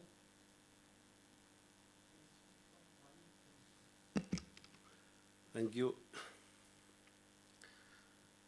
It's now my turn to ask you questions, Ogi. What is your understanding on the functions of the Public Service Commission and values and principles governing public administration?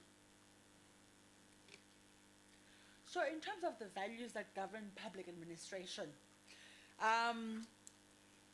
Section 195 of the Constitution speaks about promoting high levels of ethics within the public service. And now I would imagine that building and promoting the Bato Pele principles have to do with the promotion of the high levels of ethics within the public service.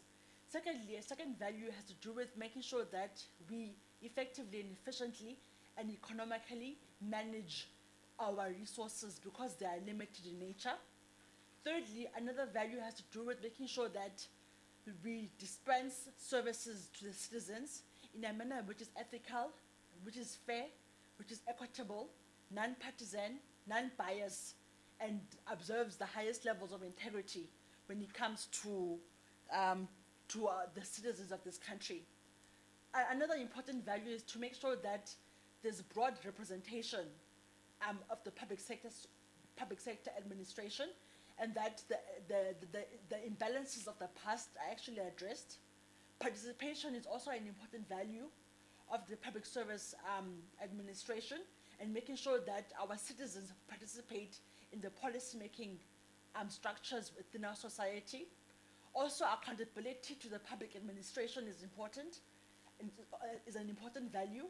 And also even transparency, ensuring that the information is accessible and that information also is timely and is accurate, and that there's basically broad transparency between what the public service administration offers our society today. And these are some of the examples of the values of the public service administration as enshrined in section 195 of the Constitution. And then in terms of the functions, of the public sector administration, one of the important functions of the Public Sector Commission is to make sure that it investigates employee grievances. Secondly, is to make sure that in terms of personnel practices, that it monitors, evaluates, and investigates personnel practices within the public service. Thirdly, is to make sure that it promotes and maintains the values of the Constitution as enshrined in section 195 of the Constitution in chapter 10, as already highlighted by the values that I've listed. Also, it's got a reporting role that it has to play, and also even in terms of personnel practices like transfers, promotions, dismissals, and recruitment, it needs to make sure that personnel practices actually adhere to the values of the Constitution, in particular section 91, 95 of the Constitution and chapter 10 of the Constitution. And these are some of the functions of the Public Service Commission that is actually mandated to discharge without fear or favor, boldly at that. Thank you.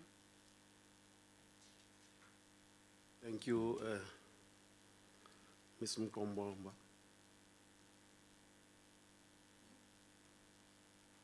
And also not forgetting to make sure that it proposes measures to make sure that there's effective and efficient performance of the state towards service delivery.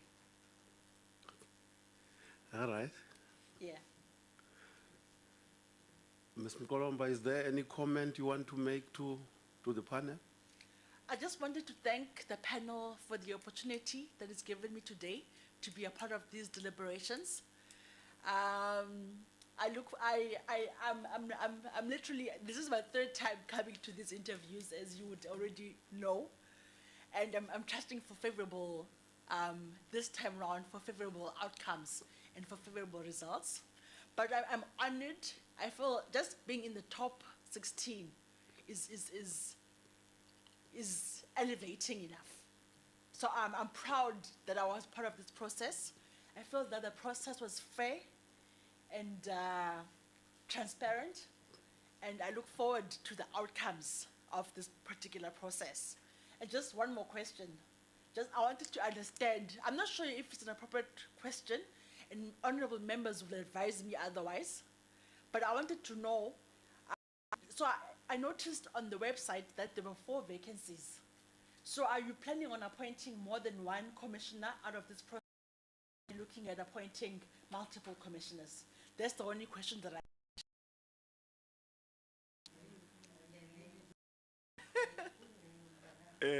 Zugi. But I will be guided by the Zugi. commission, by my panel Zugi. members. Yes. Let the sleeping dog lie. Okay.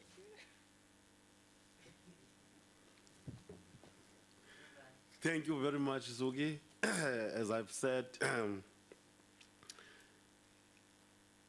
we have shortlisted many people who are conducting interviews today and tomorrow. At the conclusion of the interview process, we will let every candidate know the results of the interview. We are not going to take long. You are going to get the results, and you will be informed in writing about how you fared in this interview today. Okay. Thank you very much once again. Thank you, Your Honorable Chairperson and honorable members of Parliament. I thank you, and may you be blessed. Thank you. Thank you.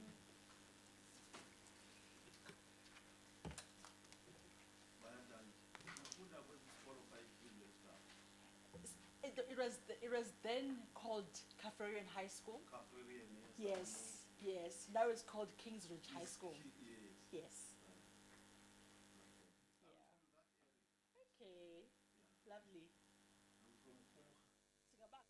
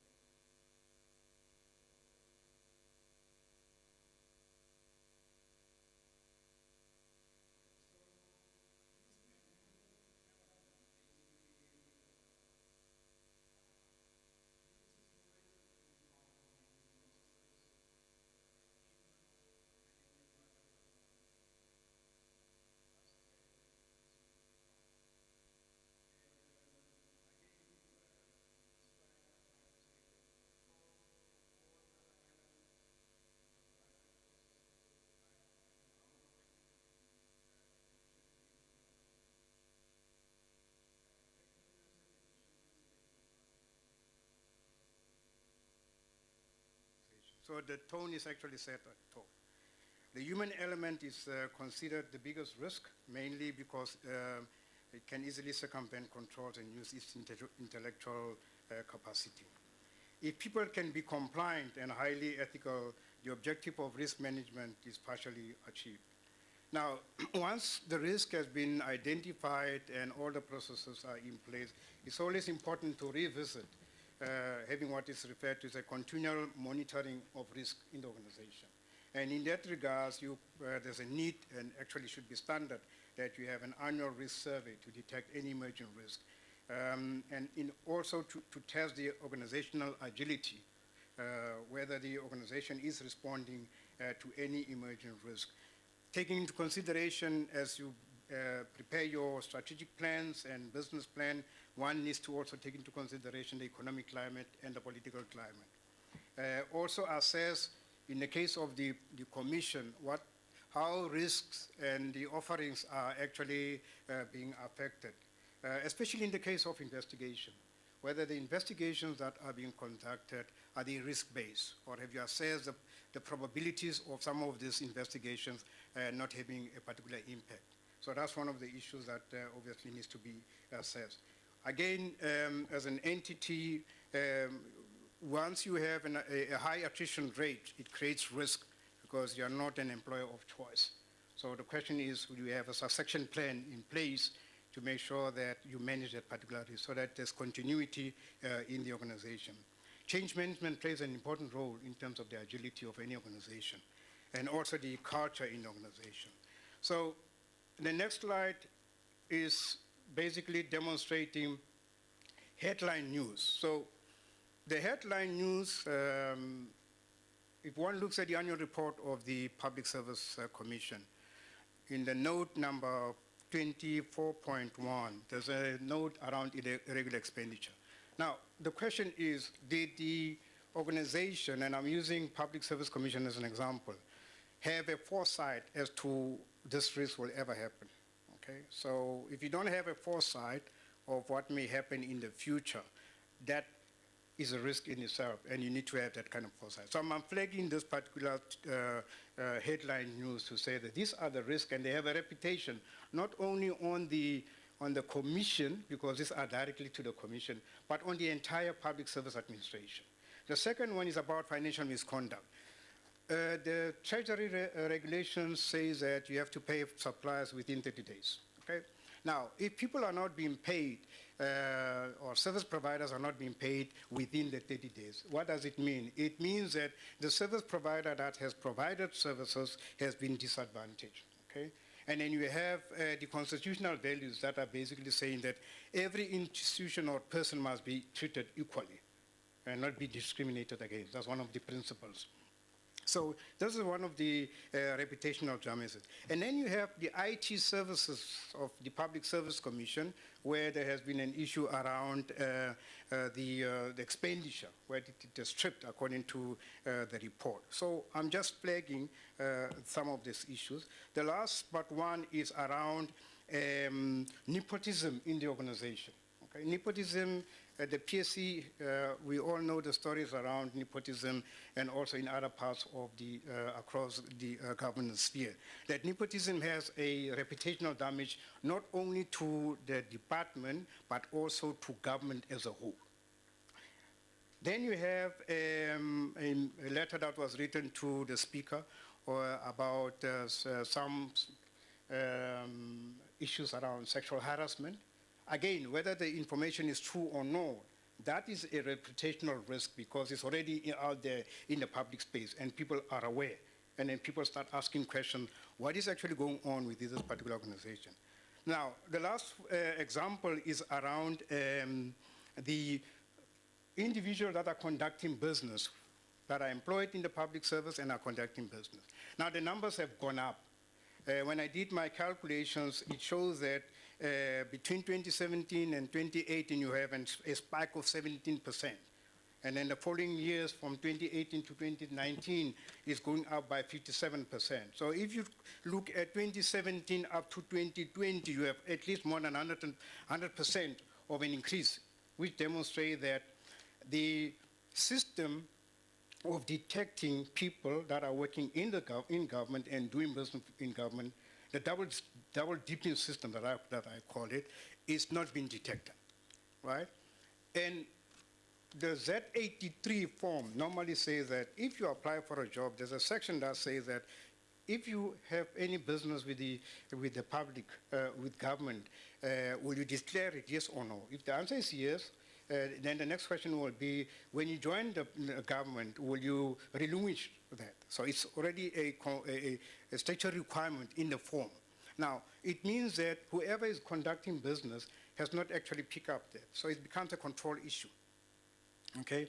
Now the last example is around people who have resigned, claim their pension, and then they come back to be employed. So what does it mean? It means that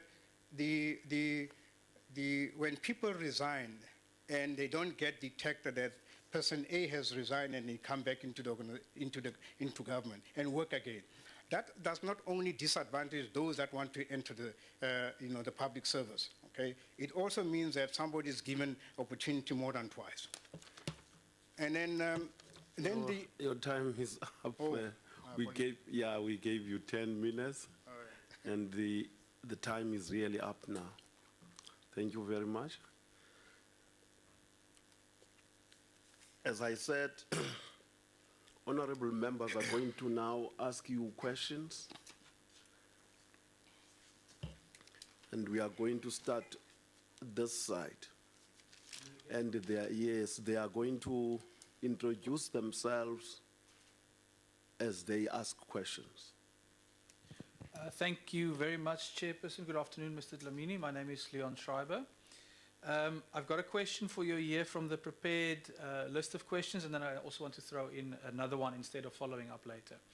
So on your presentation, the question is short and sweet. How can the PSC conduct an annual risk survey to detect emerging risks? You've mentioned some of these risks. The question is, how do you sort of an early detection approach? Then the other question I have is a more general one. I'd like to get your view on the role of political interference, the role of the PSC in managing or preventing political interference in public sector appointments, issues around cadre deployment and those kind of risks. What is your view on whether the PSC has a role and what that role should be in mitigating political interference in appointments to the administration? Thank you, Chair. Thank you, Honourable Member and Honourable Chairperson. How the PSC can detect those kind of risk, maybe if I understand, let me ask a repeat of the question because I don't want to respond incorrectly. So risk is always a dynamic thing. You can't just look at what happened before and project sort of what's going to happen. So how do you actually detect risk as it's emerging? You know, as an example, this issue of nepotism, how could it have been flagged? Okay, all right. Thank you very much for that. So how you detect risk, let's start with employment. When you employ people in the public sector, right? First and foremost is one looks at the process that has been followed in the employment process. I gave an example of the Z83 form that has been, revised, okay? So whoever is involved at the entry point of assessing the applicant's, credentials, right, will then look at whether first and foremost, whether the applicant has completed the form completely. Using myself as an example, when I've applied for a particular position, I was asked to complete the form, not to say, see attached CV, okay? So already, by not completing the forms is non-compliant, okay? That's number one, and it has to be detected. So what does it mean? It means that any person who has submitted a form that is incomplete gets rejected already. So then you have managed part of the risk, right? The second risk, using the same example of the form, okay, is to look at that section where they are saying to the potential candidate, do you conduct any business with the state, yes or no? And if the answer is no or yes, then it will say, well, in the event you have conducted business with the state or you intend to conduct business, will you disclose it? Okay. So the disclosure becomes an important element of detecting risk at an early stage. So you already have within the control environment, from a compliance and internal point of view, processes that needs to be followed before things go out of hand. That's number one. And then two, once you have employed a person, there's a next stage of assessing or vetting the individual who have now qualified for a particular position. Now, in that regards, one will then see what kind of vetting are you going to approach? If it is an SMS or chief director or a director, deputy director general, right? There's different vettings that are required. If you are a director general, you get vetted for top secret, okay? And so forth. So in that, before even the confirmation is made to appoint a director general, okay? The state security who does that work should have been already provided the respective department, which they do, by the way, to say that this candidate has been cleared, right? So it's not a question of whether the state security does not have a capacity. All what is required is to make sure that the process runs concurrently, because you know that this is the candidate that you're going to employ, okay? Then you'll be able to pick up the issue of nepotism. The last leg is when you do the final appointment, whether the selection committee that is in the panel, right, is it representative? That's number one. Two, if it is all male, it's more likely that the scale may tilt towards a particular individual, okay? So one needs to make sure that the selection panel, one is the appropriate panel that's got the necessary expertise. So within the organization, it's a control measure which is you have control of as an accounting officer. And it means that if that is not properly managed and signed off, then there should be a way of rectifying. So that's how you pick up the detection. And if I could just ask on the political interference side. I'm coming, okay. Yeah, so on the political interference, well, the role of the Public Service Commission is quite clear in terms of the Constitution, Chapter 10, that there shouldn't be any political interference at all, okay? Now, let's start with the Director General positions, right? In most cases, the Public Service Commission is nowhere to be found in the panel. And I'll give you an example about myself. I've been to 3 interviews as a for a Director General position. The Public Service Commission was not present at all and being part of the panel. So as a way forward, you would want the Public Service Commission to be part of the panel because they are the custodian of making sure that the whole issue of professional ethics and standards is being maintained, and that's where they play a role. So that's where they will pick up any political interference or not, and they'll be able to correct it given their mandate that is provided for in the Constitution. Thank you very much, Ntate Dlamini. My name is Rosina Komani, the member of this portfolio committee and the member of this panel as well. Having listened carefully to your presentation, one should ask this question, because there are legislations governing the public servants doing business with the state. Be it as it may, we still find a huge loss of public monies due to the same corruption, especially with the public servants who are still doing business with the state.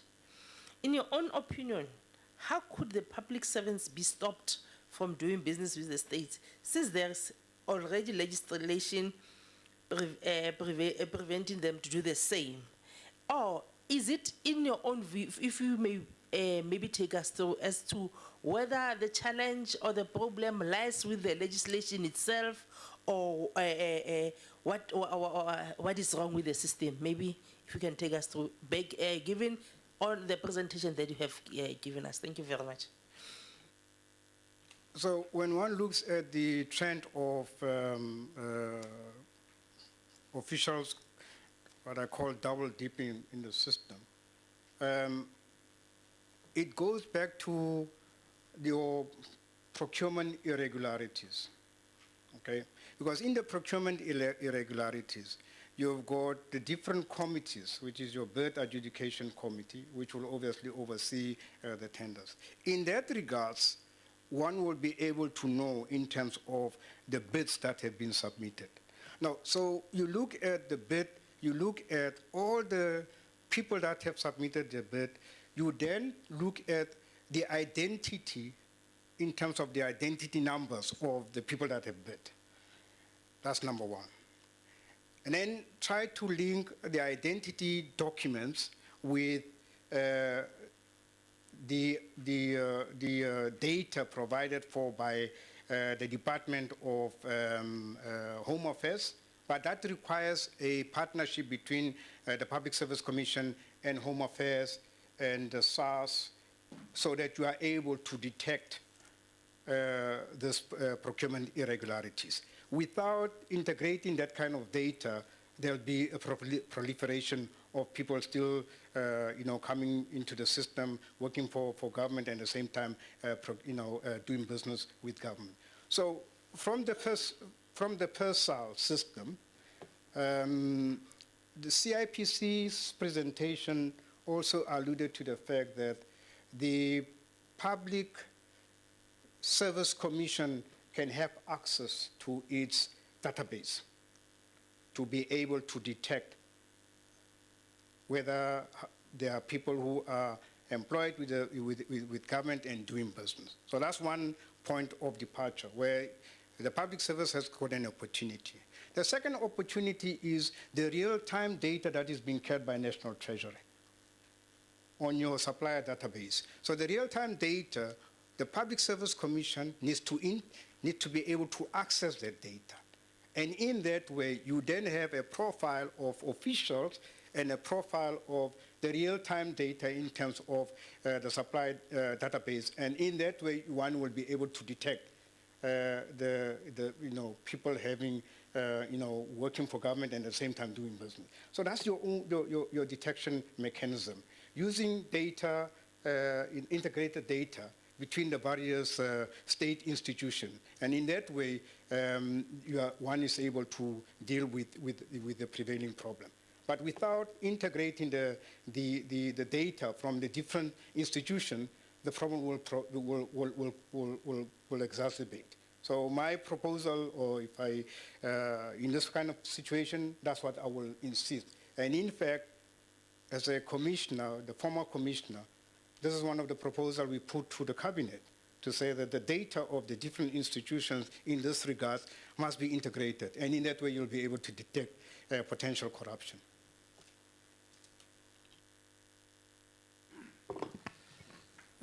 Asibonge Jama. Siqhubeke nembuzo ngumzwakhe Sibiso okhulumayo ilunga le portfolio committee.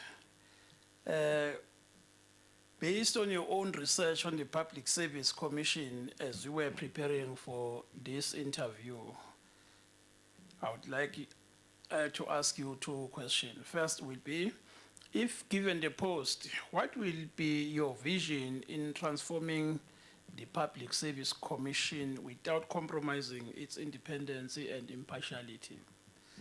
Second question will be, how can the independence of the administration of the PSC be protected since officials in the Commission are appointed through the Public Service Act of 1994? Thank you, Chairman. Thank you very much, Honorable Member, on the question. So,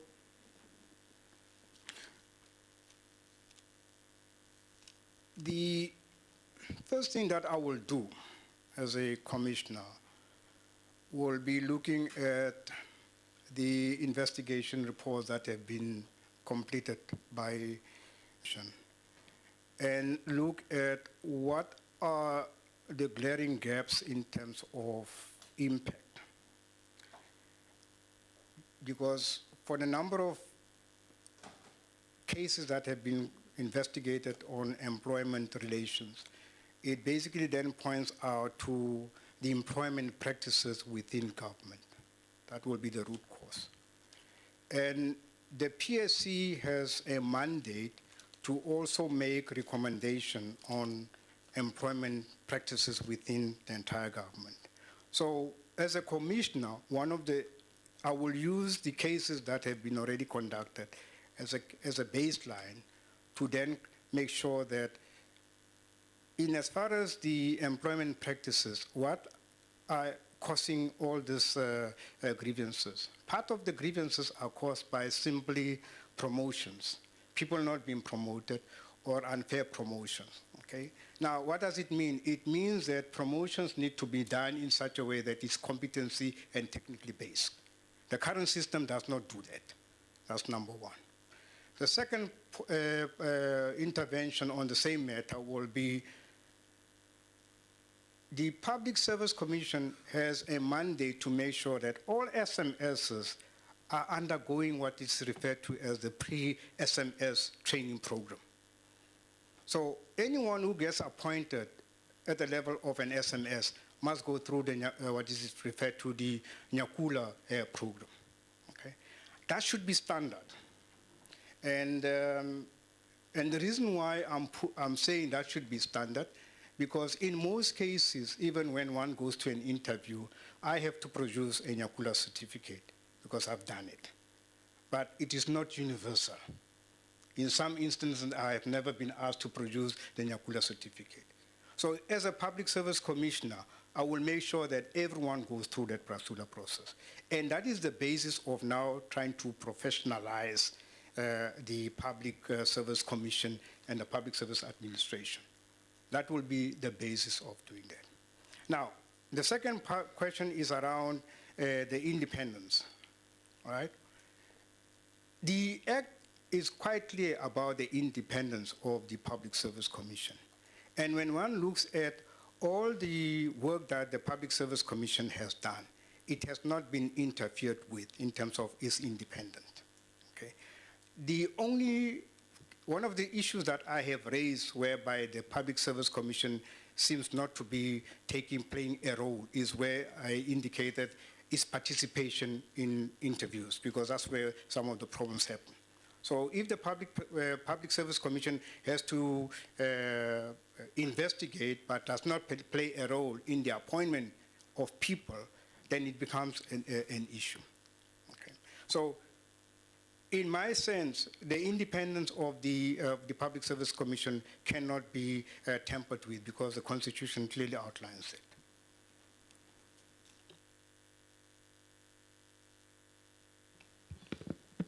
Thank you, Honorable Chair. Afternoon, Mr. Lamene. My name is Voisile Malomane. I'm part of the committee and today as a panel member. My question, it will be based on the issues of corruption.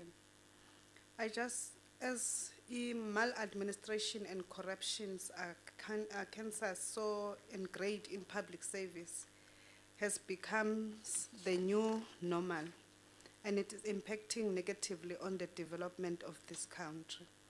So my question will be, what causes corruption and how can the Public Service Commission play a meaningful role in preventing, reducing, and curbing corrupt practices in the public service? And can you please indicate current weakness in the system and propose your solution in your response? Thank you. Thank you very much, Honorable Member. Well, what causes corruption? I've touched on procurement irregularities. That's number one. That the moment the tender, the bid is being manipulated to suit a particular service provider, right? It means that the internal controls have been interfered with. That's number one. Number two is that part of what causes corruption is the lack of ethical behavior and the sustenance of ethical standard or professionalism within the public sector. Any person who works for government as a public servant is there to serve the public in an ethical and a professional manner, not in a manner to serve other interest group. So that's where that becomes one of the root causes of corruption. Bribery is one of them. Procurement irregularities is another one.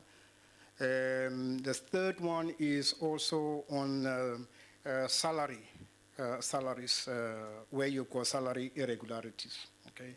And when I talk about salary irregularities, where you have people who are paying for what we refer to as ghost, employees. People are being paid, but the employees don't exist, but money goes somewhere else. Okay.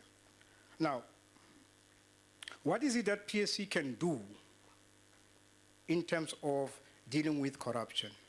What PSC can do first and foremost is to look at what is it that the National Planning Commission said in terms of dealing with corruption, where the National Planning Commission, together with the PSC, had a discussion to say that there's a need to make sure that the NDP talks about a resilient justice, crime prevention and system.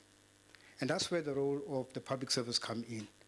Two, the Public Service Commission has an opportunity in the Fusion Center.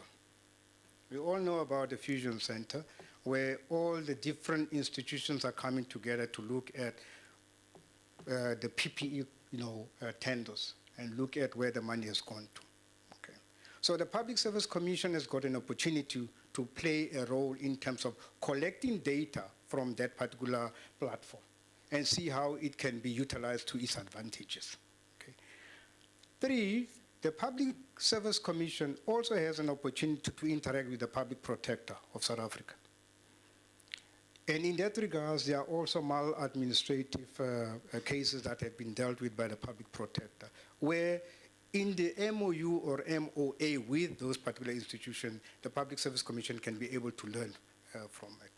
Lastly, the Auditor General's new amendment makes provision that any material irregularities will be referred to a specific institution, and the Public Service Commission is one of the institutions to be able, who will be receiving any reports with regards to material irregularities. That is also an opportunity to strengthen the arm of the Public Service Commission in terms of dealing with corruption. So I just pointed those ones at a high level. Thank you.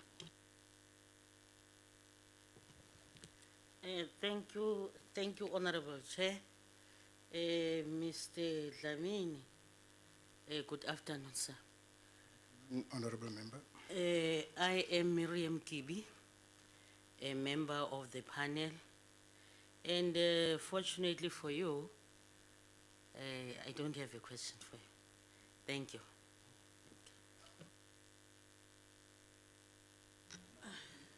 No, thank you very much, Chair. And good afternoon, Mr. Dlamini. My name is Teddy Somkweba. Just for interest sake, Mr. Dlamini and Chair, I know that Mr. Dlamini have said he's got an experience, 15 years experience in the executive, and also in boards, and has done also a lot of work.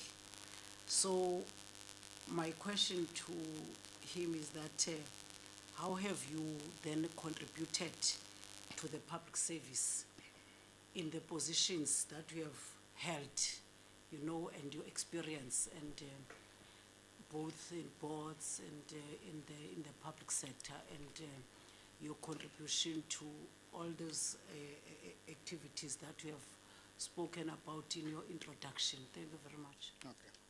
Thank you, Honorable Member, for the question. I will focus on the 5 years I've made reference to. That's where I had an engagement with the Public Service Commission.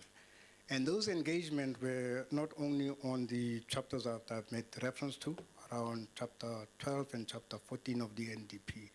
We also looked at chapter that deals with professionalization of the public service administration. So as a commissioner and also as a member of the task team of the National Planning Commission, the work that we did at the time was also to make sure that we collect data amongst all stakeholders in terms of professionalization of the public service. So as a contributor to that particular debate, we met with various stakeholders. We even met with one of the portfolio committee to discuss the implementation of the NDP,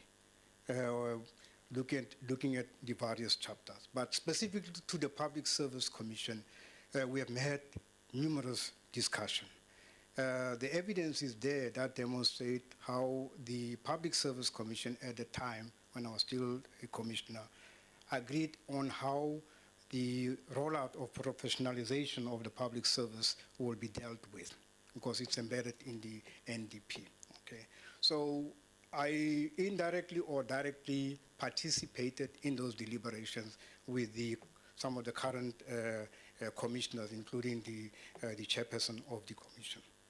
In my role as the CEO of the Public Protector of South Africa, again, as dealing with maladministration cases, in that regards, as a CEO, I played the role not only just as a convener, but also sharing case studies with the Public Service Commission, to the extent that the Chapter 9 institution has got a forum where the Public Service Commission participate. So on that forum, or in that forum, one was able to articulate how to enhance the work of the Public Service Commission, especially around issues pertaining to maladministration, including advising the Public Service Commission as to sharing the case studies of the public protector in terms of investigation and how you can improve on your turnaround time. Okay, so that's the information or the work that I did, either in the form of a CEO of the Public Protector or as a commissioner of the National Planning Commission.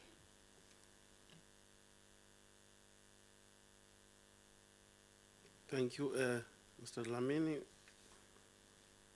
What is your understanding on the functions of the Public Service Commission and the values and principles governing public administration? So the functions of the Public Service Commission, my understanding is that one is that the Public Service Commission has got a statutory obligation to promote ethics across the public service administration. That is its role. Two, the Public Service Commission is also mandated by the Act to make sure that the employment or the HR management process across the Public Service Commission are transparent and also equitable in terms of the appointment of people, especially when it comes to recruitment. Okay. The Public Service Commission can also conduct investigations around grievances. It can either do it on its own accord or as per a submission from a complainant. It can also issue a ruling on the investigation that it has conducted. It can also summon people who are involved in that particular investigation. So those are some of the functions of the Public Service Commission. The constitutional values are about 9, if I can recall. One of them is about making sure that the public service administration is conducting itself in a professionally and ethically manner. In other words, as I've said, anyone who works within the, in the public service, he or she has to conduct himself in an ethical manner. And then you've got legislations that are primarily dealing with that particular constitutional value or principle. One of them is making sure that the PASHA Act, the PAIA, and the POPI Act are those legislation that empowers the PSC to look at whether ethical standard and professionalism is sustained within the public service. That's number one. Number two is that the public service has a role to make sure that the HR, or what I call the human resource management practices within the entire public services, right, is agile, meaning that it is not a human resource management system that is favoring a specific individual. It is agile, it is responsive to the need of the public, and it is also capable to make sure that public service is being provided in a non-discriminatory manner. Okay, it is also is duty to make sure that there's accountability within the entire public service administration. So Directors General of different departments must be held accountable for in as far as providing the services that the public require. The public also has to be treated in a non-discriminatory manner. So in other words, the public should have access to information in such a way that it is not based, it's not discriminatory. So everyone has the opportunity to access information of the public service. So the Public Service Commission must be transparent, okay? And the entire public service administration, the profile of the employees in the public service should be in such a way that is diversified. It's diversified in terms of equity, okay? People are employed using the employment equity as one of the provisions to make sure that there is equitable distribution of personnel in different departments. So the role of the Public Service Commission is to make sure that that is maintained. So those are the constitutional values in as far as Chapter 10 of the Constitution is concerned. Thank you. Thank you, Mr. Dlamini. Is there any comment you want to make to the panel?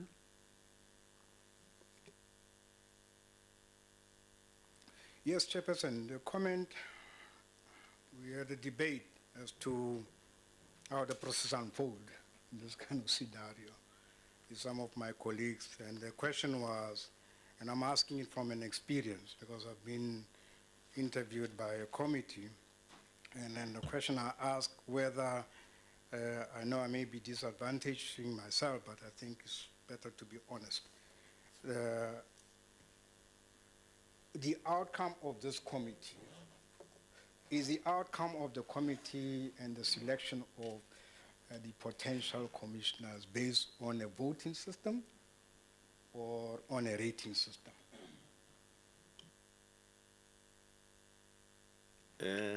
Mr. Lamy,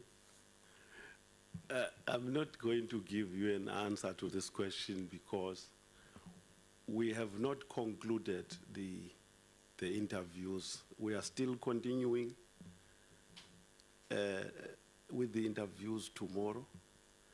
But in any interviewed generically, the purpose of interviewing candidates is to select the best out of the candidates.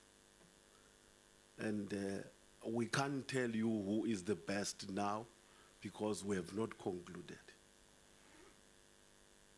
I've given you a generic answer. Thank you, Chairperson. Although you didn't understand my question, but I'm happy, it's fine. What was your question? I don't want you to leave without me answering your question. Yeah, Chairperson, I was not asking, Honorable Chairperson, I was not asking whether you have finalized your process. No, that wasn't the essence of my question. The essence of my question was, after you have done your deliberation, right, under certain situations, there's a scoring system, right? In certain systems, You have a scoring system plus a voting system. Now, the question was, what is the modality? That's all I ask. Is the modality voting or focusing on the scoring system? And Chairperson, maybe to put you at ease, I'm talking from experience in one of the committees where I presented myself, and then there was a scoring in terms of the numbers. So different members of the different parties score the individual. And then eventually when when the process was concluded, it went to a voting. That's what I was asking. Bye-bye, Dlamini.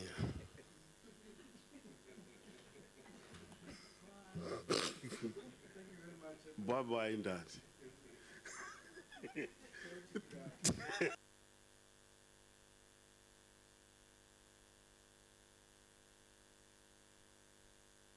Sorry to release you without telling you that we have not concluded interviewing every candidate. We are conducting these interviews today and tomorrow. And then at the end of this process, you shall be informed of the results of your interview. We hope not to take a long time. As to the modalities of selecting the best, leave that for the committee. But we will do our best to select the best. Thank you very much. Thank you very much, Chairperson, and for the opportunity, and honorable members. Thank you.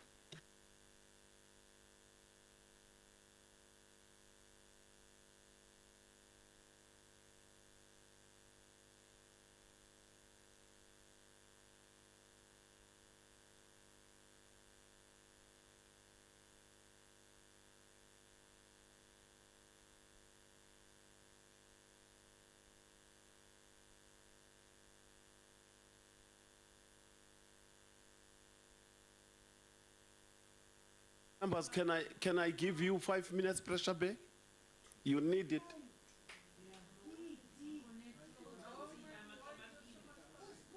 Yeah?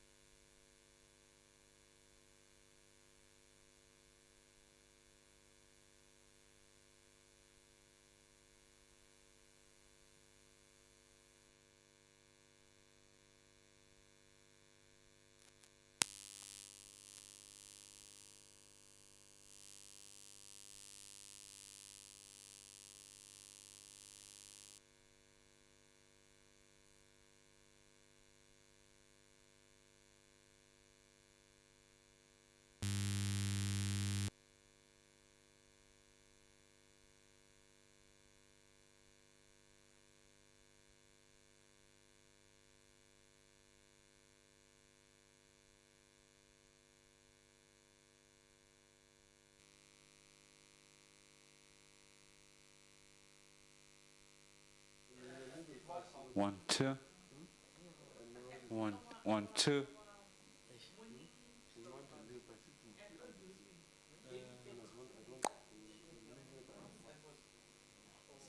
Don't disrupt the system now, Mchana. Otherwise, when the members are coming, hey.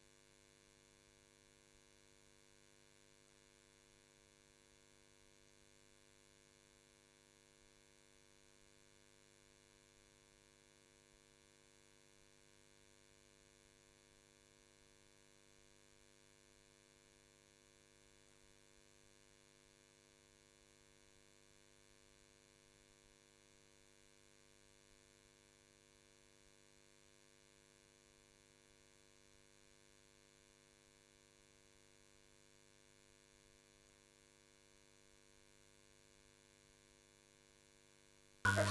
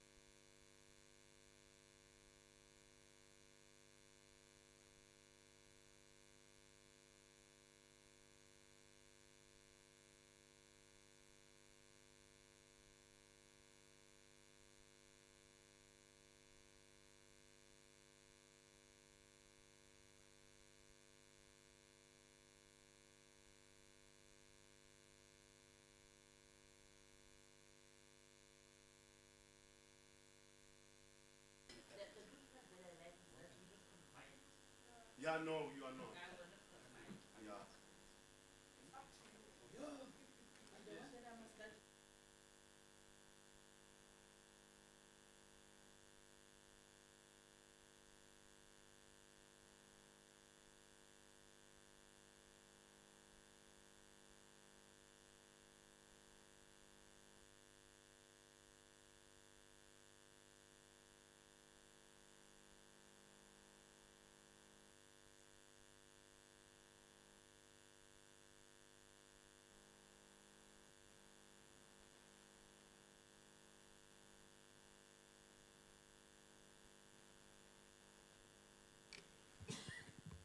I don't know whether to say good afternoon or good evening at this time. It's still afternoon. I don't. It's still afternoon. Okay. Good afternoon, Mr. Lutuli, or Dr. Lutuli. Welcome to this interview. Please relax, feel free. We are not going to pressurize you, or we are not going to make a mockery of you, but we are going to ask questions with only one view of ensuring that at the end of the process, we select the best of the best. Feel free, therefore, relax. And at this moment, can I give you the opportunity to introduce yourself to the panel? You can take off the mic.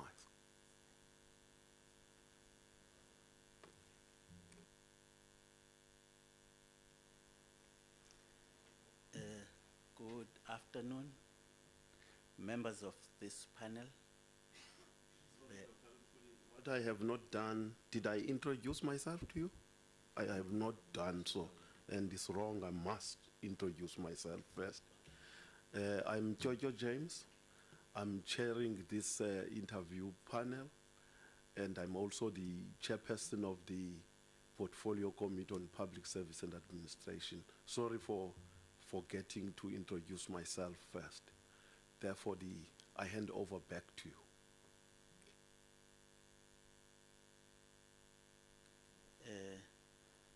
Thank you, Honorable James, and thank you for the opportunity that this committee, led by yourself, has given me. I am Tolumuzi Lutuli,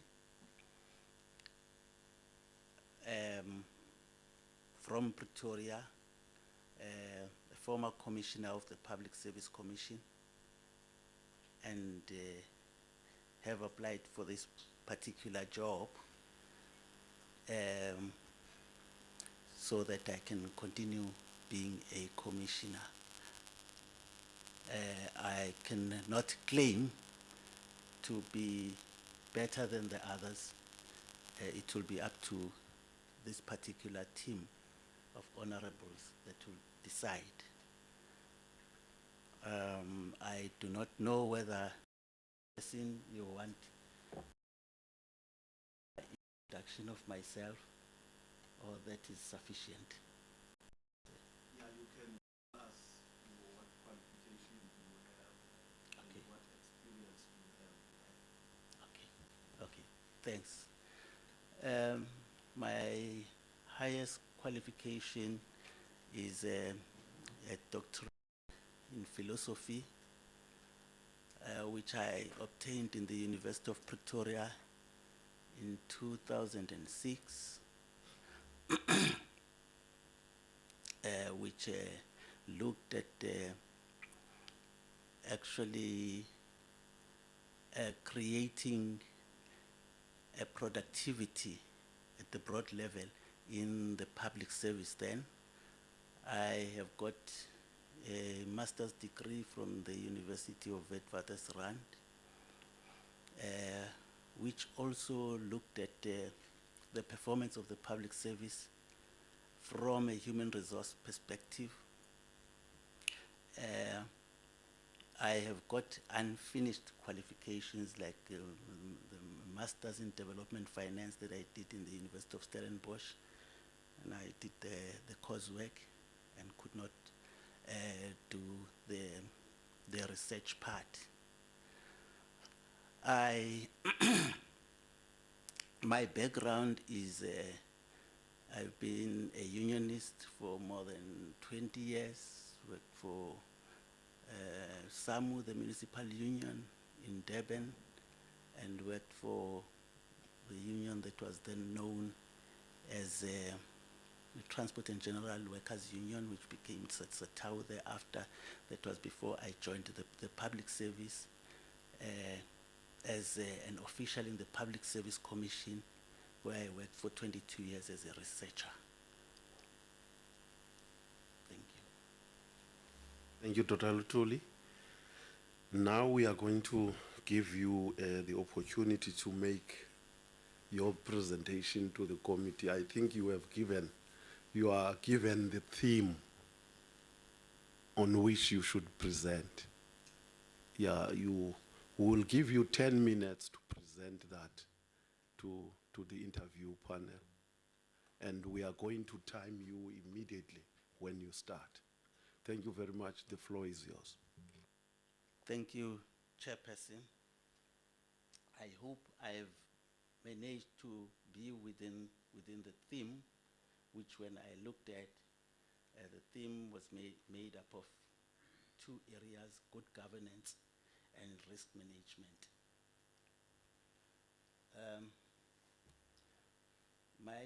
My starting point was that good governance is a creation. The PSC itself is the creation of the Constitution. Take this off. Specifically to, amongst others, promote the values in Section 195, and also to investigate, monitor, evaluate, propose measures, give directions, report on its performance. In the performance of this particular function, the department does that through a department, which is the Office of the Public Service Commission, utilizing the governance rules which the Public Service Commission had created to facilitate this from happening.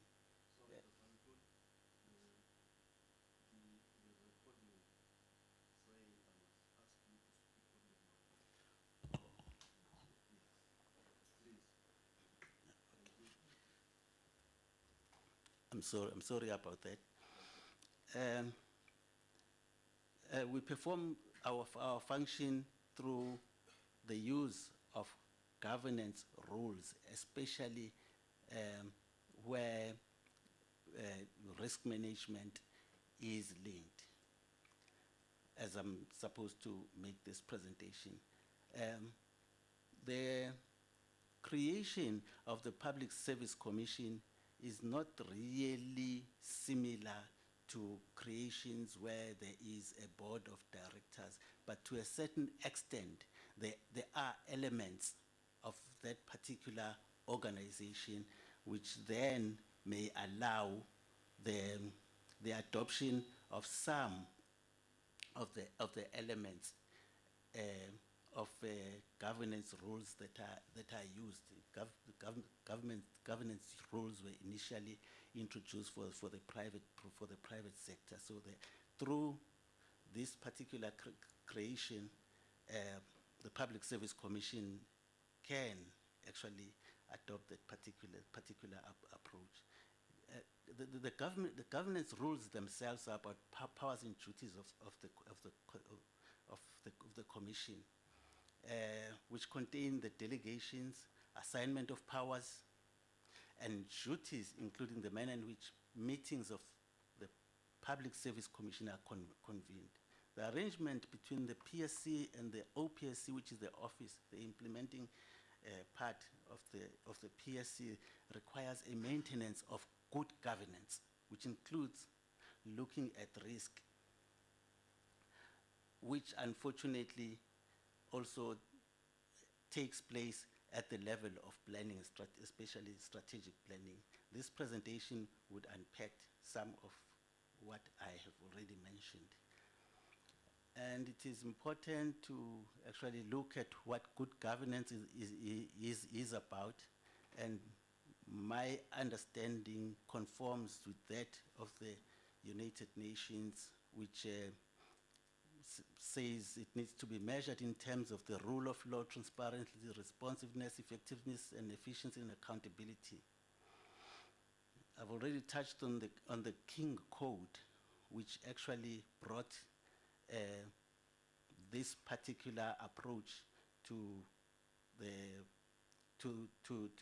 the country and to organization, but also the National Protocol on Corporate Governance in the Public Sector, issued by the National Treasury, is one guiding document that actually came up with this particular protocol, which it created for SOE, and is also relevant to the Public Service Commission.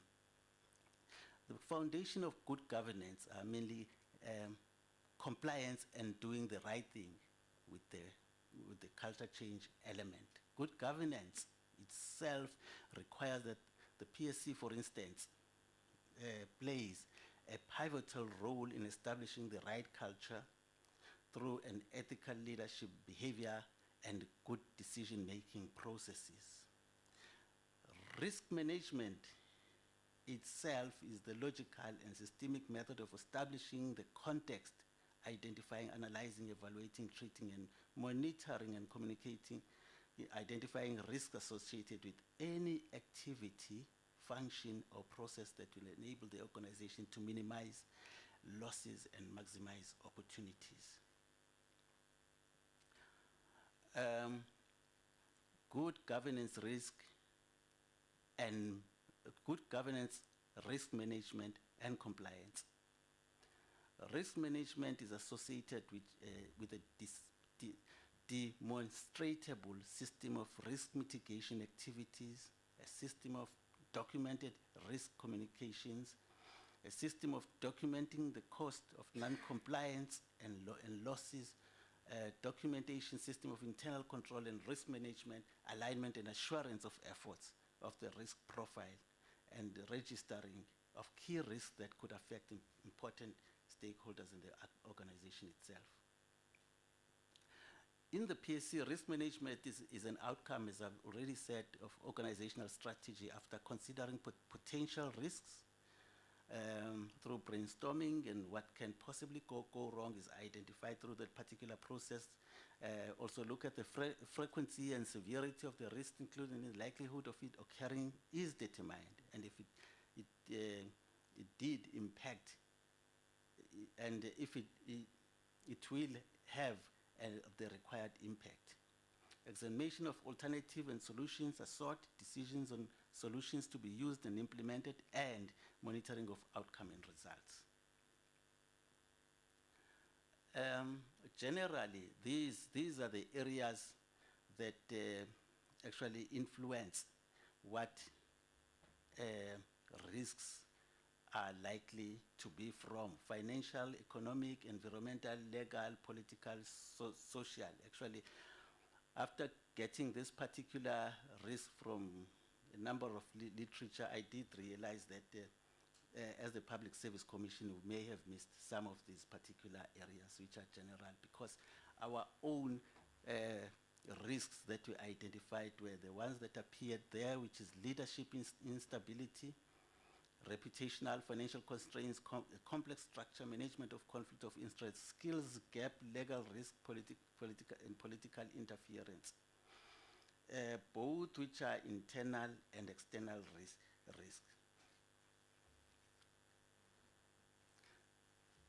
I therefore, after having outlined all this, conclude that the Public Service Commission as a constitution created as elements of board of directors in the form of a commission whose highest decision-making body is plenary, has the following aspects, which with the proposed draft, the Public Service Commission draft, which is the amendment bill, would provide some clarity because of the following issues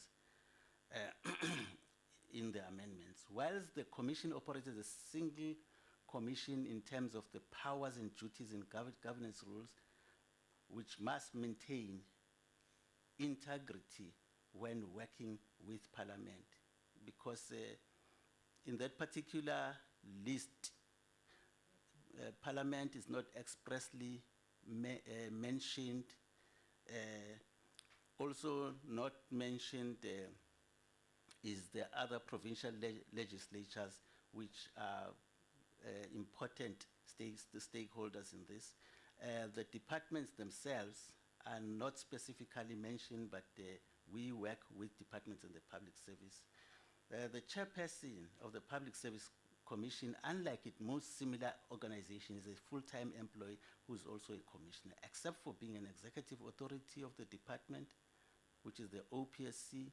The other duties are not very different to those provided by King 2 Code, for instance. Aspects of financial performance, since that is neither the government's or the PSC's role.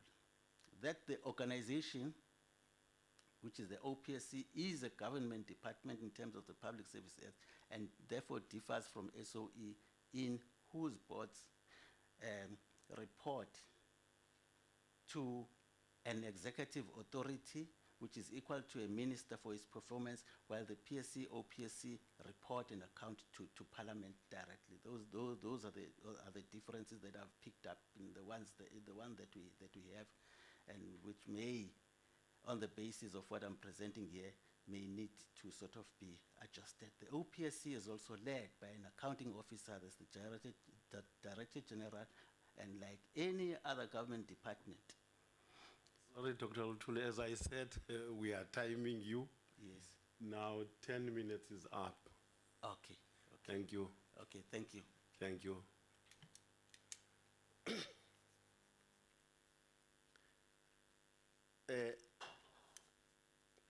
Now I'm going to allow the honorable members to ask you questions, and they are going to introduce themselves as they ask their questions. I'm Jojo James. Let me be the first one to introduce himself. I'm Jojo James, the chairperson of this interview panel, as well as the chairperson of the Portfolio Committee on Public Service and Administration. I hand over to Honorable Mkweb. No, thank you very much, Chair. And good afternoon, Mr. Lutu, or Dr. Lutule.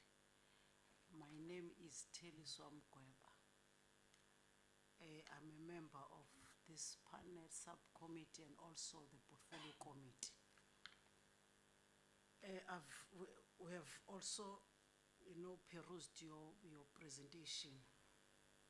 And in your presentation, I think I want to quote what you have written in terms of your presentation is that the manner in which the Public Service Commission report to Parliament also needs to be reconsidered so that while we account through our portfolio committee, our work covers public administration, and it is not fair to report to Parliament without their presence, close quote.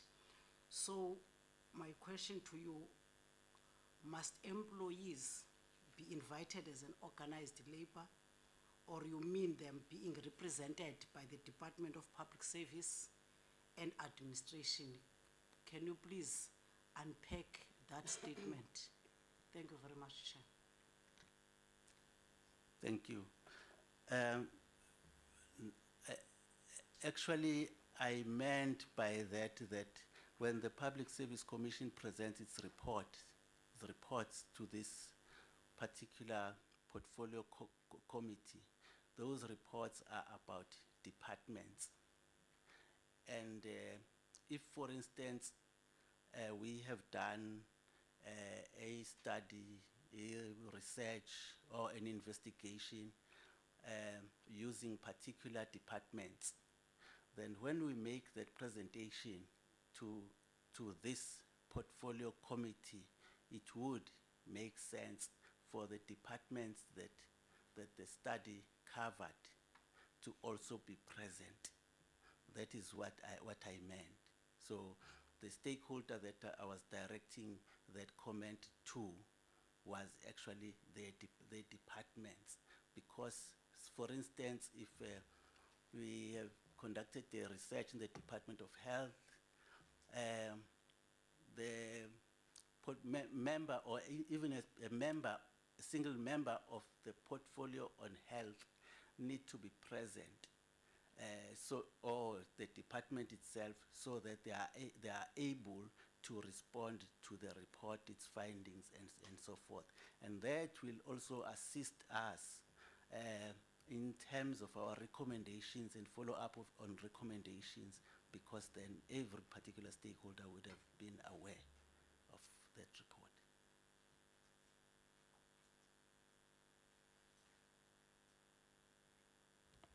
Thank you, Honorable Chair. Dr. Lutoli. Good afternoon, sir. Good afternoon. I'm Miriam Kibi, a member of the panel, and I'm also a member of the Portfolio Committee. My question to you, based on your presentation, Dr. Lutoli, is the conflict of business interest efficiently and properly handled by the public service from the Commission's point of view? Please support your answer when you answer this question. Thank you, sir. Thank you. Firstly, conflict of interest, because it's a conflict, is not something that is declared upfront.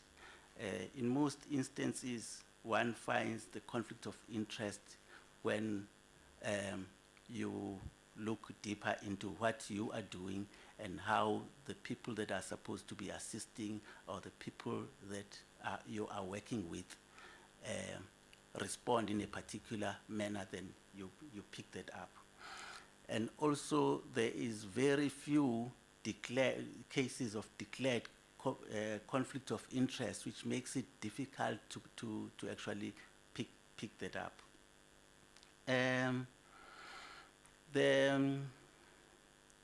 What conflict of interest, where it is found, need to be dealt with is to remove the people that are in conflict in terms of whatever kind of conflict of interest they might have.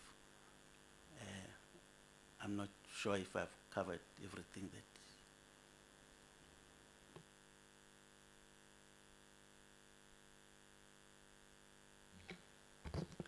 Thank you, Honorable Chair. Good afternoon, Dr. Lutuli. My name is Voisile Malomane. I'm part of the subcommittee today, and I'm part of the panel member. My question, it will be a general question.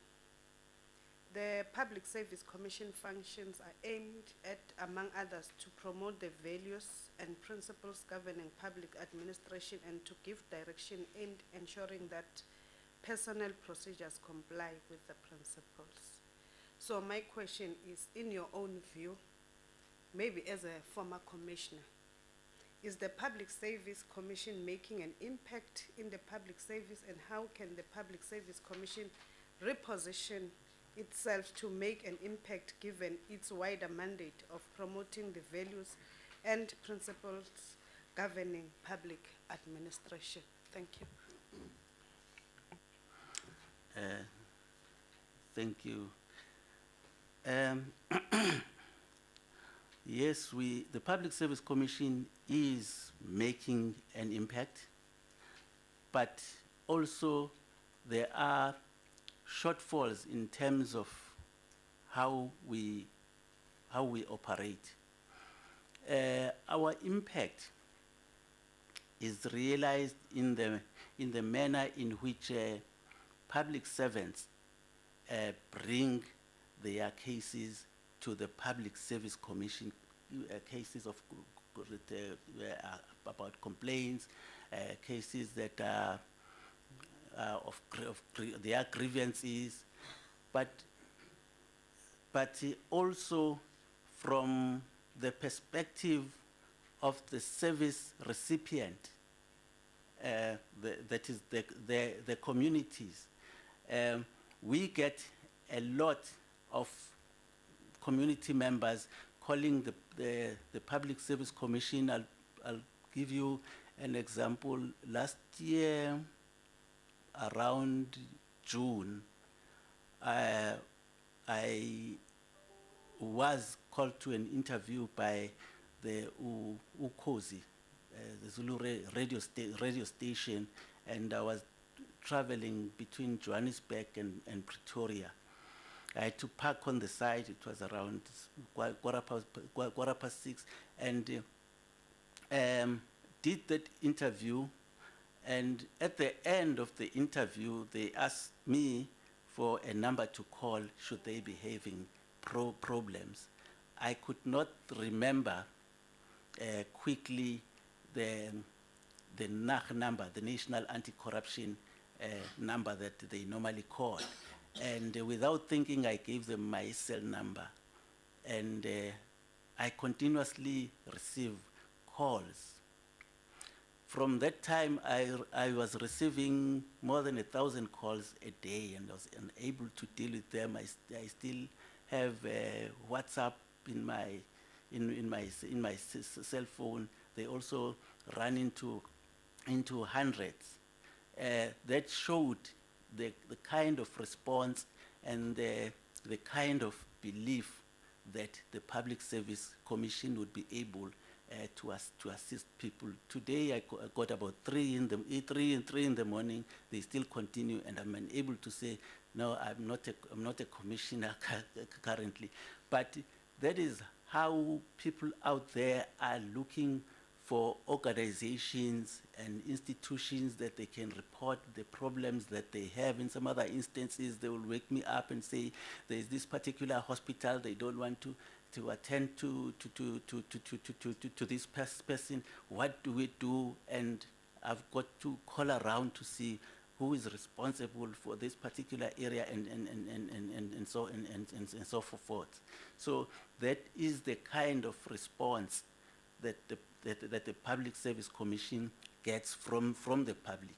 And if you look at the National Anti-Corruption Hotline, the calls that they also receive, the calls that get referred to the department, they are also testimony to people wanting to make use and take advantage of the Public Service Commission. I myself, because I have believed in developing relationships with EAs and ministers upfront so that we don't wait for a situation where there is problems and then we start dealing with those problems. I've got ministers that would call me and say, we've got this particular problem, how do we handle it? If I see that it's something that is serious, I'll call another commissioner and ask how do we handle this, and promise that that particular EA that I'll come back to, I'll go back to them. Instances where they want to, one particular instance, the EA wanted to appoint somebody who has got a discipline letter in the file, and was asking whether she can appoint that person. What is the status of the discipline letter? The same minister when she appointed people from a previous role, and then I called and said, you are in trouble, you don't do that. She said she was going to sort it out in a week's time, and in a week's time the things had changed. So we have got in administration people that believe in the Public Service Commission. So that's the kind of impact we are making. Yes, there's other areas where we may not have operated and done what we're supposed to do. We've been exposed in the media of not having done some other things, other embarrassing things, but I believe that we still are of use and wanted by the public and every other stakeholders, including here in Parliament and the provincial legislatures. Dr. Lutul, is now my turn to ask you a question. The Public Service Commission has a constitutional mandate to promote values and principles as enshrined in Section 195 of the Constitution. Can you briefly tell us what is your understanding on the functions of the Public Service Commission and the values and principles governing public administration? The functions of the Public Service Commission are in Section 196. The Public Service Commission promotes the values, which is I'll come back to that, and also investigate, monitor, and evaluate. Issue measures, give directions, report to Parliament, and also investigate whether on its own volition or on request from the different stakeholders that we are responsible for ensuring efficiency on.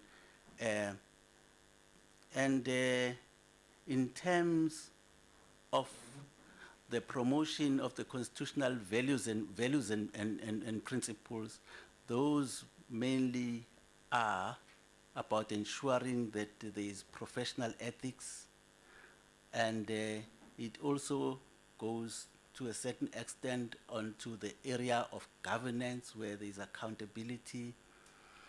There is efficiency, effectiveness, and economy. And there is other principles such as the principle of the human resource management and development, and ensuring that in terms of appointments in the public service, there is an element of equity. Those are the ones that I can think of. I don't know if I missed on, yeah. Thank you. Thank you, Chair. Let me also take this opportunity to welcome you, Dr. Lutul. In fact, I wish to, in your presentation, while you were answering Honorable Malomane, you have mentioned that you are receiving thousands of calls about the crisis in the departments. So I wanted to check or to quote that in the country, we have the departments which are more problematic. For example, in rural areas, I'm coming from KZN, the Department of Health, it's giving us a lot of problems, even the attitudes that the staff is displaying there in assisting the patients. And this, it happens a lot if you check on the statistics more on the maternity wards, where the nurses, they have the attitudes to assist or to help. I hope one of those cases have also come to your office. We also have the problem with the Department of Education when it comes to cases. There are backlogs in the cases of disciplinary hearings, and there is nothing that it's being said, or in your 5-year chair tenure or 5 years that you have been in the office, what is it that you have done rather than receiving those calls and then without decreasing the crisis that the country is facing? And secondly, I want you to take us into confidence, because you are not like the other candidates which we're interviewing who were new. Right now you have, as you are here, you want us to, I hope you want us to give you the post back. Can you convince us why we should give you that post back? Thank you. Thank you, Honorable. Without trying to hide behind how we are divided as commissioners, normally I would, if I receive a complaint, attend to it, whether it's in KwaZulu-Natal, it's in Gauteng, or in whatever area. And KwaZulu-Natal has been without a commissioner for a very long time. I have actually communicated with the caretaker commissioner who was in KwaZulu-Natal in most of the cases where I needed to engage the executive, because the then caretaker commissioner was the one that was closer to them. But there are instances where I've had to call the Department of Health a couple of times. Yes, you are right, there are cases of maternities that have gone wrong. I've got them in my WhatsApp as well.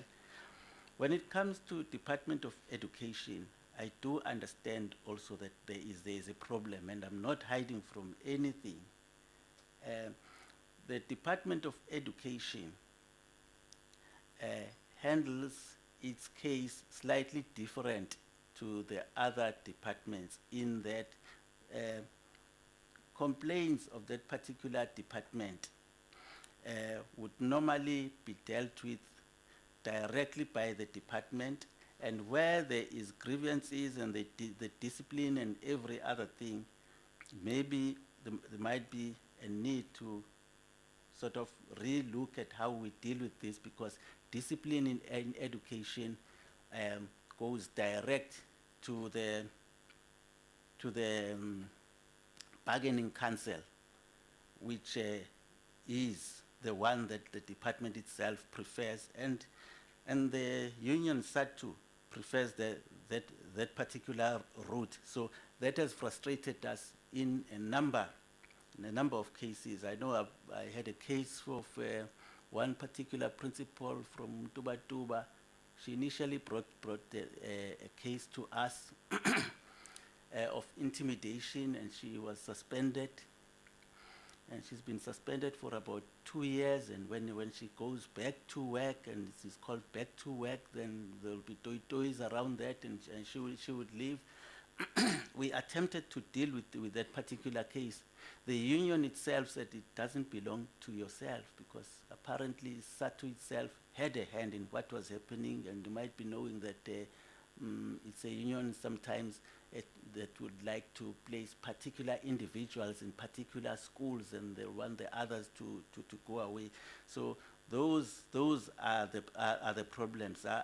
I'm still thinking of a way of dealing with this particular problem, but at least now that there is a commissioner that has been hired, some of the cases from there I've given it to that commissioner. It's not an easy sort of province to deal with. Probably we need to approach issues of KwaZulu-Natal, especially in a particular manner.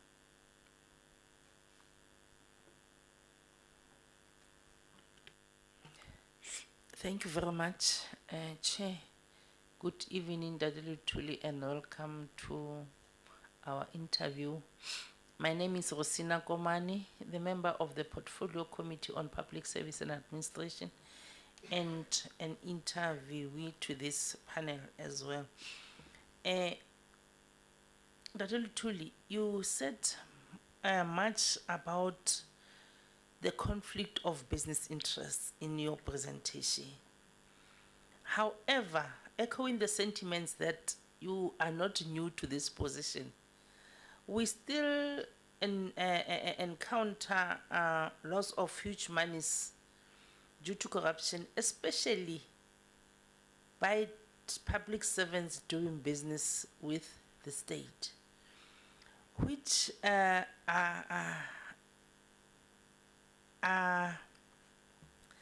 found to be very disturbing. But then, having your equally having you in the previous administration of the Public Service Commission, in 2019, the PSC has tabled a report in Parliament whereby it has observed an increasing number of employees being appointed on a contract for extended periods, mostly additional to the establishment in the various government departments. In your own view, Ndadili Tuli, do you think that government should appoint senior personnel on a contract basis? What is the rationale of appointing this personnel on contract in senior management positions?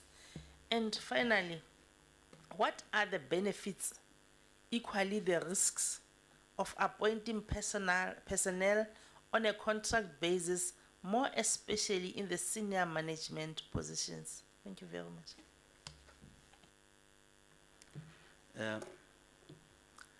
Thank you. Actually, this area, your first question that deals with doing business with the state, I think it's an area that the Public Service Commission, together with the Ministry of Public Service and Administration, is actually handling, and in a far much more better way than it did previously.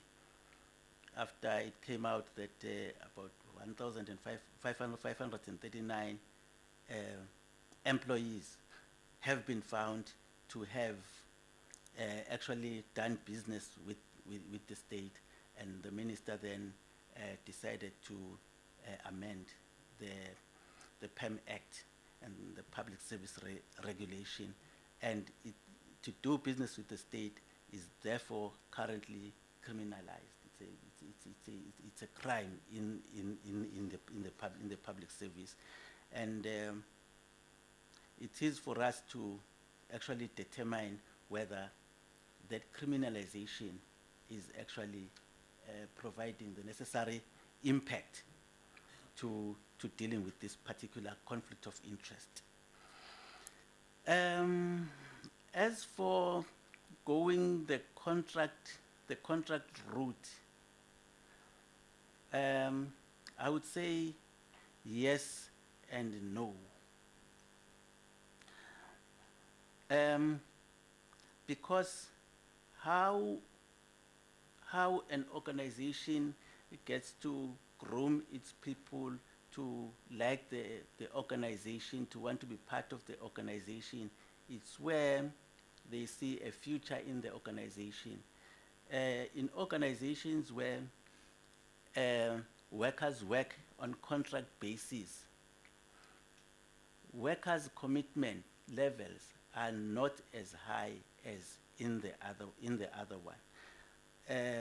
So there is a danger of actually this particular behavior leading to a situation where there is lack of interest in what those workers are doing, and as a result, you find and end up with workers who are prepared to do as they wish and don't care about the employer itself. Actually, there has been efforts to deal with conflict of interest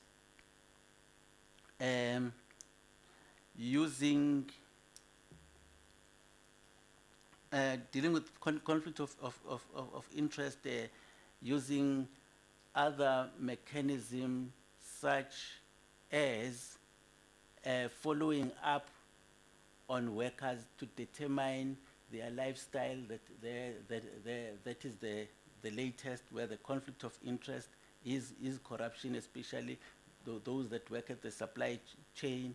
And when that does kick in, because already there is a declaration that that particular area of dealing with corruption is going to kick in February, in February of this year, of this year, maybe to see what impact that will have.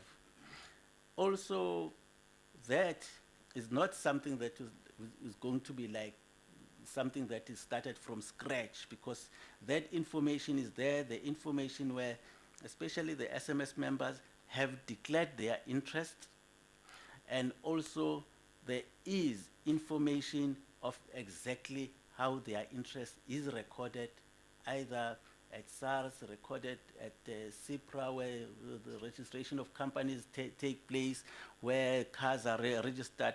That information is there. Besides, it's not very difficult to pick up that someone's lifestyle has all of a sudden picked up, and wanting to know what is the cause of that. So I think probably let's strengthen these particular areas and see how far we actually go. Thank you. Thank you, Chair. I'm actually covered by Honourable Savisi and Kumane, so I'm covered. Thanks.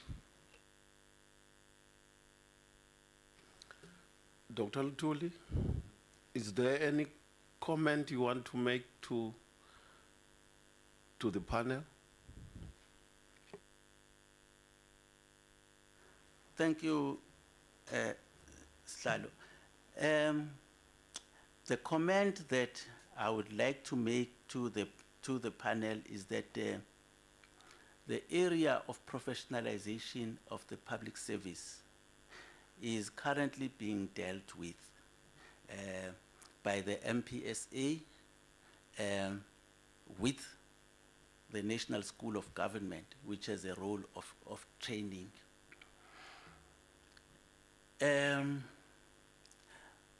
What that has left out is that the public service itself, as it is, currently does not have a culture change mechanism that is going to be able to meet the other employees who would be coming in, because currently what government intends looking at is it intends looking at entry to the public service.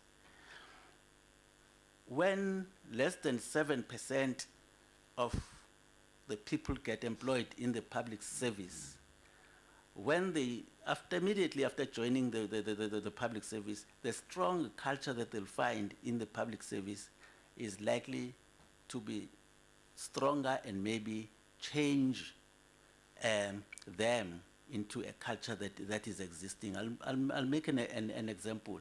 If, for instance, the Minister of Police hires 1,000 policemen, and when they are hired and they are placed in stations and so forth, it has been found, I've read somewhere, that when police get to mix with other police, the others that are already there, I don't think it's in the police only, the others that are already there would be the ones that would say, this is how we work here, if you want to survive. And from that particular moment, a culture that they have not been groomed to actually adopt begins to emerge out of the new ones. Whereas if the approach is both for those that are entering the organization as well as those that are in the organization, and the two meet at the same time, that will be a better and far much more quicker approach. That's number one. Number two, the element of meritocracy. I'm not giving you Okay. the opportunity to start all over Again. Oh, okay. making your presentation. Okay. Just a brief comment you want to make to the panel. If you don't have, Yes. fine. We don't penalize you for that. You don't have to. Okay, that was my comment, and I had some more, but it's okay. Thank you very much, Dr. Lutuli. We have concluded an interview with you now. Obviously, we are not through with the interview process. There are other candidates that are coming.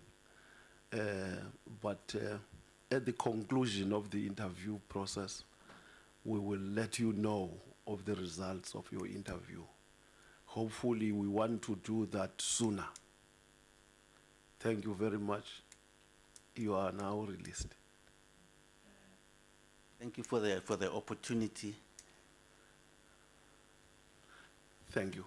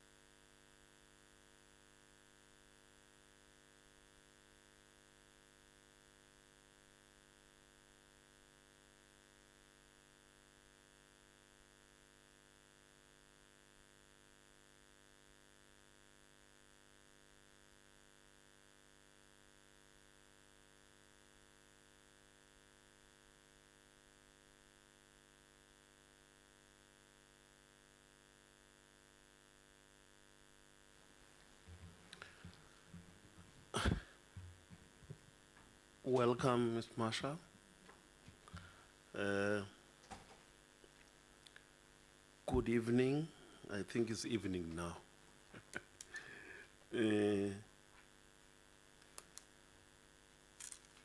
I'm Jojo James, the chairperson of the interview panel. I'm also serving as a chairperson of the Portfolio Committee on Public Service and Administration. We want to put you at ease to the actual interview process. Relax. We are not here to put you in a tight corner, but of course we will ask you questions. By asking you questions, we want to make sure if you have the attributes of this position. That's the aim of asking you questions. Having said that, you are welcome. And can you briefly introduce yourself and tell us on the key points about yourself? Yes, you can do that. Thank you.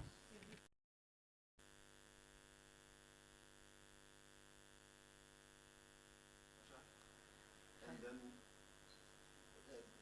bring the mic closer to you or sit closer to you. Hello, my name is Anita Marshall. Is that better? Yeah. Not really. Should I go closer to it like that? So right now. All right. I'm an adult educator. That's my training. But in the field of adult education, I have worked in a range of different fields, including women and children's rights, quite extensively in health, and in training on a range of different crucial areas for South Africans, like ethics and accountability and understanding democracy. So I've done those kinds of training in a wide range of places. I'm not sure if I've covered the introduction.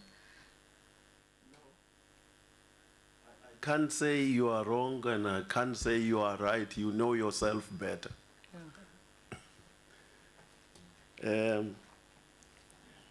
Now, we are going to give you, I understand you were given a topic on which to make a presentation here before the panel. So we are going to give you an opportunity to make that presentation.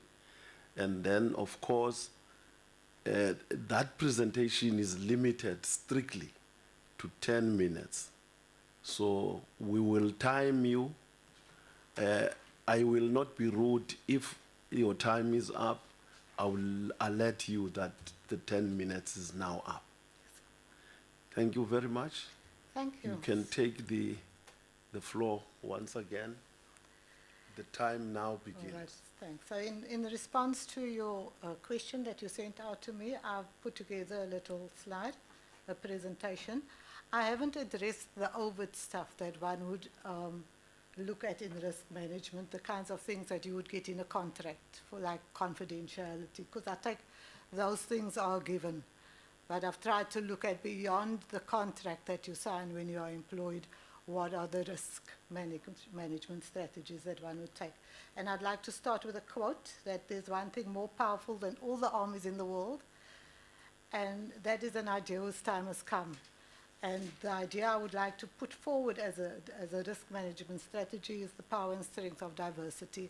I think as South Africans we all know that that is our intention, but we do play lip service, I think, to it. We don't always act on it.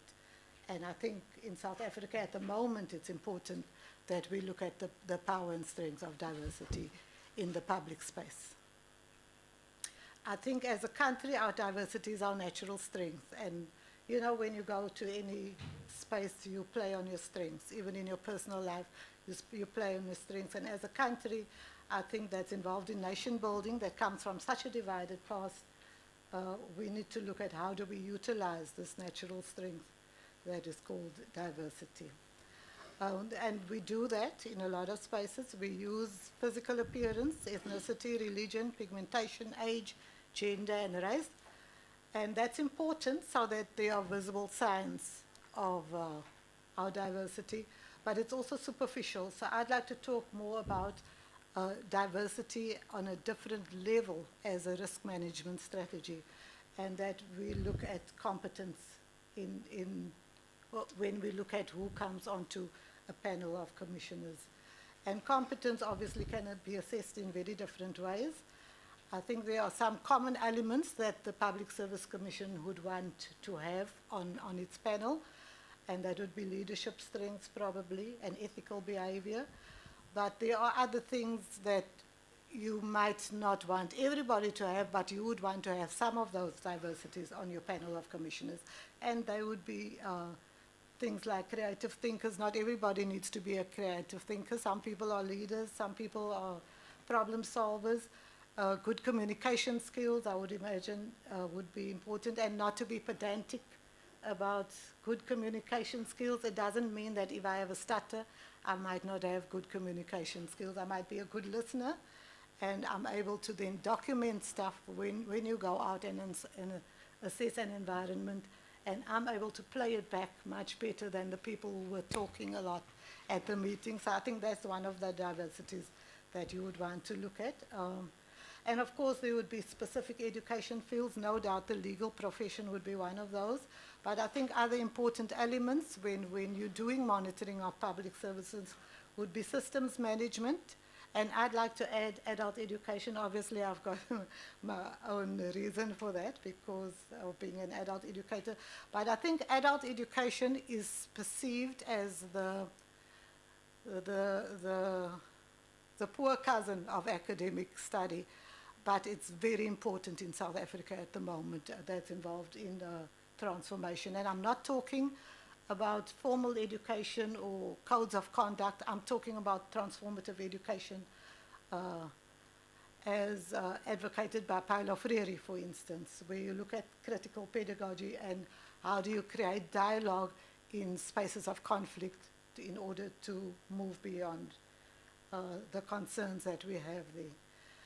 But I think that essentially the common elements need to be identified by the Public Services Commission. You know the environment, and you would want to find common elements that you need in your work. So I haven't put down an extensive list. I've just given some examples. When I read about the pedantic interpretations of the law, something came to mind immediately, and it was about my sister passed away in April, a month after the corona lockdown. And so I did have a permit to drive around, and I was coming from Milnerton, and the police were arresting a man who quite clearly was homeless. And, you know, for me it was shocking that this is an emergency situation, it's an extraordinary situation, and yes, the police officer should have been held responsible, but I felt where's the leadership that should have been thinking of, rather than punitive, what are the supportive measures that we should be putting in place as we act on this emergency, like taking out additional masks so that police officers and Defence Force personnel and, you know, hospital staff had extra, I got this at a hospital, had extra masks where people, because a lot of our people don't live in stable environments, and the chances are that some of those people would be without a mask. So I thought that there should have been communication going out to all the relevant, you know, departments, people who were going to be responding. So that would be my understanding of pedantic interpretations of the law, and I thought that I would just use that to demonstrate that I understood what it meant. But I think that if on a panel of public service commissioners you have people who demonstrate pedantic interpretations of the law, then it would mean that there should have been more due diligence in the HR recruitment process. So I would say that as another risk management, identify that as a concern, that there needs to be practical evidence in the background of each person to show that they have they've lived a life of concern for what happens in the public space and for citizens of this country. I just think there's another point I'd like to make about risk management in the Public Services Commission, and that is about demonstrating the successes and achievements of the Public Services Commission in the public domain. I think we don't see a lot of that. I have no doubt that commissioners go out, they get lots of complaints, they address their complaints, they resolve it, but as an ordinary citizen, you don't see those successes demonstrated anywhere. So I would think that would be so that you draw in the kind of people that you would want to. I think the work of individual commissioners, where it is deserving, should also be celebrated in the public domain, because it helps the citizens of the country to see what the work is that public service commissioners are doing. And of course, there should be proactive campaigns in a range of ways. I've tried to identify some of them, but I mean, YouTube is a tool that most people use these days. So we could put out messages about the work of the Public Services Commission. I've used examples to demonstrate what I mean of my own work. So if you go into the public space and look for information about me, you know who I am and what I stand for. I'm a children's rights practitioner or activist, and I've developed learning materials, so that evidence is there to see. And I think our country is so politicized at the moment, and we're so focused on different political parties that we forget about the power of education. And I would like to argue that it's time that we draw on the power of education to work towards transformation in our public services, that the commission itself, and I know it's got a training unit, should have adult learning material. And again, I'm not talking about ordinary didactic education, I'm talking about transformative education. And it should be of a quality that one can share with other countries in Southern Africa, and so that it goes beyond the Public Service Commission and its role, its oversight and monitoring role, but that we can also skill public servants. And it may be that it becomes an area of excellence for the Public Services Commission, so that we incorporate theory and practice, and we make no assumptions about the ability of our public service to act within a culture of human rights and professionalism, because I think with political parties so active in fighting each other, we are losing that professional ethic in our interactions with each other. And I'm using myself as an example that if you go into my background, you will see that I've developed life skills materials for schools, a range of human rights training models. I'm an experienced curriculum design and development practitioner. I'm an experienced training facilitator. I've worked comfortably with people across class, culture, religions, geographic areas. I've worked all over South Africa in the various jobs that I've had. So, and I think with the Public Services Commission, with its recruitment process as a risk management strategy, you should be able to see that in the life of the person, their commitment to the public of South Africa. So in conclusion, my risk management strategy would be... Yeah, I'm sorry, the 10 minutes is up now. Okay. Yeah, I want to be fair to everyone. When 10 minutes is up, it's up. No, Yeah, thank you. Thank you. Anita. Now, what is going to happen, members are going to ask you questions now. And I'm going to start on my left. Each member will introduce him or herself as he makes the question. Over to you, Mama. No, thank you very much, Honorable Chair. I think it's good evening. Yes, it is. Good evening, Ms. Marshall. Good evening, dear. Honorable. My name is Teddy Swamkweba. Good evening.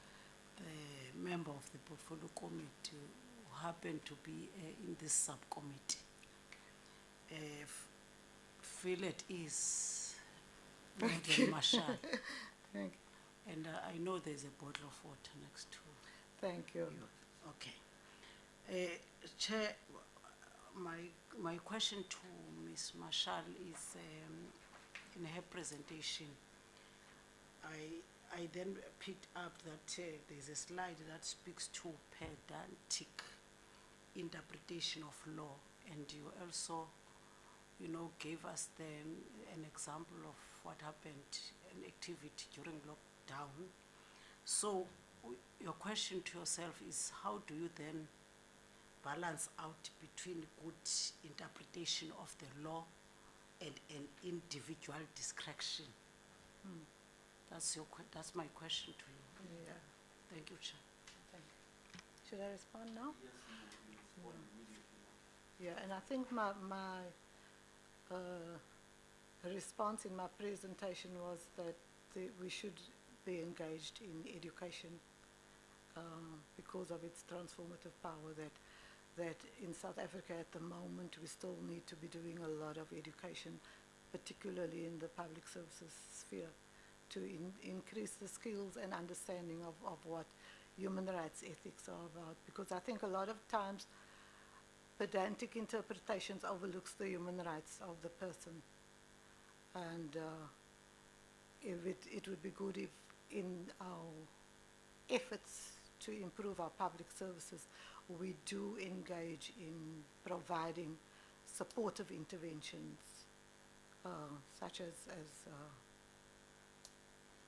critical pedagogy, experiential training.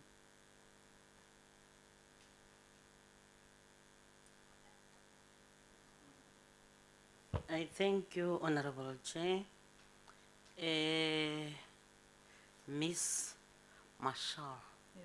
Anita Marshall, good evening. Good evening. I am Miriam Kibi, a member of the Portfolio Committee and also a member of the panel. My question to you, Ma, is based on your presentation, how do you think the PSC should handle the issue of human relations among commissioners, management and staff, if such human relations can bring the PSC into disrepute? Yeah. Thank you. Thanks. I think I tried to answer that when I introduced myself about, it's not in my slide presentation, but it should be covered in any contract that you get when you take employment, that interpersonal ethics and respect are requirements of the work, and so that people can be held accountable to a written signing off on something that requires them to behave in a professional and ethical manner, or if discretion is the concern, that is covered by contractual obligation.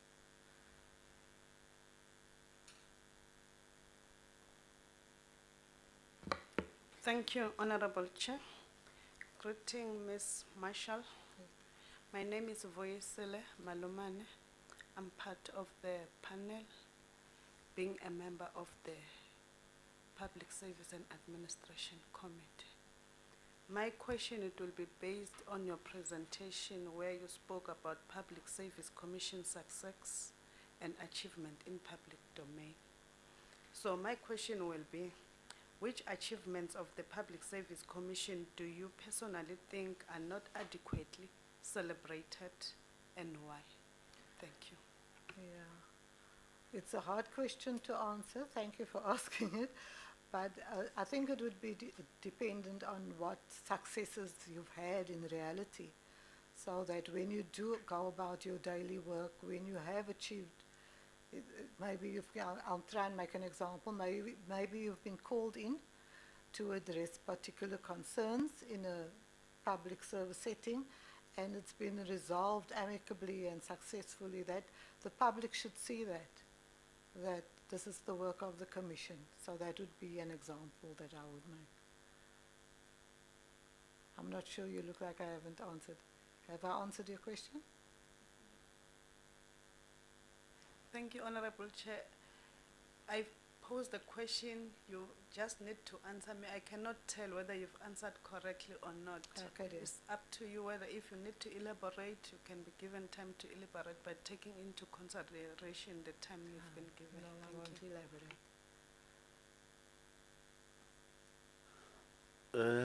It's my turn now to ask you a question.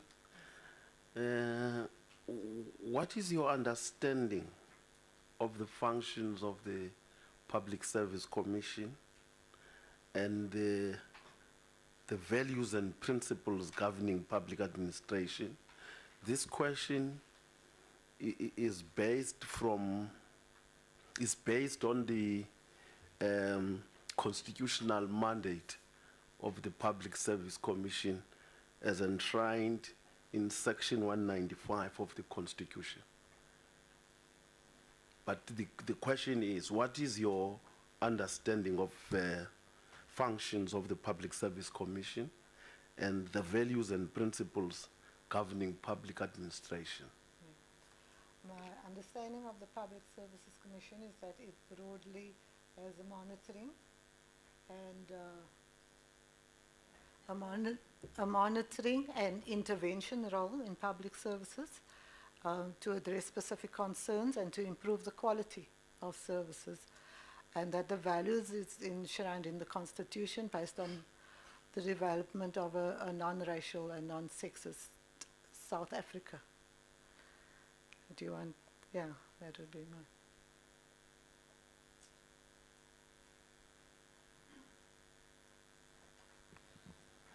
Greetings, Miss Anita. I am Zwakes Bisi, the member of the Portfolio Committee. My question will have a statement. It is believed that a responsive, ethical, and values-driven public service depends on, among other things, the investigative function of the PSC on public administration, malpractices, particularly in the area of irregular appointments and capping of corruption in government departments. So the question would be, how can the PSC strengthen its role of investigation of unethical conduct and play a meaningful role in assisting government to curb corruption in the public service? Sure. That's a hard question. I think that one of the things that one would need to put in place is a performance review for all public servants, particularly managers of different places. And I'm going to make an example to make the point. So if under performance review, part of my task was to transform and create a diverse environment, then that must be reflected in the HR securement processes, so to prevent malpractice. So there can be targets that people could have of time frames for making sure that there's sufficient diversity, to use my example, and people then have to be evaluated on their performance in relation to that. I think if there's enough accountability placed on them, there will be less opportunity for malpractice.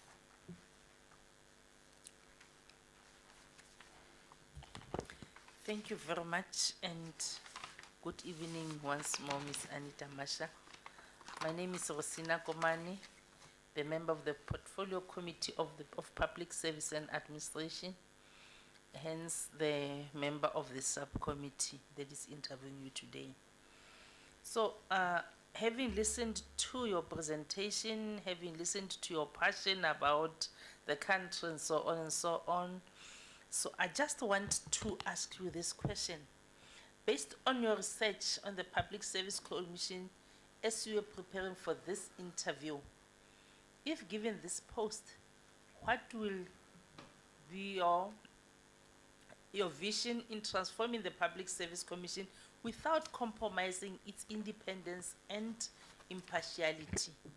Second to that, how can the independence of the administration of the PSC be protected since officials in this commission are appointed through the Public Service Act of 1994.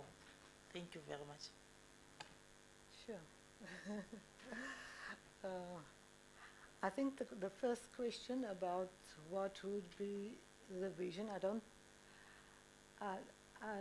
think I've covered it in the presentation that for me an important element is that we apply our values of diversity in the public sector, and I think we're not doing it enough. And so that would be some criteria that I would be quite concerned about. Sorry, the second question. I've forgotten. I said, how can the independence of the administration of Public Service Commission be protected since the officials of this commission are appointed through the Public Service Act of 1994? Yeah. I might not know the correct answer to that question, so I don't recall what the act was in my research. Everything, from the minute I walked into this room, everything I read up has just left my mind. But when I get home, I'll probably kick myself. But I can assure you, I jumped up at 3 o'clock in the morning and said, oh, I still need to research this, oh, I need to say. But right now, I can't remember.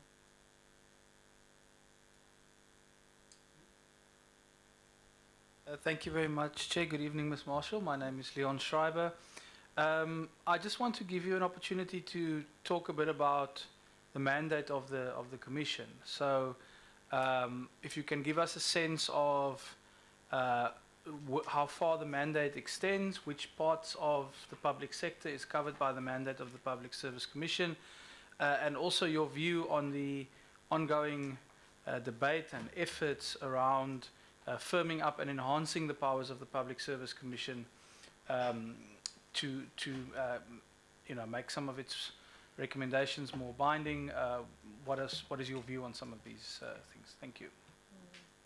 Well, from what I've read, the mandate of the Public Service Commission is very broad, so it's got a lot of power to impact on South African life. I think the first thing that I would identify as an area of concern for the Public Service Commission is to look at how we create unity through how our services are delivered in the country. I think because of the high level of conflict between political parties, people are treated as if they're not citizens. I think it doesn't matter to me, and it shouldn't matter to anybody, whether you are a member of the Action South Africa or the DA or the EFF or the African National Congress. As South African citizens, everybody's got a right to be treated with dignity and with respect, and I think the way in which we do that requires collective thinking. I don't think one person can come up with a response to that, but it would be a broad mandate for me that beyond the surveillance of staff and intervention in complaints, that we need to look at a broader role in professionalizing public services in South Africa. If I could just have a quick follow-up, Chair. So could you outline the spheres of government that the Public Service Commission has a mandate over? Which parts of the state? You mean the different departments? No, just much more broadly speaking, the different spheres.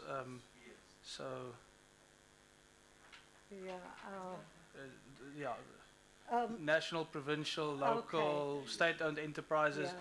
Where does the mandate of the PSC The actually? mandate, I would imagine, would be much stronger at the provincial level, and but I think it can be enhanced in the local government level as well. I think the implementation is always the point where citizens interact with the state, and so the mandate should cover local government very strongly. I'm not sure about the higher level of government, whether at national level, whether the PSC has a mandate over that. I don't recall. But I think the two spheres, provincial and local government.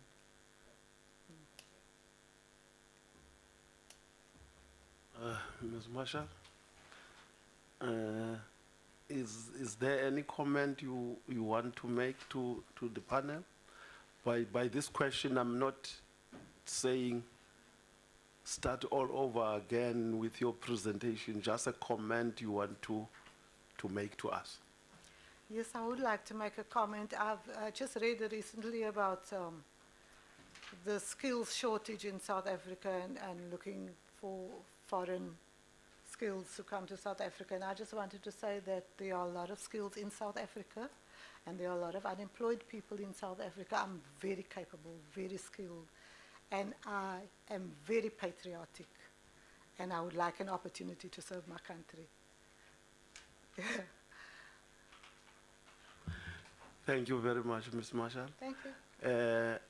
We are still going to continue interviewing other candidates tomorrow. At the conclusion of this process of interviews, all of you will be informed in writing about the results of your interview. Of course, we want to do that as speedily as we can. We don't want to keep you waiting for too long without knowing the results. Thank you so much for Thank you interviewing very me. much, Yeah. Ms. Marshall. I appreciate it. Yeah.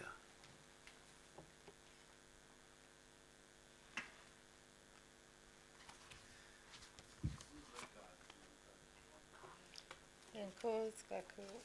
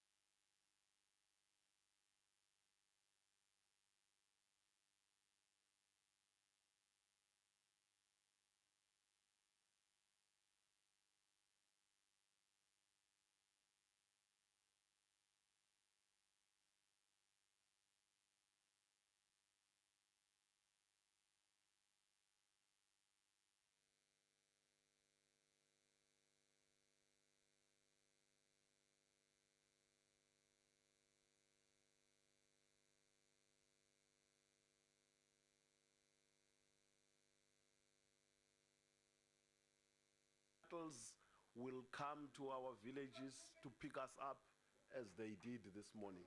Yeah.